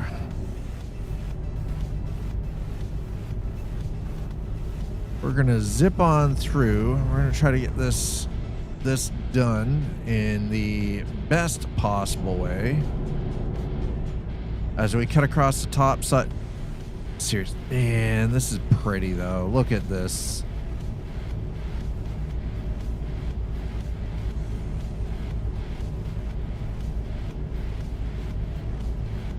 Man, they did a beautiful okay, so this entire area that we're driving through right now, this is like where I live. This is what it's like where I live. These kind of nice, like these wide roadways, and we're going to the scenic outlook. Fucking right we are. Damn straight we are. This is exactly like what it's like where I live. These sort of rolling-esque hills and, heavily wooded areas and lots of sort of undulation in the topography. It's not flat.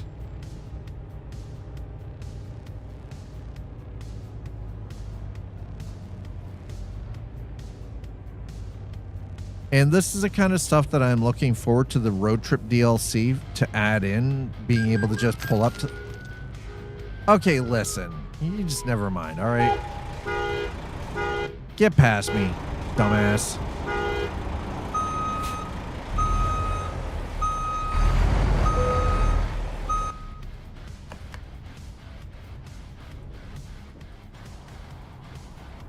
Because, believe it or not, doing stuff like this in an SUV or a car or a pickup truck would be much easier than it is in a transport truck, especially with load. But yeah, so this, what you guys are seeing right here, this is effectively what it's like where I live. This is what the topography looks very similar to. Now, I don't live in the US, I live in Canada. But the part of Canada that I live in, this is what it's like. These really nice sort of rolling hills. It's not flat. It's, Hey, listen, Nuts Life, don't be like that.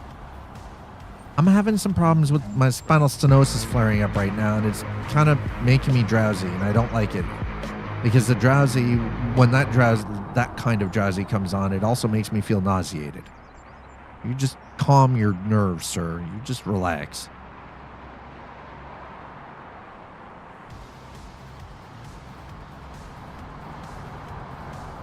Unfortunately, this isn't a sleep thing. I am not a sheep. How is having spinal stenosis making me a sheep? What? Sir, you make no sense. How does that make me sheep? Stenosis does not make me a sheep.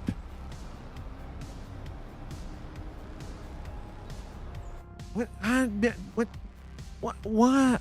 Sir, you're not making any sense. I think maybe you need to go to sleep. You need it more than I do.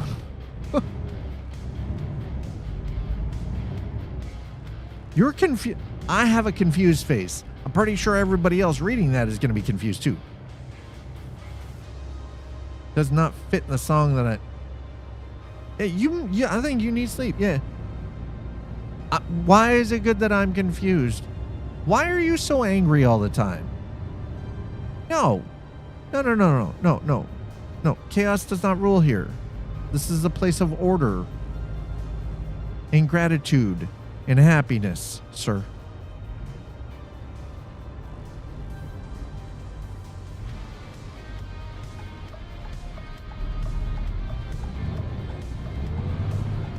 That is you being annoying? Okay, well, fair. Why? Don't. Is that not exhausting for you?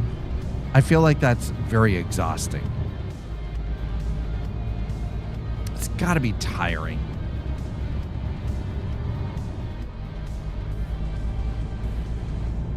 All right, chat. So we're headed west. We're headed towards Iowa. I think we're okay on fuel. If we're not, we'll find out. We'll find out soon enough. So yeah, all of this stuff that we are currently experiencing with like the cute little stone walls and like the old like this stuff, like the little bit of like in through cut stone and everything. This is what it's like where I live. And to say it's yeah, there's not a lot around, but it is very picturesque.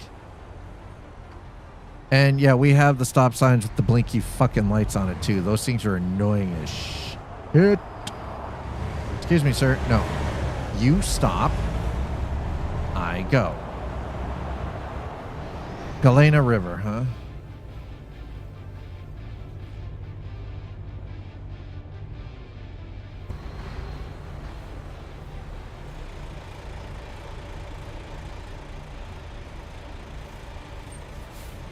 Is it just me, or does the new Volvo V&L kind of have like a similar Tesla truck vibe to it? I'm getting Tesla truck vibes. 100% Tesla truck vibe. Not really. It comes quite naturally. Oh. You might want to get that looked at then by a professional, sir. If it comes quite naturally, yeah, get that looked at by a professional. I'm not exactly sure what they're going to do for you, but hey, it is a recommendation, you know. Okay, I know that this is backwards, but I don't care. I don't care it's backwards. I'm just gonna around. We're gonna go really wide, and then we're going to do this. And then we're going to do this. There we go. Galena, huh? I figure the ones that are right along the road like that, I don't have to go looking for, then we'll grab those. Bank of America. America. He.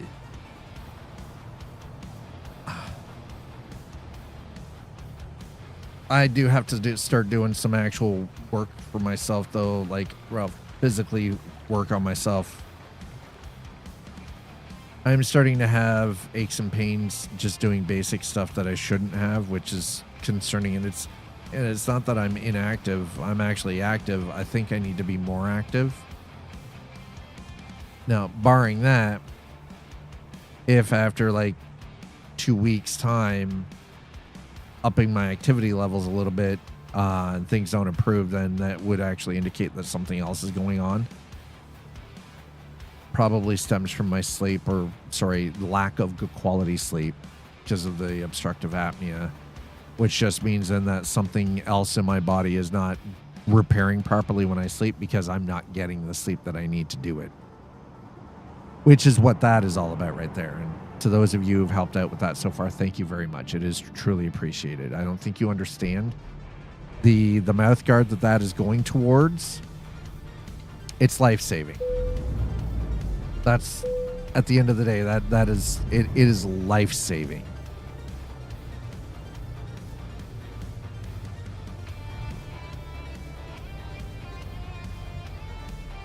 Because that will stop me from choking on my tongue when I'm trying to sleep. It will allow my body to get proper deep sleep, which is when your body starts actually restoring itself, and REM sleep, which is when your brain starts restoring itself. The issue right now is we're coming up on 2 weeks of zero REM sleep and minimal deep sleep.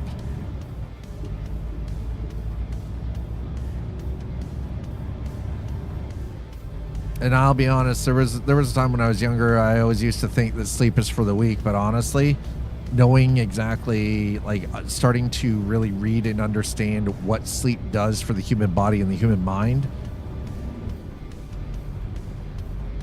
no, it is 100% a necessary life-sustaining activity that, while we just do the thing, allows our bodies to properly heal and repair itself and repair our brains. And I'm going into like my second week of not getting good quality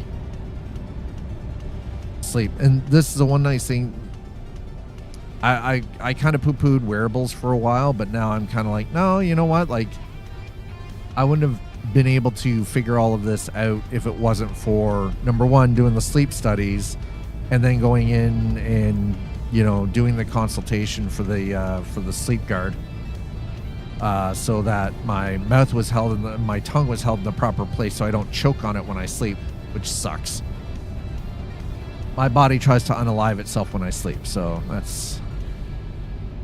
Oh, okay, fine. I'll turn the freaking high beams off before I get a ticket for it, because you guys are jerks. So picky. But I think that's part of the reason why I've got like aches and pains when I shouldn't have aches and pains. And, oh my. All right, hold on. I'm getting a freaking screenshot of that. That is beautiful. No.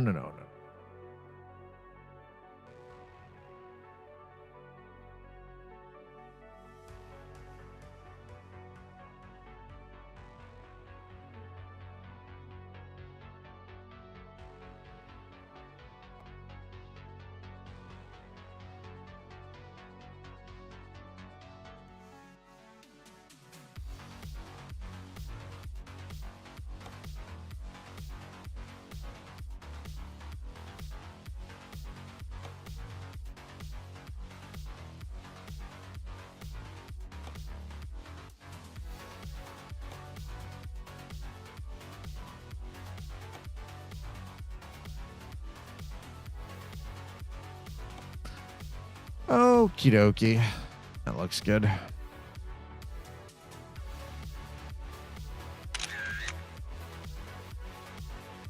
Okay, I want to hide all of the controls. Why? Oh, God.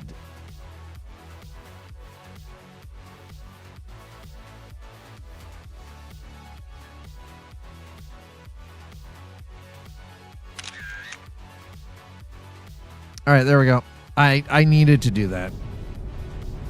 That is one of the things I kind of like about being a virtual tourist in this regard, is sometimes you could just get the opportunity to take beautiful in-game photos of areas that you aren't necessarily going to see IRL. And I'm not saying that like a simulator is a great way to travel, but sometimes, especially with the rising cost of travel and some of the complications going to certain parts of the world, this is definitely a safer way of doing it and a far more cost-effective way of doing it, right? So I will take it.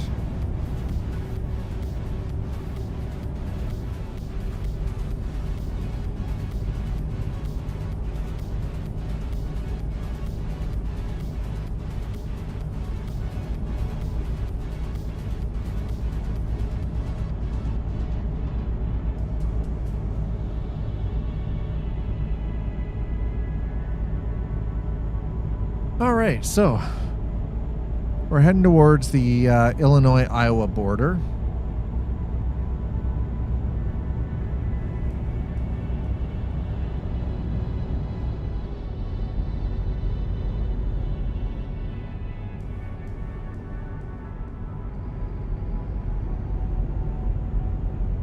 We seem to be making pretty decent time so far, so there's that too.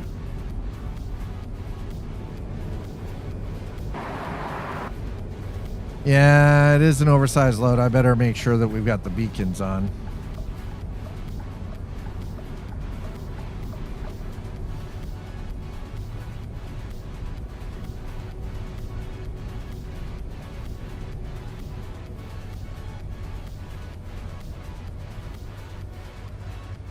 What time is it?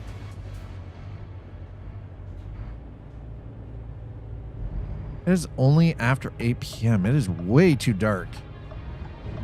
It's way too dark for it to be 8 p.m., chat.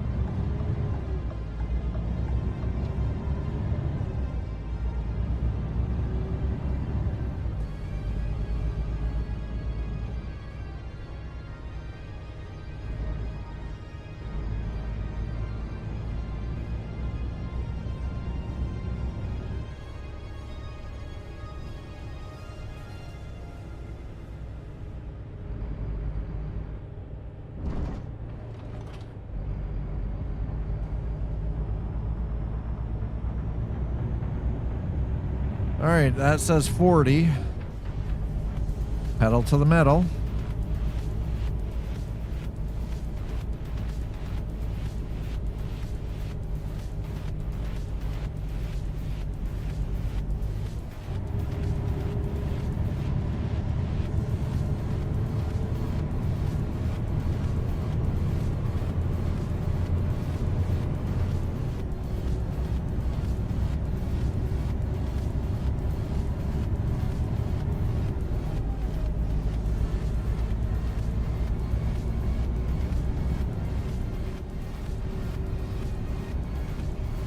Hey, Warp Spirit, how are you? Hope you're doing all right.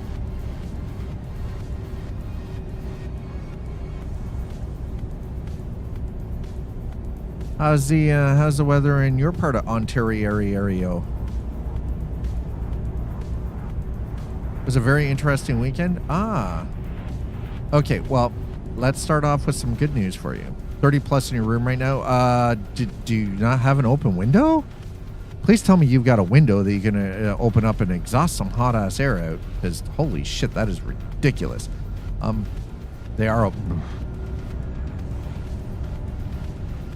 Let me guess, you don't live in a space with any kind of central air either, do you? It's 31 here right now where I am, too.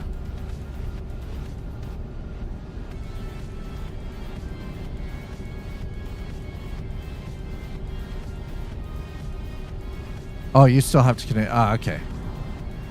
I mean, to be fair, it's not like anybody was expecting to do this because only 3 days ago we were still getting frost warnings. So this past weekend, I can now finally and publicly say I'm going to be a grandparent. My stepdaughter and her partner had their gender reveal this past weekend. And so Eliza and I can now actually say we're going to be grandparents to a little baby girl, to a granddaughter. We're going to have a granddaughter. So, and I'm sorry that you were hospitalized on the weekend. I hope. Okay, so you say you were hospitalized. I hope it's not too serious. You're home now. What happened? How did you end up in the hospital on the weekend? You're generally a pretty responsible human being, so.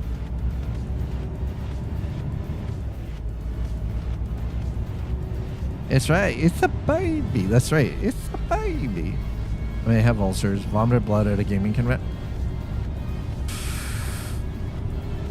Okay, listen, we know that ulcerations happen for a variety of different reasons, but it can usually be triggered by certain complications with diet. Yeah, and you don't drink, exactly. Okay, so. Yeah.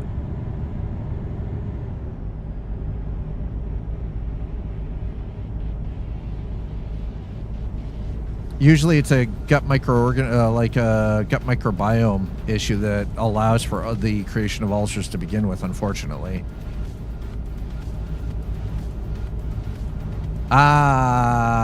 Yeah, actually that would cause it. Answer, yeah, those two things together. Yeah, that could do it. That could do it. The GLP-1s are yeah, the Ozempic can be pretty bad for that, actually. That there is truth in that. Sometimes the thing that is helping is also the thing that will make things worse. which is why it's only supposed to be a temporary use thing anyways, right? Because it's supposed to be used in part with lifestyle changes.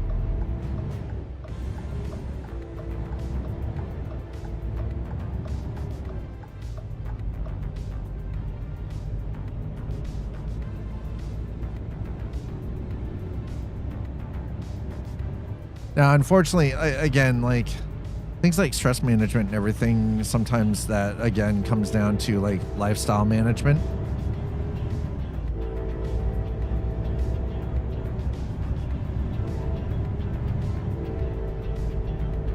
And some of us, unfortunately, some of us are unfortunately cursed too, right? Like there's always going to be that as well.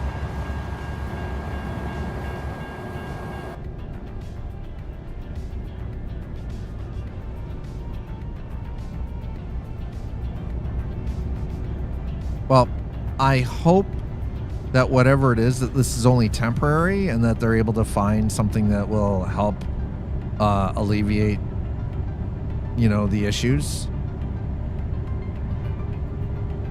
By the way, I kind of was hoping that we'd be able to see more of Illinois in the daylight, but apparently, no, that is not happening. Hey, Tom, how are you doing?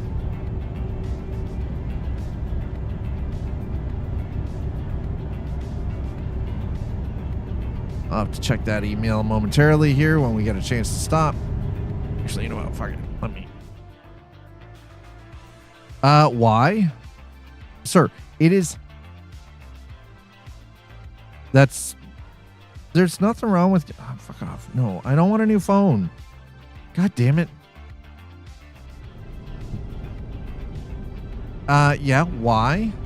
Why, Tom? Why have you been up for 52 and a half hours?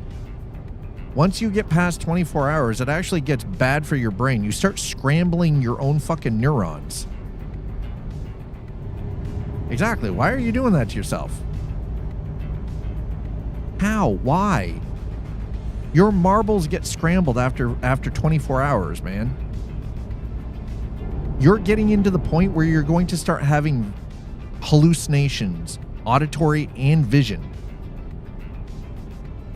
where you will probably start very slowly in the next hour or two start experiencing synesthesia, which is where you feel disconnected from your body and you start like seeing fucking weird shades of colors and shit.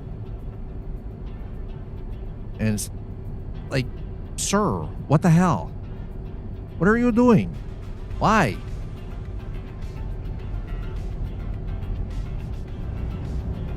Go get some sleep. You shouldn't even be here. Why aren't you in bed sleeping?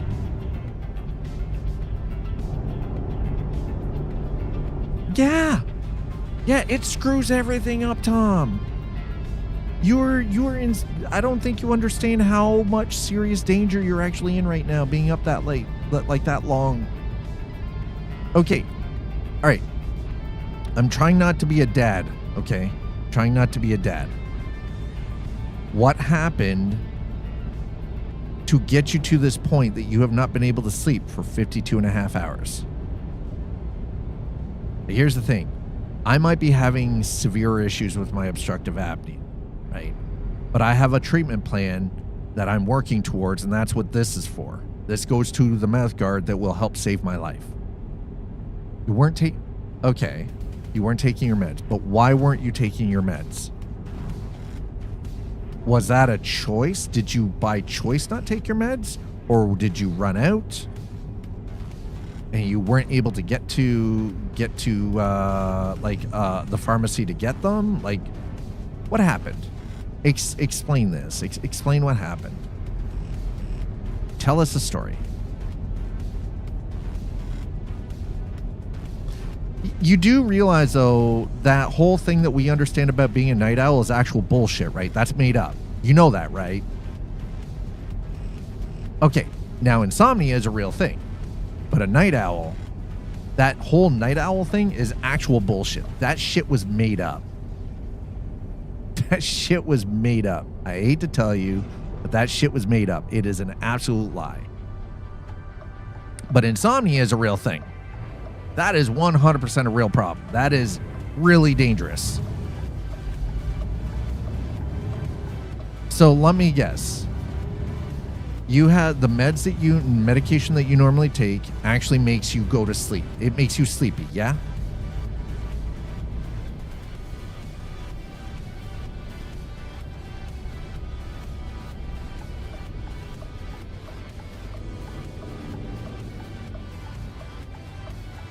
Do you have allergies? Is that why you take Benadryl?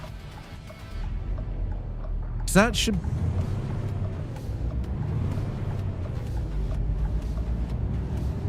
There's got to be a better way for you to go to sleep than Benadryl. There's got to be a better way.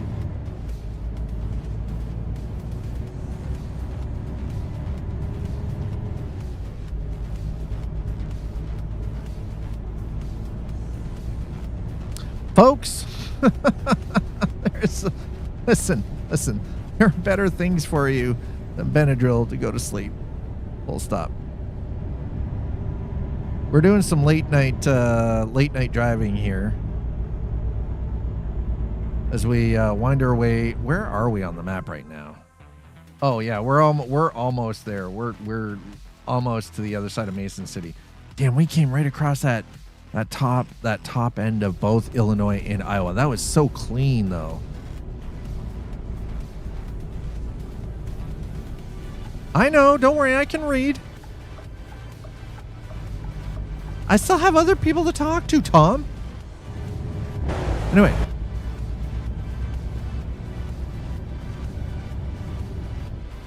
Anyway, folks, as I was saying,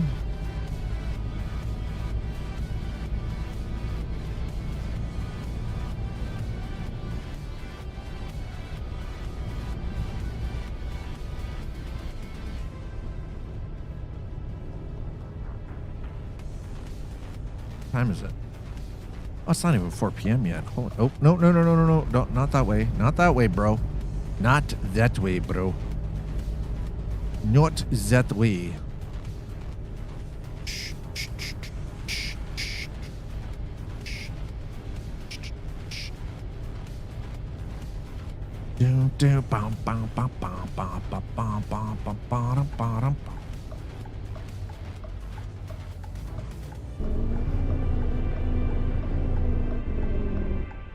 Ooh, the engine brake on this is tasty. It's very nice. Oh my God. Ugh.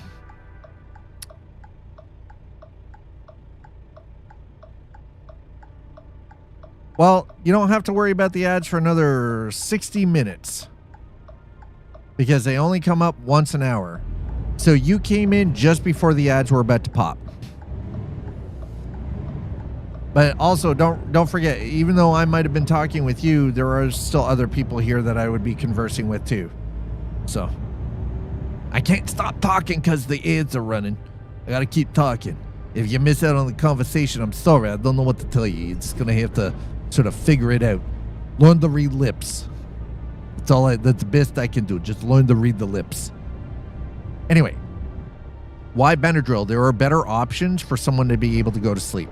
Benadryl is actually terrible for the body.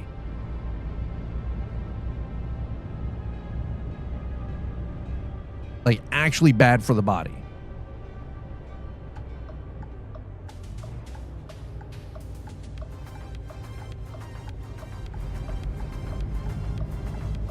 So, back to my point. I'm glad that you're back. What I was actually saying, though, is I still have to keep talking, even the ads are running, right?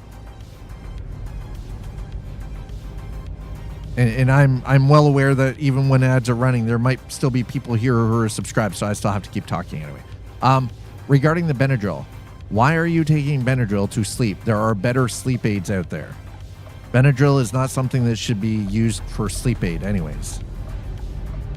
It is a heavy antihistamine that is supposed to be used in case of severe allergic reactions. And even then, it's only supposed to be used in small amounts because it is actually dangerous at higher concentrations over long-term use. It's dangerous for your body, it's dangerous for your stomach, it's dangerous for your brain. I only mention this because that's concerning. You know, I don't think you guys understand. Like, I take having you guys who are regularly keep coming back as community members. I get concerned about you guys too. Okay, like I actually give a shit. I want to make sure everybody's healthy and everybody's happy and everybody's having a good time. Benadryl seems like a terrible way to go to sleep. There's got to be better sleep aids. And if it is doctor prescribed, the fuck? No. Why do I have stupid stuff showing up on my phone now?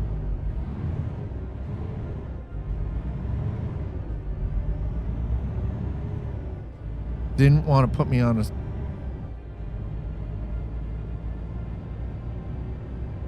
Okay, so may I make a recommendation? Okay. Advocate for yourself, Tom. Advocate for yourself. Because, like, at the end of the day, nobody's going to advocate for us unless we do it for ourselves, right? Look into it. Next time you've got, like, if you have to, like, write it down as a note and put it somewhere, and just, like, as a reminder, like, next time you've got a doctor's appointment, talk to your doctor about, like, hey, listen, there's got to be something better than Benadryl for me to be able to sleep. Something that's safer for me.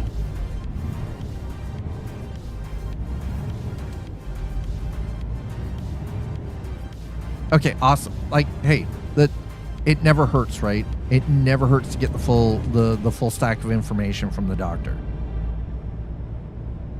And you know what? Honestly, it is good that you already... No. Benadryl is a heavy antihistamine. It is generally used in liquid form for rapid acting against an allergic reaction. But the side effect is it makes you very sleepy.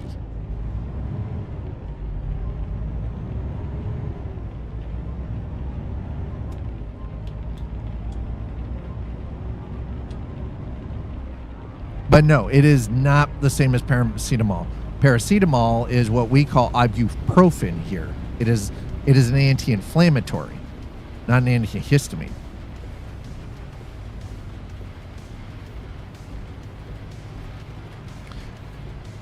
Listen, again, like I'm always concerned about the health and well-being of community members. So, yeah. It's sometimes it's a little selfish because I'm like, hey, I want you fuckers to stay around a long time and keep watching me, okay? I'm up on the northern border of Iowa. So we're in Iowa right now.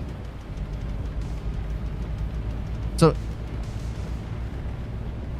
if the side effect is the main goal, you're on the right. Well, and that's the thing, right? Like the side effect is the sleepiness. But the main goal is to actually treat like acute allergic reactions, and that is the primary number one function of Benadryl. But the crazy part is even Benadryl now is being shown to not be nearly as effective as some of the current generation antihistamines are, such as stuff that you find in in allergy medications like Allegra or Claritin, or even some of the off like just generic brand stuff too, right? Like the current generation antihistamines are actually better at doing the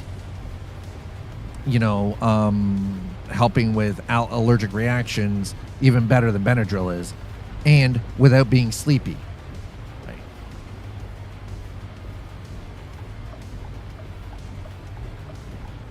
Oh, see, here's the thing. I take generally liquid Benadryl knocks most people on their fucking ass. And if it doesn't, then you have to ask yourself why, because it's supposed to. But that's the secondary. That's the side effect. It's not supposed to do that. Like, sorry. The secondary effect is not the reason that you should be taking it. The primary effect, as in you're having a severe reaction, so you're chugging it back to take care of that reaction, and then it knocks you on your ass so your body can heal, right? Immediately get tired.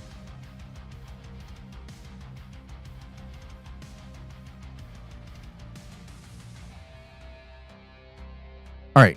May I make a suggestion, Tom? Remember, VOD, I know that the thing about Twitch is, like, it's the real-time interaction with some of your favorite streamers, and I understand that. That is a major driving force for a lot of people. I get it. But maybe for the benefit of your health, take the meds, go get some sleep, man, right? Get the sleep. You need the sleep. Because that is dangerous for your heart. It's dangerous for your brain. It's dangerous for, like, so many parts of your body. And I know I sound like dad because I am a dad. And I'm having the same conversation with you that I would have with my kids. Take care of yourself. Because at the end of the day, if you don't take care of yourself, nobody else is going to do it for you, right? Yeah, we're in Mason City, so we're in Iowa. We came across, and here I'll show you. So we came across from Chicago, which, by the way, Chicago is beautiful, but man, is it ever dead ass. The traffic that they captured Chicago, but fucking traffic should be brutal in here, and it's not. So yeah, we picked up here in Chicago. Drove all the way across the northern end of Illinois and up through here onto 52 across 18, all the way up through here to Mason City. Now, I think it is time for us to come back this way.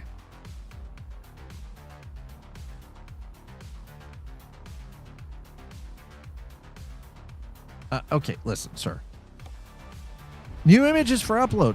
Don't you dare. Just let me go. Let me go.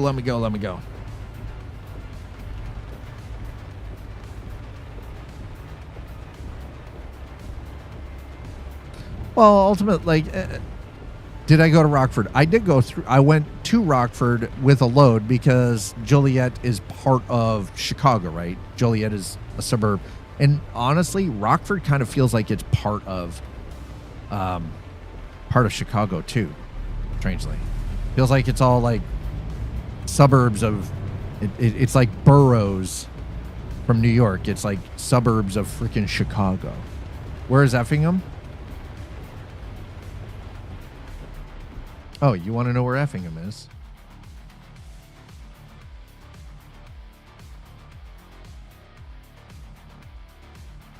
Right there. Right here. Right down here. Mm-hmm. Right down on the 70.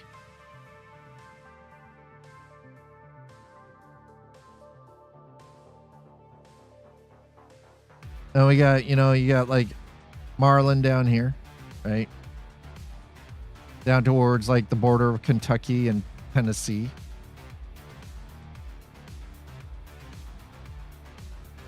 So you got, we started in East St. Louis. We went up to Springfield. We went up to Bloomington. We went up to Rockford, across to Chicago. We grabbed something in Chicago and came across as far as Mason City. So we haven't been to Moline. We haven't been to Peoria. We haven't been to Quincy yet. We haven't been to Effingham or Marion. Is that Marion? Marion? Marlin? Marion. So we still got some stuff to check out in Illinois yet. Did I get the whackers? All the whackers? What whackers? Sir, I'm very confused. What? Huh? Whackers? What the fuck? Upper and lower Whacker Drive. No. Nope. No, I did not. Because I was disappointed in Chicago. Because it looks like a city, but it doesn't feel like a city. Let me explain. Chicago, SCS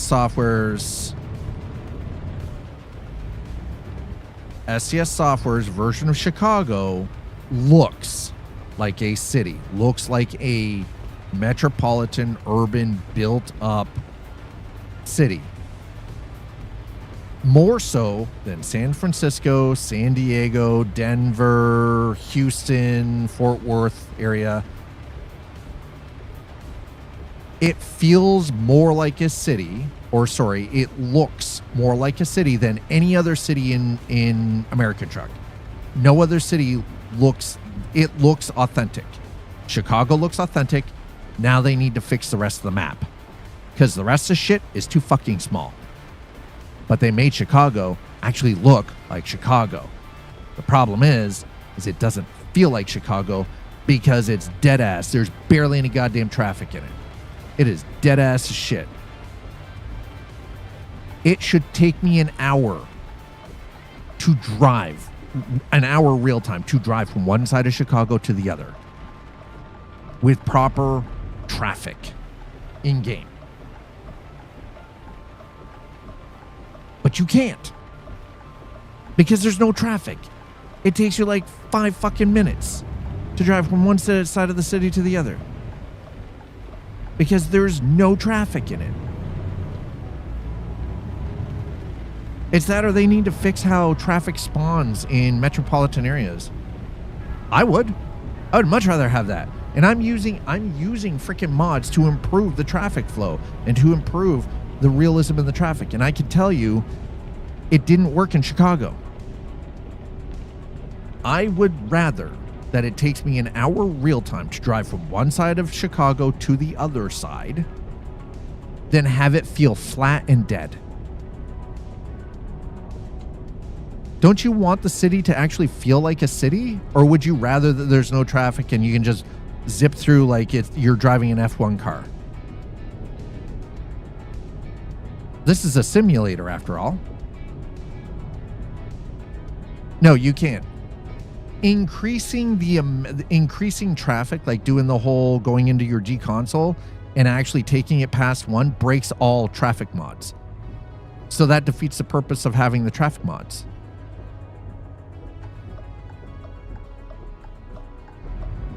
It breaks the density mods. It breaks the traffic timing. So doing that doesn't actually give you more traffic or improve the traffic. It makes it worse. It just overfills the traffic, but it doesn't fix the problem. Whereas if you're using a proper traffic density mod with like car mods that add in real world vehicles and everything else, is actually a better way of doing it and leaving the traffic in the console set to 1. Don't mess with that. Use density mods instead. The problem is, though, is number one, I think the density mods aren't working in Chicago right now. But number two, they made it so the traffic flow in Chicago makes it feel dead. It feels like a ghost town. I have more traffic driving on I-70 in this simulator than I had the entire time I was driving through Chicago. And that's not how it should be. Those streets should be packed. And Chicago feels lifeless. And this is probably why, because I'm critical of stuff like this, of detail. These are the details that bug me, and these are the details that I wish SCS would fix. And this is probably why I don't get invited to do stuff with SCS Software. I don't get invited to their convoy streams because I will be critical of some of the things that I want them to fix.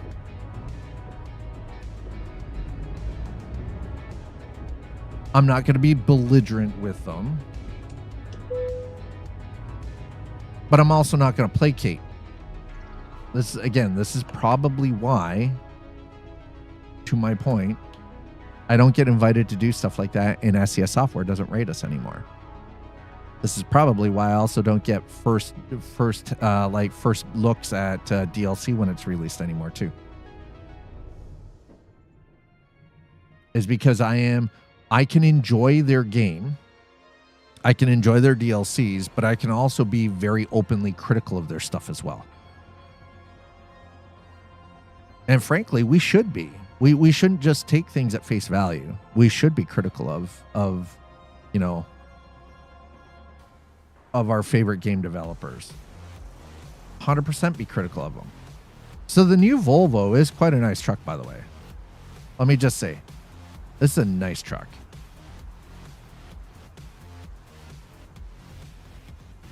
I'm going to say this, and this might hurt some people's feelings, but it sounds better than the Pete 389. No, because I don't do quick jobs. If it's only available by doing the quick jobs, I don't need to see it that badly that I'm going to do the quick jobs just to get access to it. It's the same. I did the same thing with the electric trucks that are available in Euro Truck. I don't do quick jobs. If that is the only way I get to use that truck, then I'm fine. I'm good. I don't need to. Oh. I will try it when I have the ability to actually buy it in-game and use it as a regular truck. Oh, okay. So this is from my kid. Hold on.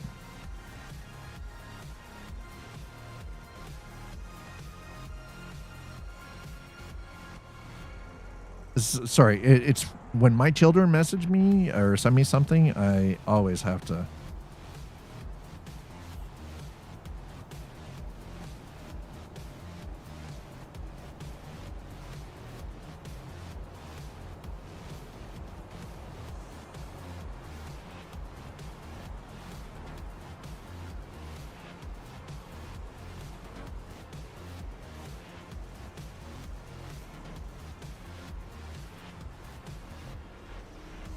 Sorry.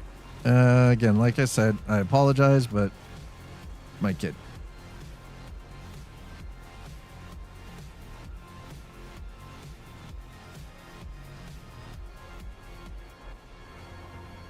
All right. So I think what we're going to do is go in here. Let's go to company truck manager. So I put together this VNL before stream, by the way. I did it before stream. I would like to upgrade that. Nice truck too, but I need a different paint job for it because goddamn, that is.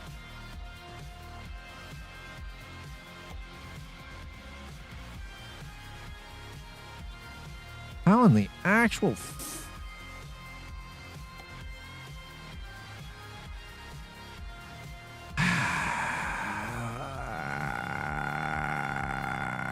nope. Okay. No. No.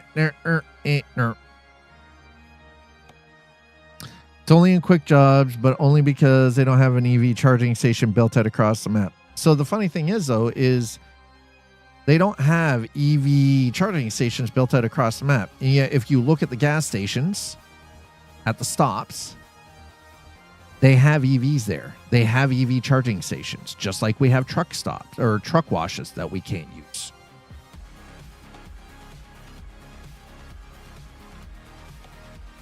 Why do I have... That's the Cascadia. Why do I not have a real-world freaking truck skin on that? Oh, that might be why, because the only one that was available was Dan Ross.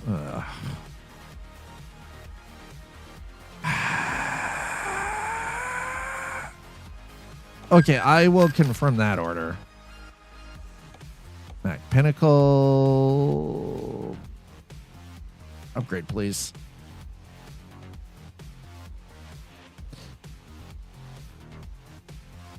There are some on the back ends of lots that they could probably use for trucks, but the thing is, though, is we have the assets and they've been placing the assets for quite some time. But to your point, they don't have any of the, like, because in order for that to work, you would have to integrate that into the REST system.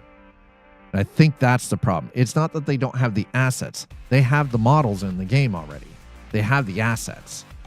What they don't currently have is they don't have the REST system, like the fueling resting system integrated with it, because honestly, you would be recharging and resting at the same time, right? Yeah, exactly. And that's what I mean, right? No. I don't want to. Oh, I want to have a look at it first, please. Thank you. Let's go into the interior. Slate Gray 2022 Elite Tan. No, we're gonna stick with Slate Gray.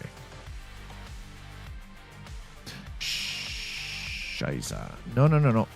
Interior, please. Interior. Let's look at the interior accessories. Okay, can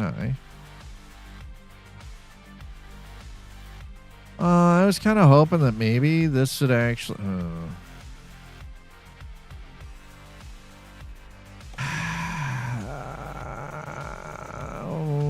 Why does wait? If this is a 2022, I thought the newer Cascadia. All right, let's actually check this one then. Or is this? No, this is the one with the fucking cameras on it. God damn it. The Dan Ross. Damn it. Yo, William, thank you so much for subscribing. Appreciate that. Yes, you mean diesel. Diesel is fuel, sir. Yes, fuel. Okay, so this is, all right, this is the newer out of the two. Okay, fine. So I said to myself, too, you would change it as you rest. Yeah, you would charge it as you rest, exactly. Yeah, it's not the same as filling up the fuel tanks. Absolutely not. Abso-freaking-lutely not. That is no. It might be time to go back to the Anthem. I don't know yet. We started with the 389. We moved over to the new VNL. I don't mind it. But I do prefer, you know what? I do prefer my freaking 389. Ultimately, though, if I'm being perfectly honest. Yeah, I think maybe it's we're going to go into the upgrade, though. Let's have a quick look at it. I want to see. What do we got? By the numbers. What do we got by the numbers? Hell yeah. Would trigger people to he charged his truck in 20 seconds. I mean, if they get triggered, that's their problem. I mean, that is 100% on them. Heavy cargo, if we do 600, that will definitely increase that. And then we go 310. Let's do 325. All right, that works. I'm not.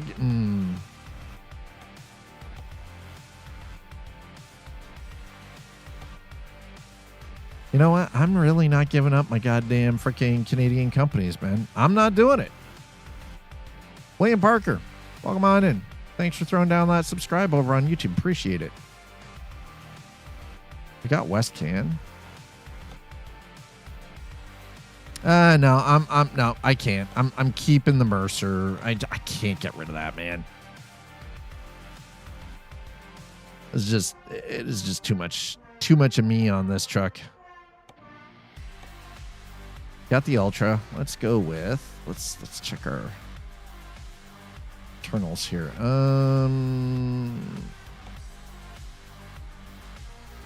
No, that's blocking Wally. Shit.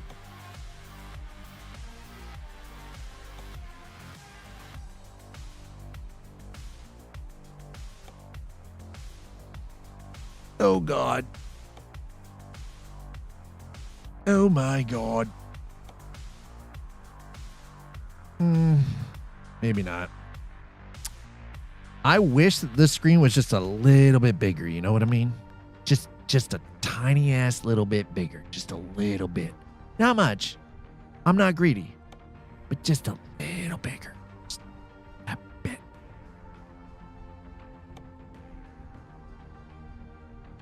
See, ultimately, what I'm having the problem with is that this dashboard, right? And we got Wally right there. But when I put something on the windshield here, Wally gets blocked out. Okay, fine. Whatever. I'm just going to. No. We're going to confirm the order. Thank you. And we're going to drive it.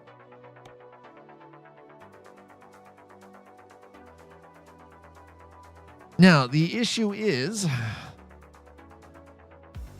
Here's the issue. Where did it put me on the map? Montrose. God, why am I... Montrose is not my home base. Why are we starting in Montrose, bro? All right.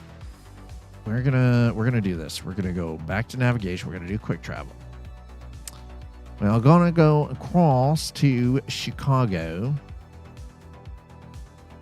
Actually, you know what? No, screw this. Buke.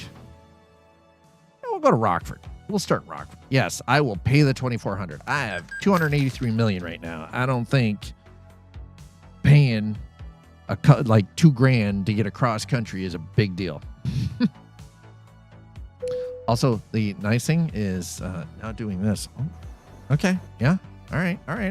Here we go. Doing it this way is better than using the old teleport cheat. That always kind of bothered me, like the...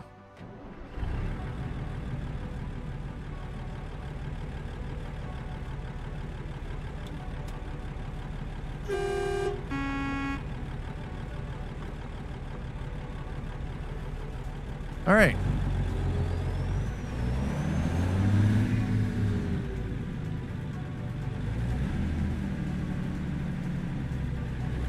Oh, hell yeah. This sounds more like a truck again.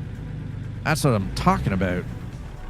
So we're in Rockford. And I think what we need to do is we need to find something from the freight market here first. Let's see what we've got in the freight market. That is down to Moline. Okay, that's fairly short. That's across to Dubuque. Down to Springfield. Bad, tidy little sum. 11K. Des Moines, Jefferson, Maryville, North Pallet, Joplin, Lake Charles, Baton Rouge. I don't want to go to... Really? So what about external contracts? Let's see what we've got here.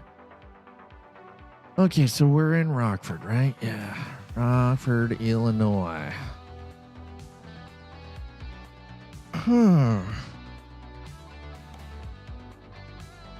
Chicago. Now that's down to Peoria. We haven't been there yet.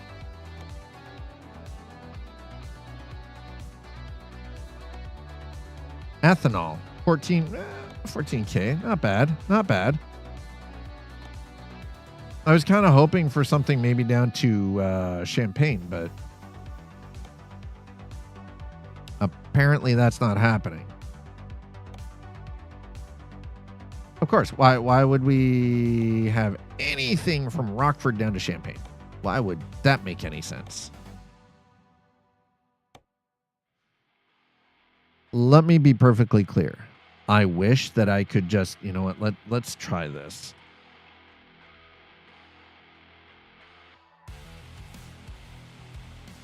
Nope.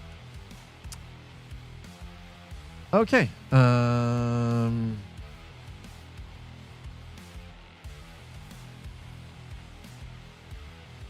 Yeah, so it doesn't make a whole lot of sense sometimes how this actually works or functions. I want to be able to check by city, but apparently that doesn't work. Now, everything that I had down to Peoria went missing too, which is funny. All this stuff to Chicago, but Cedar Red, like...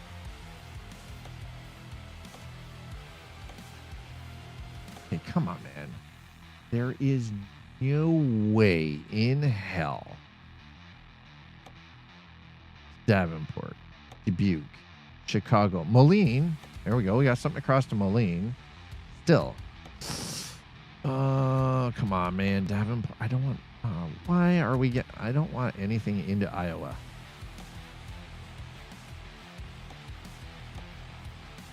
Did they change how in the hell this shit works now? Like, or how the map actually, you know what? Let's just go back to Freight Market then. If I can get something to Peoria, then I'll just take it. Springfield. Sydney, North Platte. Springfield, but that's the wrong Springfield. Okay, looks like we're going to have to take it down to Springfield, Illinois. You know what? We'll take it. Boom lifts. It's fine.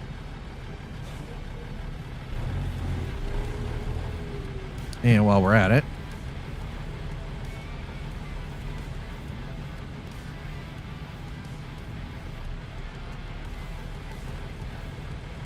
all right. I think that just about does it.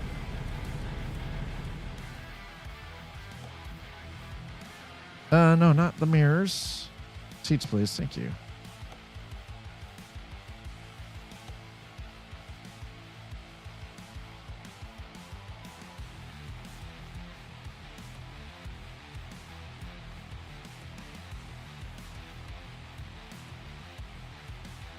All right. It appears that everything is actually in order here. God damn. I don't remember feeling like I was sitting this freaking close to the wheel.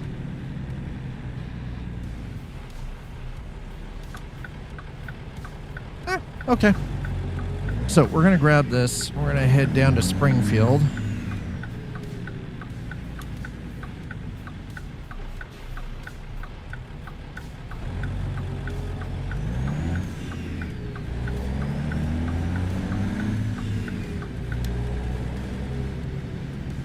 Welcome to Illinois, Rockford, Illinois, chat.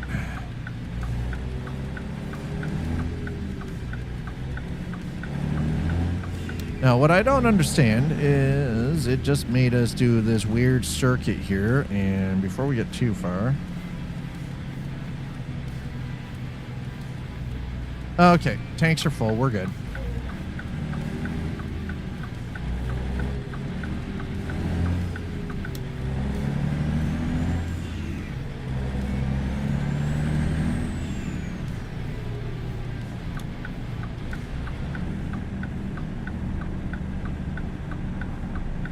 All right, so we're back in the Mac.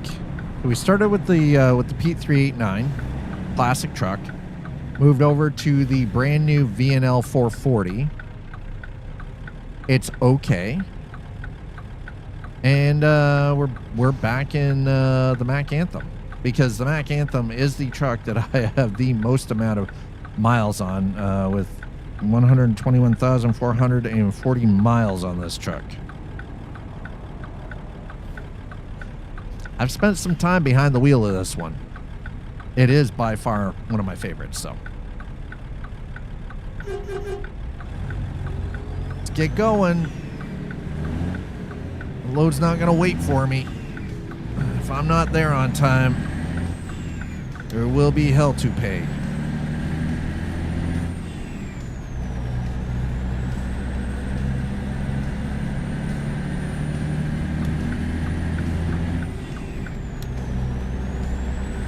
And there we go, we're out on the 20. Not for very long though, because we're gonna get off here.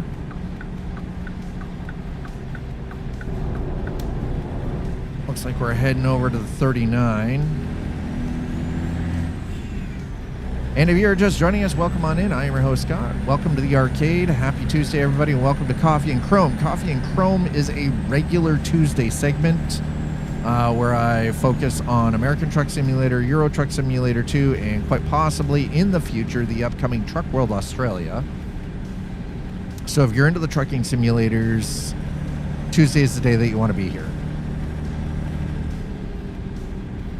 Been doing this for a couple of months now. Just regular focus, one specific segment for the trucking sims, and it means I don't get burned out on this game. Or Euro Truck for that matter.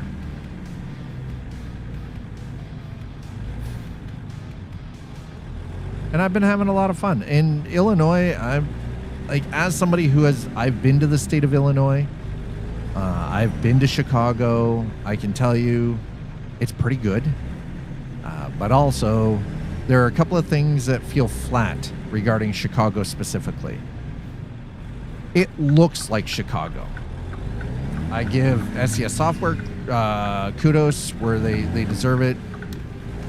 It looks like Chicago, but it does not feel like Chicago. It is lacking a metric assload of traffic. The streets aren't filled. It does not feel like Chicago. As an enjoyer of simulators, I find that it actually detracts from the enjoyment of it just that extra little bit, and it detracts from the realism of the feel. Now, I understand a lot of people will go into their console and into their console settings by hitting the tilde key on their keyboard and trying to ramp up the amount of traffic. If you are using, I will not ever recommend this method, because while it will add physically more vehicles, it doesn't still make it feel more alive. It just doubles, like you set it to 2, it doubles the traffic. Right? You set it to 3, it triples the traffic. But that doesn't actually make it feel more alive. It just doubles or triples whatever. And it's still derpy as shit, right? Because it's about fixing where traffic spawns in, how it spawns in. It also comes down to the timing. Like certain times of day are going to be heavier traffic than other times of day, right? So it doesn't really flooding the street or the roadways with traffic by increasing that traffic number does not do anything to make the game feel more alive, to make the city feel more lived in or more realistic. But again, my hat's off to SCS. It looks like Chicago. This in Chicago actually looks more like the city that they're trying to represent in the Illinois DLC than any other major metropolitan area that they've tried to capture so far.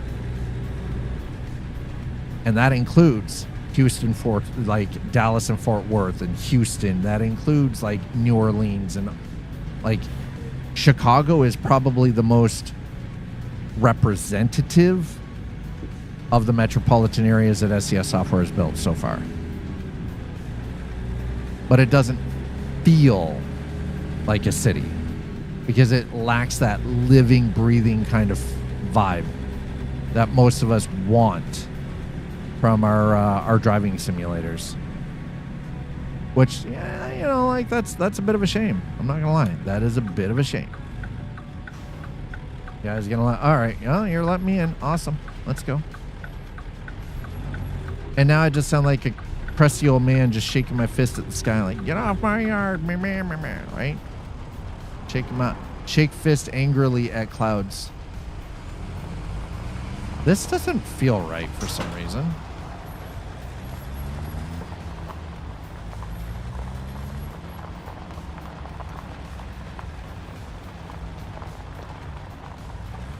Fuck am I? Oh, there it is. I'm like, where the hell am I going?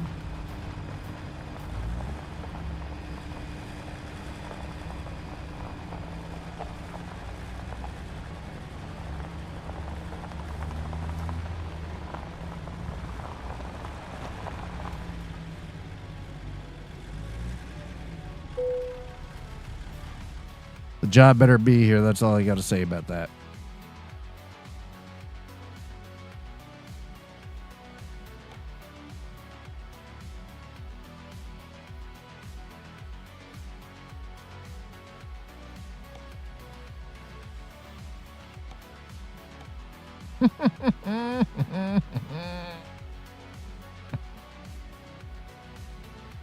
At least we found something down to Springfield, because otherwise I would be real upset. Holy shit.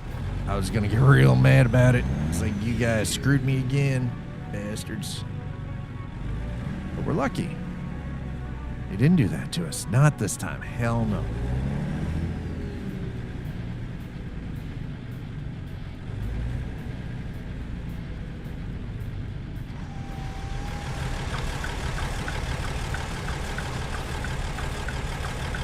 Oh, that is loud.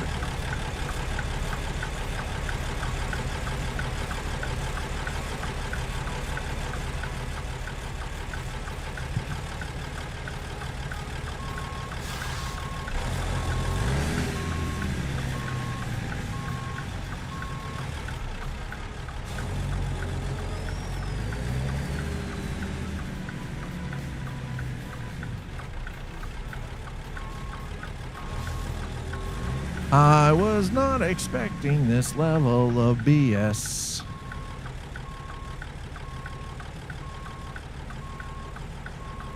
All right, let's try not to hit the little freaking dude behind us there. Garrett Worth, I do not use economy mods, no. No. Same, like, I know that there are a lot of people in economy mods. Like, there are people who like the hard mode, right? They want a more realistic economy. There are people who use stuff like truck books, you know, link that in because, you know, while I like the more realistic sort of drivability and everything, I don't want to go like full ham. I don't need it to be a true realistic representation of what it's like to be a truck driver. But no economy mods, none. Unless you include the real fuel prices. That's about it. That's the only thing that I do. Do I know which one is the best to use? I have no idea. I wish I could answer that, but I don't have an answer. No.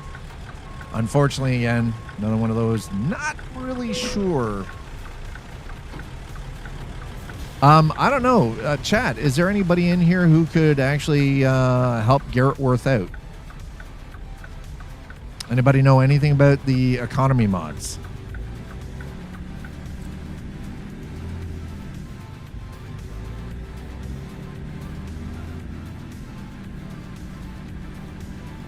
Yeah, unfortunately, that is not something that I'm very well educated on, but I guess it really kind of depends on what specifically are you looking for, Garrett Worth, out of the economy mods? Are you looking for, you know, are you looking for something specific that like makes it more realistic, makes it harder, makes it easier? You want to make it more, so you want to basically play hard mode. You want to play a hard mode. I get it. As for which one's the best, I wish I had an answer for you. I really do.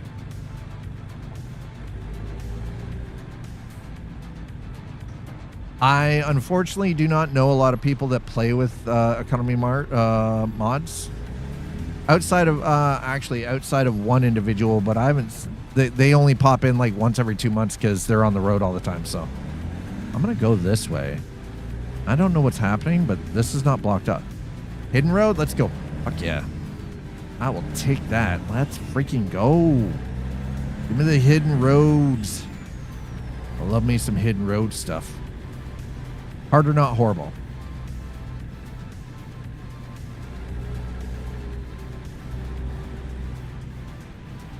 The problem I think that comes with some of the economy mods is that it's hard to make it realistic without completely breaking the game, because it's the economy in American Truck Simulator and Euro Truck Simulator 2, they're kind of a locked system, so the mods can only tinker a little bit under the hood. They can't do a lot, which just further, you know, makes it complicated and difficult, you know what I mean? So they can tweak things, but it's really hard for, like, for instance, I guess the only economy mod I use is real fuel prices. And it's updated weekly. And it's based on, it averages out what the real world fuel price is by state as an average. So each state is going to be somewhat more realistic for fuel prices, but I think that's the only thing that I use that adjusts the economy. And again, it's hard to do because there are certain back end systems that are coded into the game engine and encoded into the game that are locked. That makes it hard for people to mod that stuff too, right? Without completely breaking the game altogether. Wow, how in the hell did we get to 430 so fast?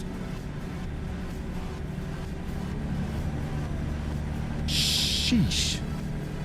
That snuck up on me way faster than I was expecting.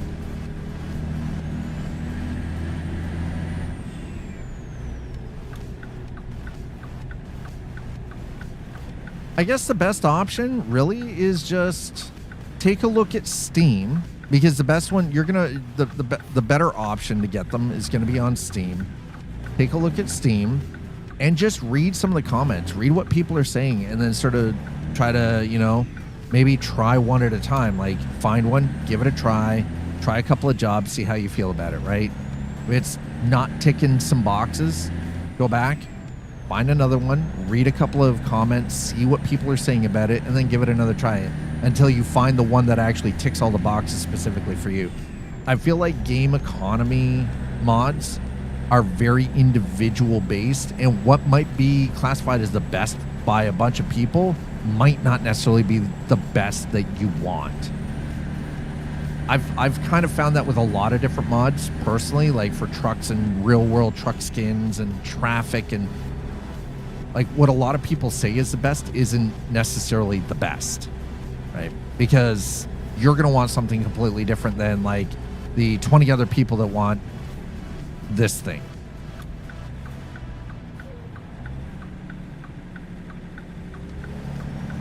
All right.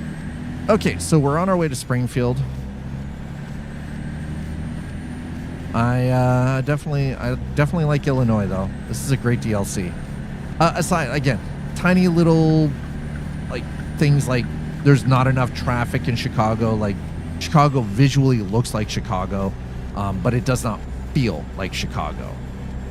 It does not feel like Chicago. It feels dead. And a major metropolitan area should not feel dead. Like there aren't enough people on the streets. There aren't enough vehicles on the roads.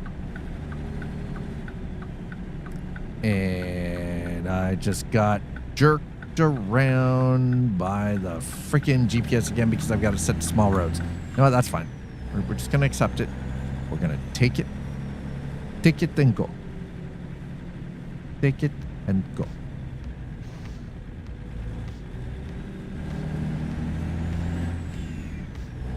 Not how I would have liked it, but you know what? Take it and go.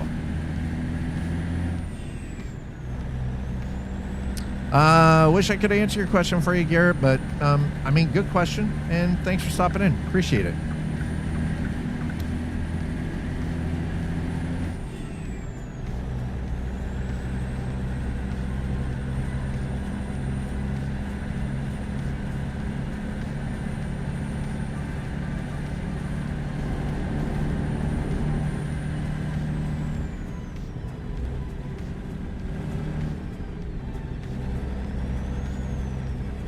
Truck sounded a little fussy there for a minute. I got a little paranoid about it too.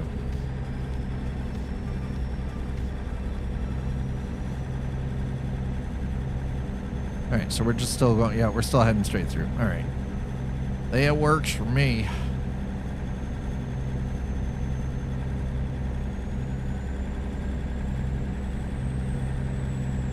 I have a dog, Lilo.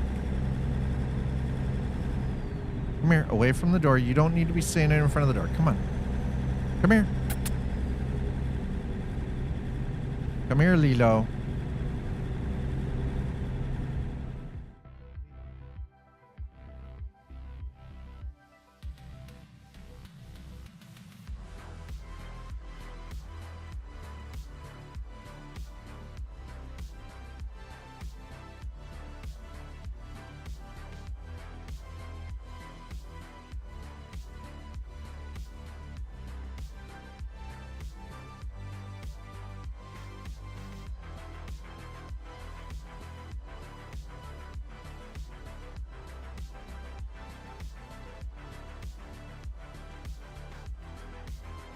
Big old dogus.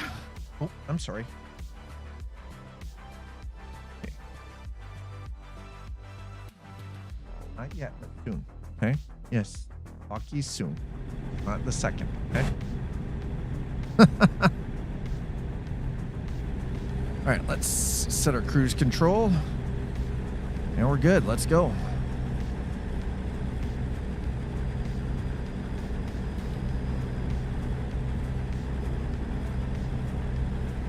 So I noticed something. These mirrors are always clear. The mirrors off on my right-hand side, passenger side mirrors, always clear. These ones look like ass until you stare at them for a second. And then they're great. And then, but they're always right there. And then they add this weird blurring depth of field effect to it that makes it look like actual shit. And I never understood, like... Oh, and by the way, for the record, the realistic FOV mods doesn't fix that. It makes the FOV real, or closer to realistic, but it doesn't actually fix the blurring of that.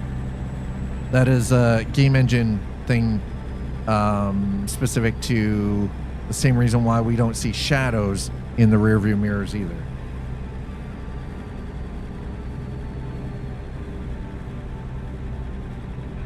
It's a little game development trickery because each one of these mirrors is rendered as if you were rendering a screen, right? You got 1, 2, 3, 4, 5.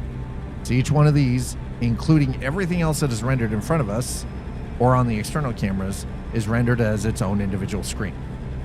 So imagine what this is actually doing. It is rendering the game in front of us on our main screen, but then it is rendering 1, 2, 3, 4, and 5 extra monitors from different angles.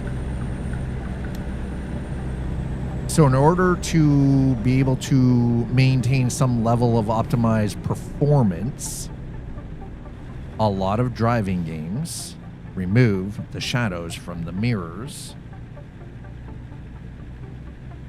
as a performance hack.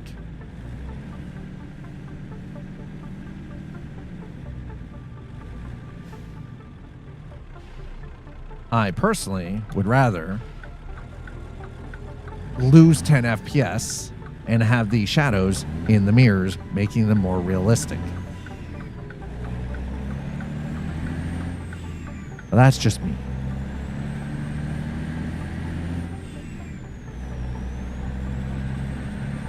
I will give up the frames for the realism, provided you're still above 30 FPS. Anyway, let's get going. We're on the road.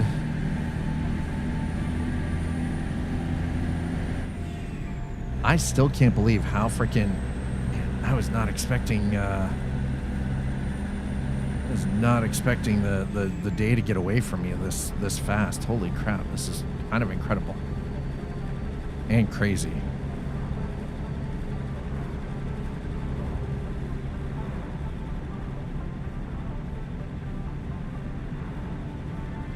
See, traffic... Okay, so here's the thing. The traffic flow out here seems pretty reasonable, pretty realistic, right? Coming towards me. And this is what I mean. This feels pretty realistic, very lived in. Whereas when we were driving in Chicago, there was barely enough traffic to even make it feel like... It felt like a ghost town.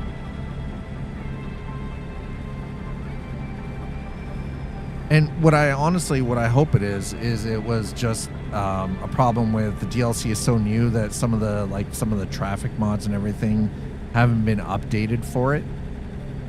That's what I hope. We'll see. I don't know.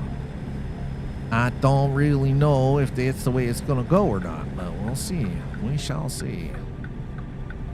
East Peoria, huh?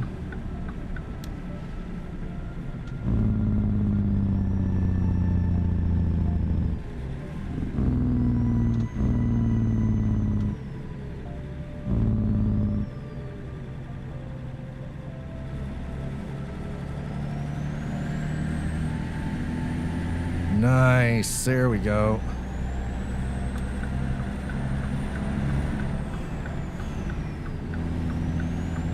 What is that? Is that a Hyundai in front of us?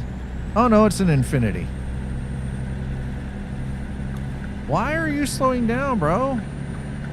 There's 55 in here, sir. What in the... Bro.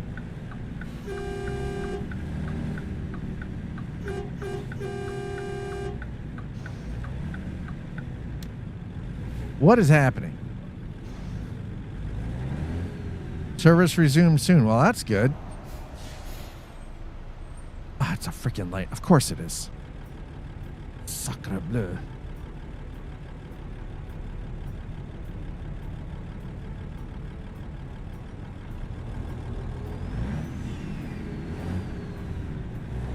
All right. Well, hold on. We gotta get over here a little bit. Let's not hit the SUV. Might be a cop. Nope, not a cop. Okay, we're gonna take this turn, and then we're cutting down immediately down this way. Holy shiza! Well, that's good because listen, let's be honest. Rail strikes suck. Hi, TVL. How are you? Service resumed at noon. Well, that makes it a lot easier for a lot of other people. You don't use the Long Island Railroad, though, do you? This had me come out here because this is a f***ing back road. You know, you would think I would have already learned to just take that off, but I like driving the back roads. It's just there aren't many of them, so it does weird GPS things every time I go to take a back road.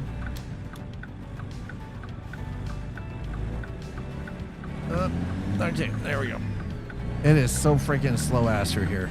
It doesn't run where I got to get to work. I mean, fair.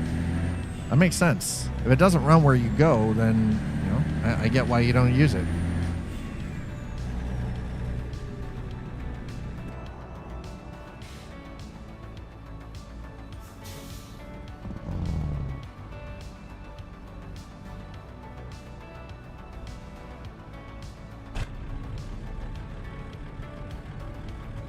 All right, we're going straight up through. All right, we're good. We are good, yeah.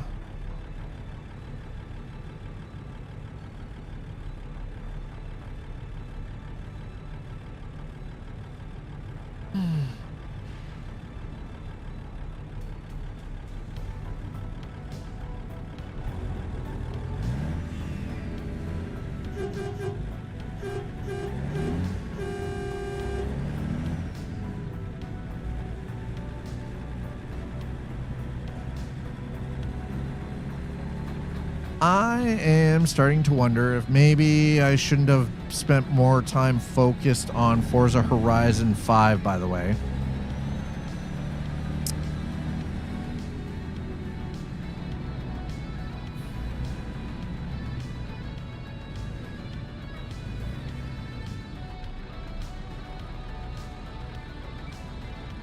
It's always the problem when you do content creation is everything is a major metrics game. Been playing Subnautica 2? Oh, you mean Drowning Simulator 2. Awesome. Listen, I've only ever played 1. I didn't play the DLC. 2 is cool, but it's one of those, while it's on my radar, it's one of those I'll wait for it to be full release and, you know, I'll get it dirt cheap. It is actually, Subnautica 2 is probably one of the few games for this year that I did not put my name on a list to get a review copy.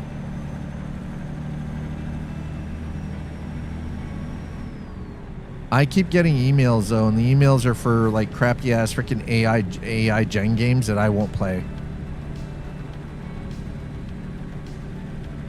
I just have, like, they're rip-offs of, like, Vampire Survivors and shit that no. It's not even worth my time. Y'all giving me a key for a game that's like $3 that you let AI generate everything for you. You didn't even put in any work. You vibe coded it, bro.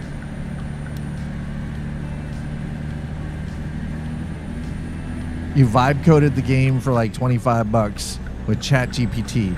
I ain't taking time to play it, man. They did I'm glad that they did a great job because that game was in development hell for quite a while. Like, we weren't even sure if we were going to get it. And Crafton was fucking with the dev team, like, hard.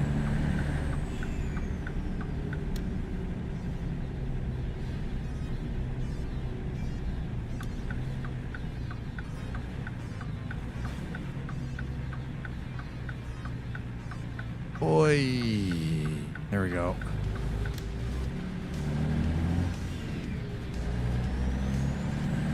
So it is good to see that they finally were able to get Subnautica 2 out and, you know, get it in the hands of players.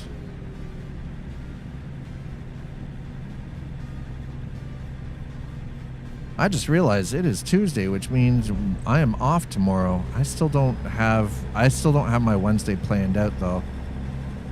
I have stuff recorded that I need to edit for release and stuff like that, and this fucking sleep thing has just kicked my ass to the point where I just don't have it in me to sit here and edit. It's been hard to focus on that. Like, even in the evening, I really haven't been playing a whole lot of video games either. That was actually something that I'm just kind of like dazed and confused in the evening.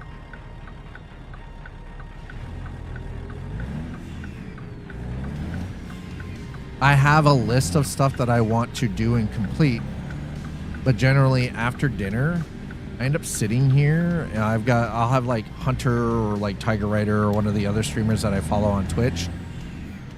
You know, DJ Knight, Loken.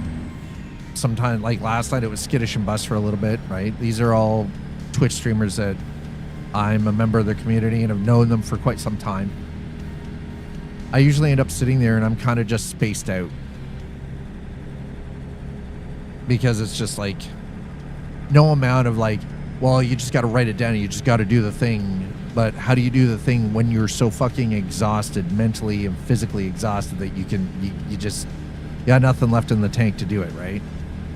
I only play Subnautica and Subnautica 2 in creative mode. I played Subnautica. I streamed that shit from start to finish on this channel in story mode. It was hard as hell. It scared the shit out of me sometimes. So I don't have to deal with the big baddies. Yeah, well, guess what? The big baddies actually make the game more interesting. That being said, it's because of big baddies like that in video games why I refuse to play Alien Isolation, even though I own 2 copies of it. I have it on Steam and I have it on Epic. And I have less than an hour played in that game across both platforms. And unless somebody drops FU money on my channel, I'm not going to do it. I'm not playing those games. I don't need that level of negativity in my life. Full stop. Now, there are some of you out there that might enjoy games like that. Like, for instance, I have Phasmophobia. Phasmophobia, for me, it's not about the scare level. Because, like, Phasmophobia is one of those games that I wasn't scared by it. I didn't get jump scared or anything else. For me, what the problem was, is it was obnoxious and grindy, and I didn't enjoy it. It was actually frustrating to play. It was not an enjoyable experience for me. The scares didn't scare me, and I just felt nothing but frustration every time I tried to play it. Now, Subnautica, on the other hand, while I don't spook easily, the big bads in the first Subnautica game, the Leviathans, scared the shit out of me. Actually scared me, like legit. That was one of the very first times I'd ever been afraid in a game. Alien Isolation is another one of those games that, for me, it's not scary. It's frustrating to play. It's frustrating to play.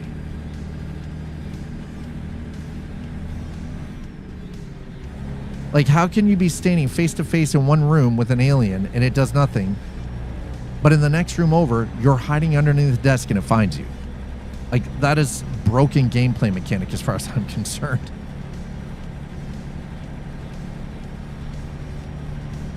Right?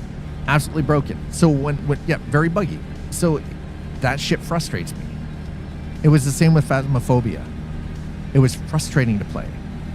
I know a lot of people love those games, but it's just not my thing. Because I generally find the mechanic in those games is frustrating. Yet I have no problem with playing DayZ. right? But it's not the game world that frightens me, or the zombalanos, the infected people, the infected in the game that scare me. Actually, zombie games in general don't scare me either.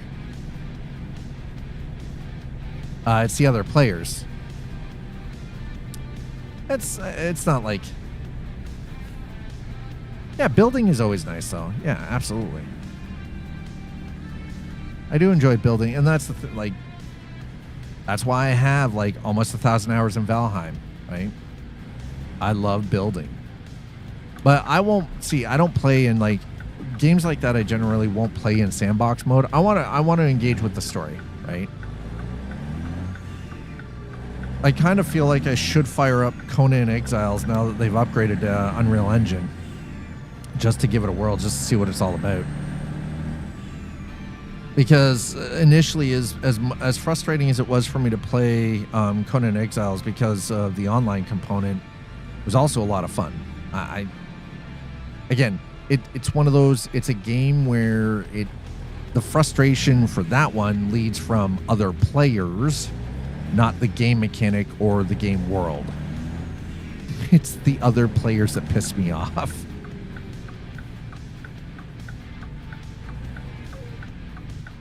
But I like the idea of like that MMO style game, right? Like, it's why I got into Dune Awakening. It's just unfortunately the PvP in Dune Awakening was very tiresome, right? But yeah, long shot, 37.8 hours is ATS. Yeah, I think I've got like 1,800 hours in ATS and almost 2,000 in ETS2.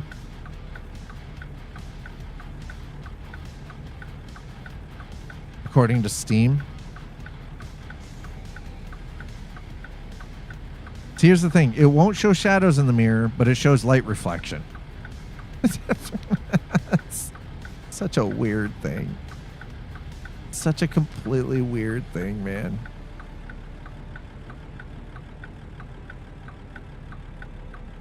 You've got 1,319.3 hours. Nice. That's not bad, though. That's respectable. But 5,200 hours in American... Jesus Christ. I stream for a living, sir, and I don't even have that much time in American Truck. And for me, American Truck and Euro Truck was predominantly the game that I streamed. That's how I built this community. And even I don't have those hours.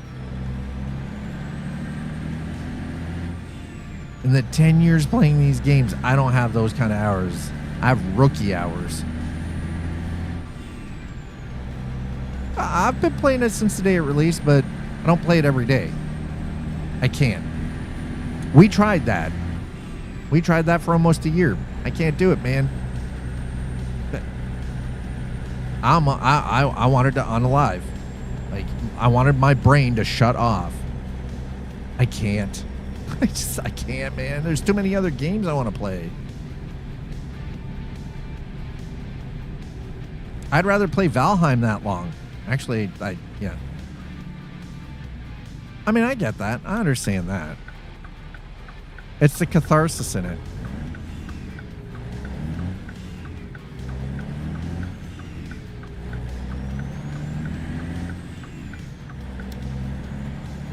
Panda Express. Uh-huh.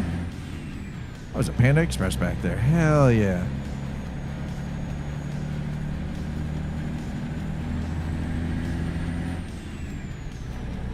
My issue is after a certain point in the day, this turns into the perfect cure for insomnia. It'll put me to sleep. See, the reason that it doesn't do that while I'm streaming is because I'm having conversations with all of you, right? But if I'm doing this in my off time, like that, out like a fucking light, instant cure for insomnia. Put me to sleep. In the chair. I will fall asleep with the wheel in my hand, truck on the road, and I wake up and I'm off the road. Truck is dead.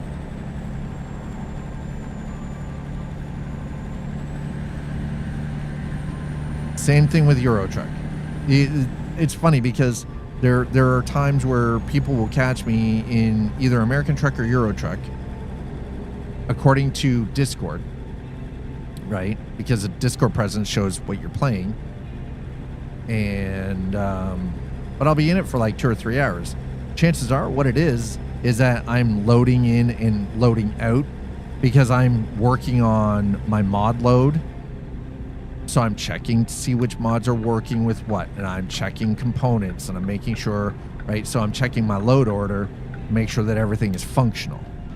And sometimes that can take 2 or 3 hours if you're trying to bug fix, if you're trying to troubleshoot.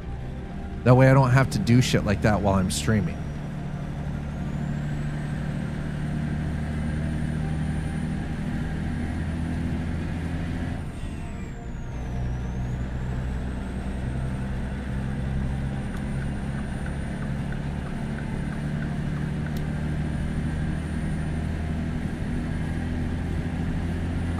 Ow. That hurts. So like the long distance load, like taking a long distance run, like so doing Chicago to LA is something I would be able to do on stream. I would never be able to do that in my free time. I wouldn't make it through Iowa before I fell asleep.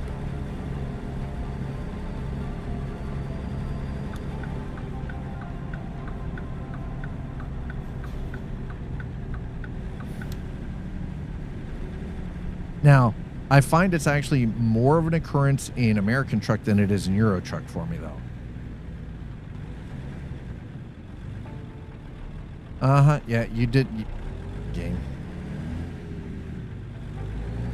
But I also find that, believe it or not, that Euro Truck Simulator 2 has smaller, narrower roads and more technical driving.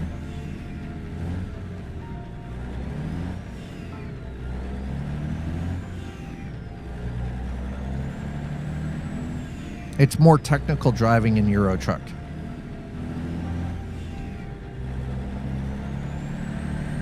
Narrower, curvier, twistier roads.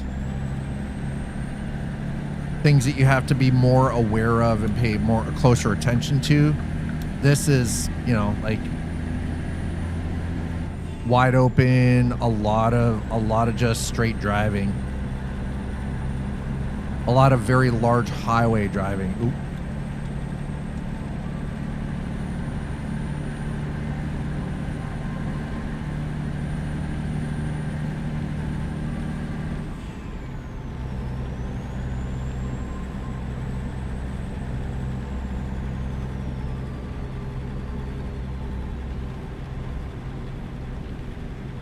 Why are you brake checking me, bro?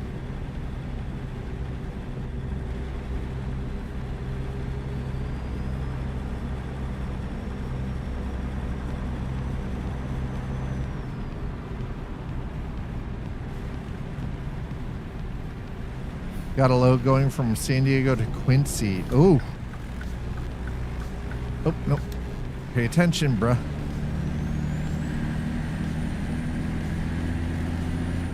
We're only 15 minutes game time away from this drop-off, so... Ah, here we go. Okay.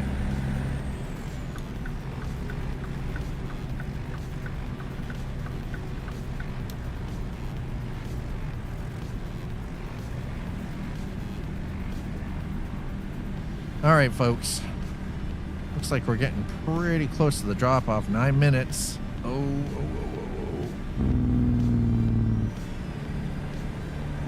Downside of the Mac, she gets a little top heavy. She wants to lean over and go to sleep. We're not going to let it go to sleep. It's not allowed. San Diego to Quincy.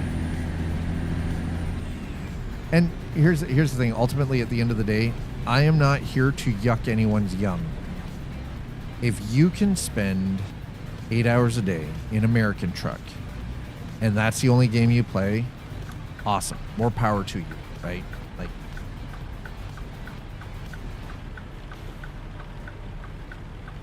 but I'm the kind of person, like,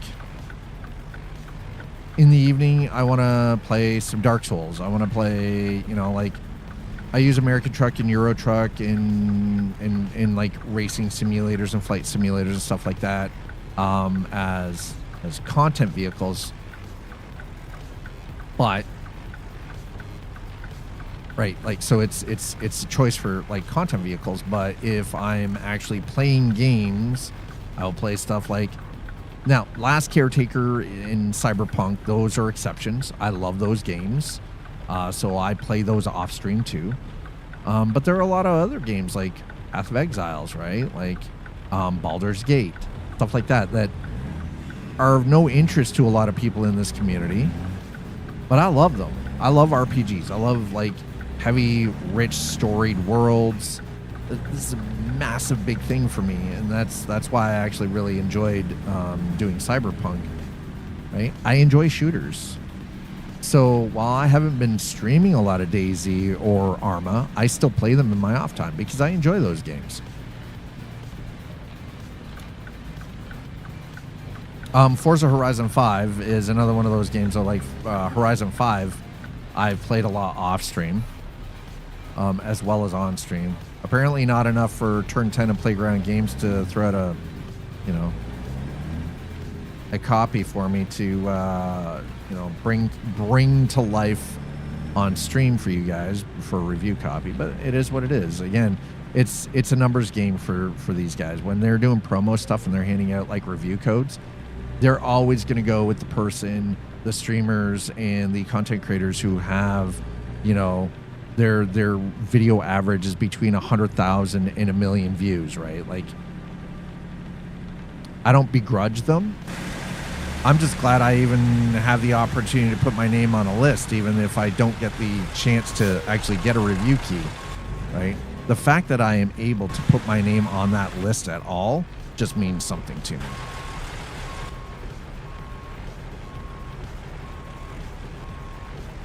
So it just means that, like, for Forza Horizon 6, while I would love to be able to drive in Japan, I'm just going to have to wait. I'm going to have to wait until I can afford to buy it.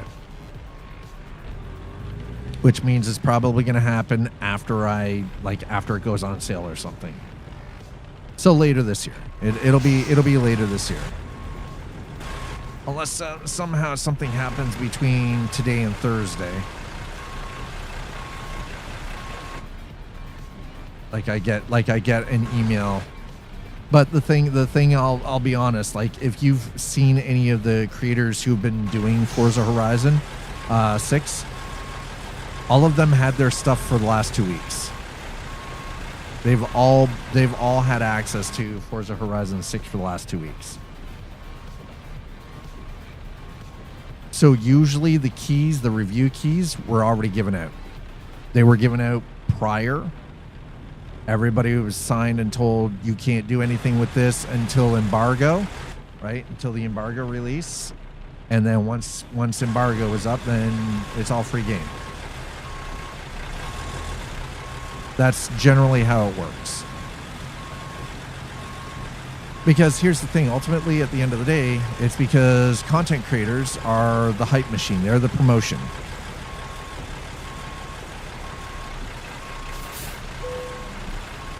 And that only works if you can do it at low cost. So that means you have to maximize the amount of eyes that can be on it per key going out the door. Right? All right, there we go. Anyway, I appreciate all of you being here. Oh, that's the wrong screen. Holy crap. I swear to God, I am a pro. Last time I checked. I'm a professional, I swear to God. Yeah, Illinois. Oh, that's right. We don't have, there is, because the system is still down. They're still redoing the, how the World of Trucks event stuff works. So I'm constantly forgetting that. Anyway, chat, thank you so much for being here. YouTube, as always, thank you to you, those of you who've been watching. Thank you for the views. Thank you for the likes. Thank you for the subscribes. I really do truly appreciate it. Twitch, thank you very much as always for the follows. Thank you for subs, resubs, and gifted subs. Thank you for the bits, and thanks as always for throwing out tips. I really do truly appreciate it. We're just gonna get out of here. I'm gonna be honest. I'm a little tired. I've been up since 5 a.m. and I am exhausted. So I'm going to get up. I'm going to stretch. I'm going to go. Actually, you know what? I'm probably going to do? I'm probably going to go have a nap.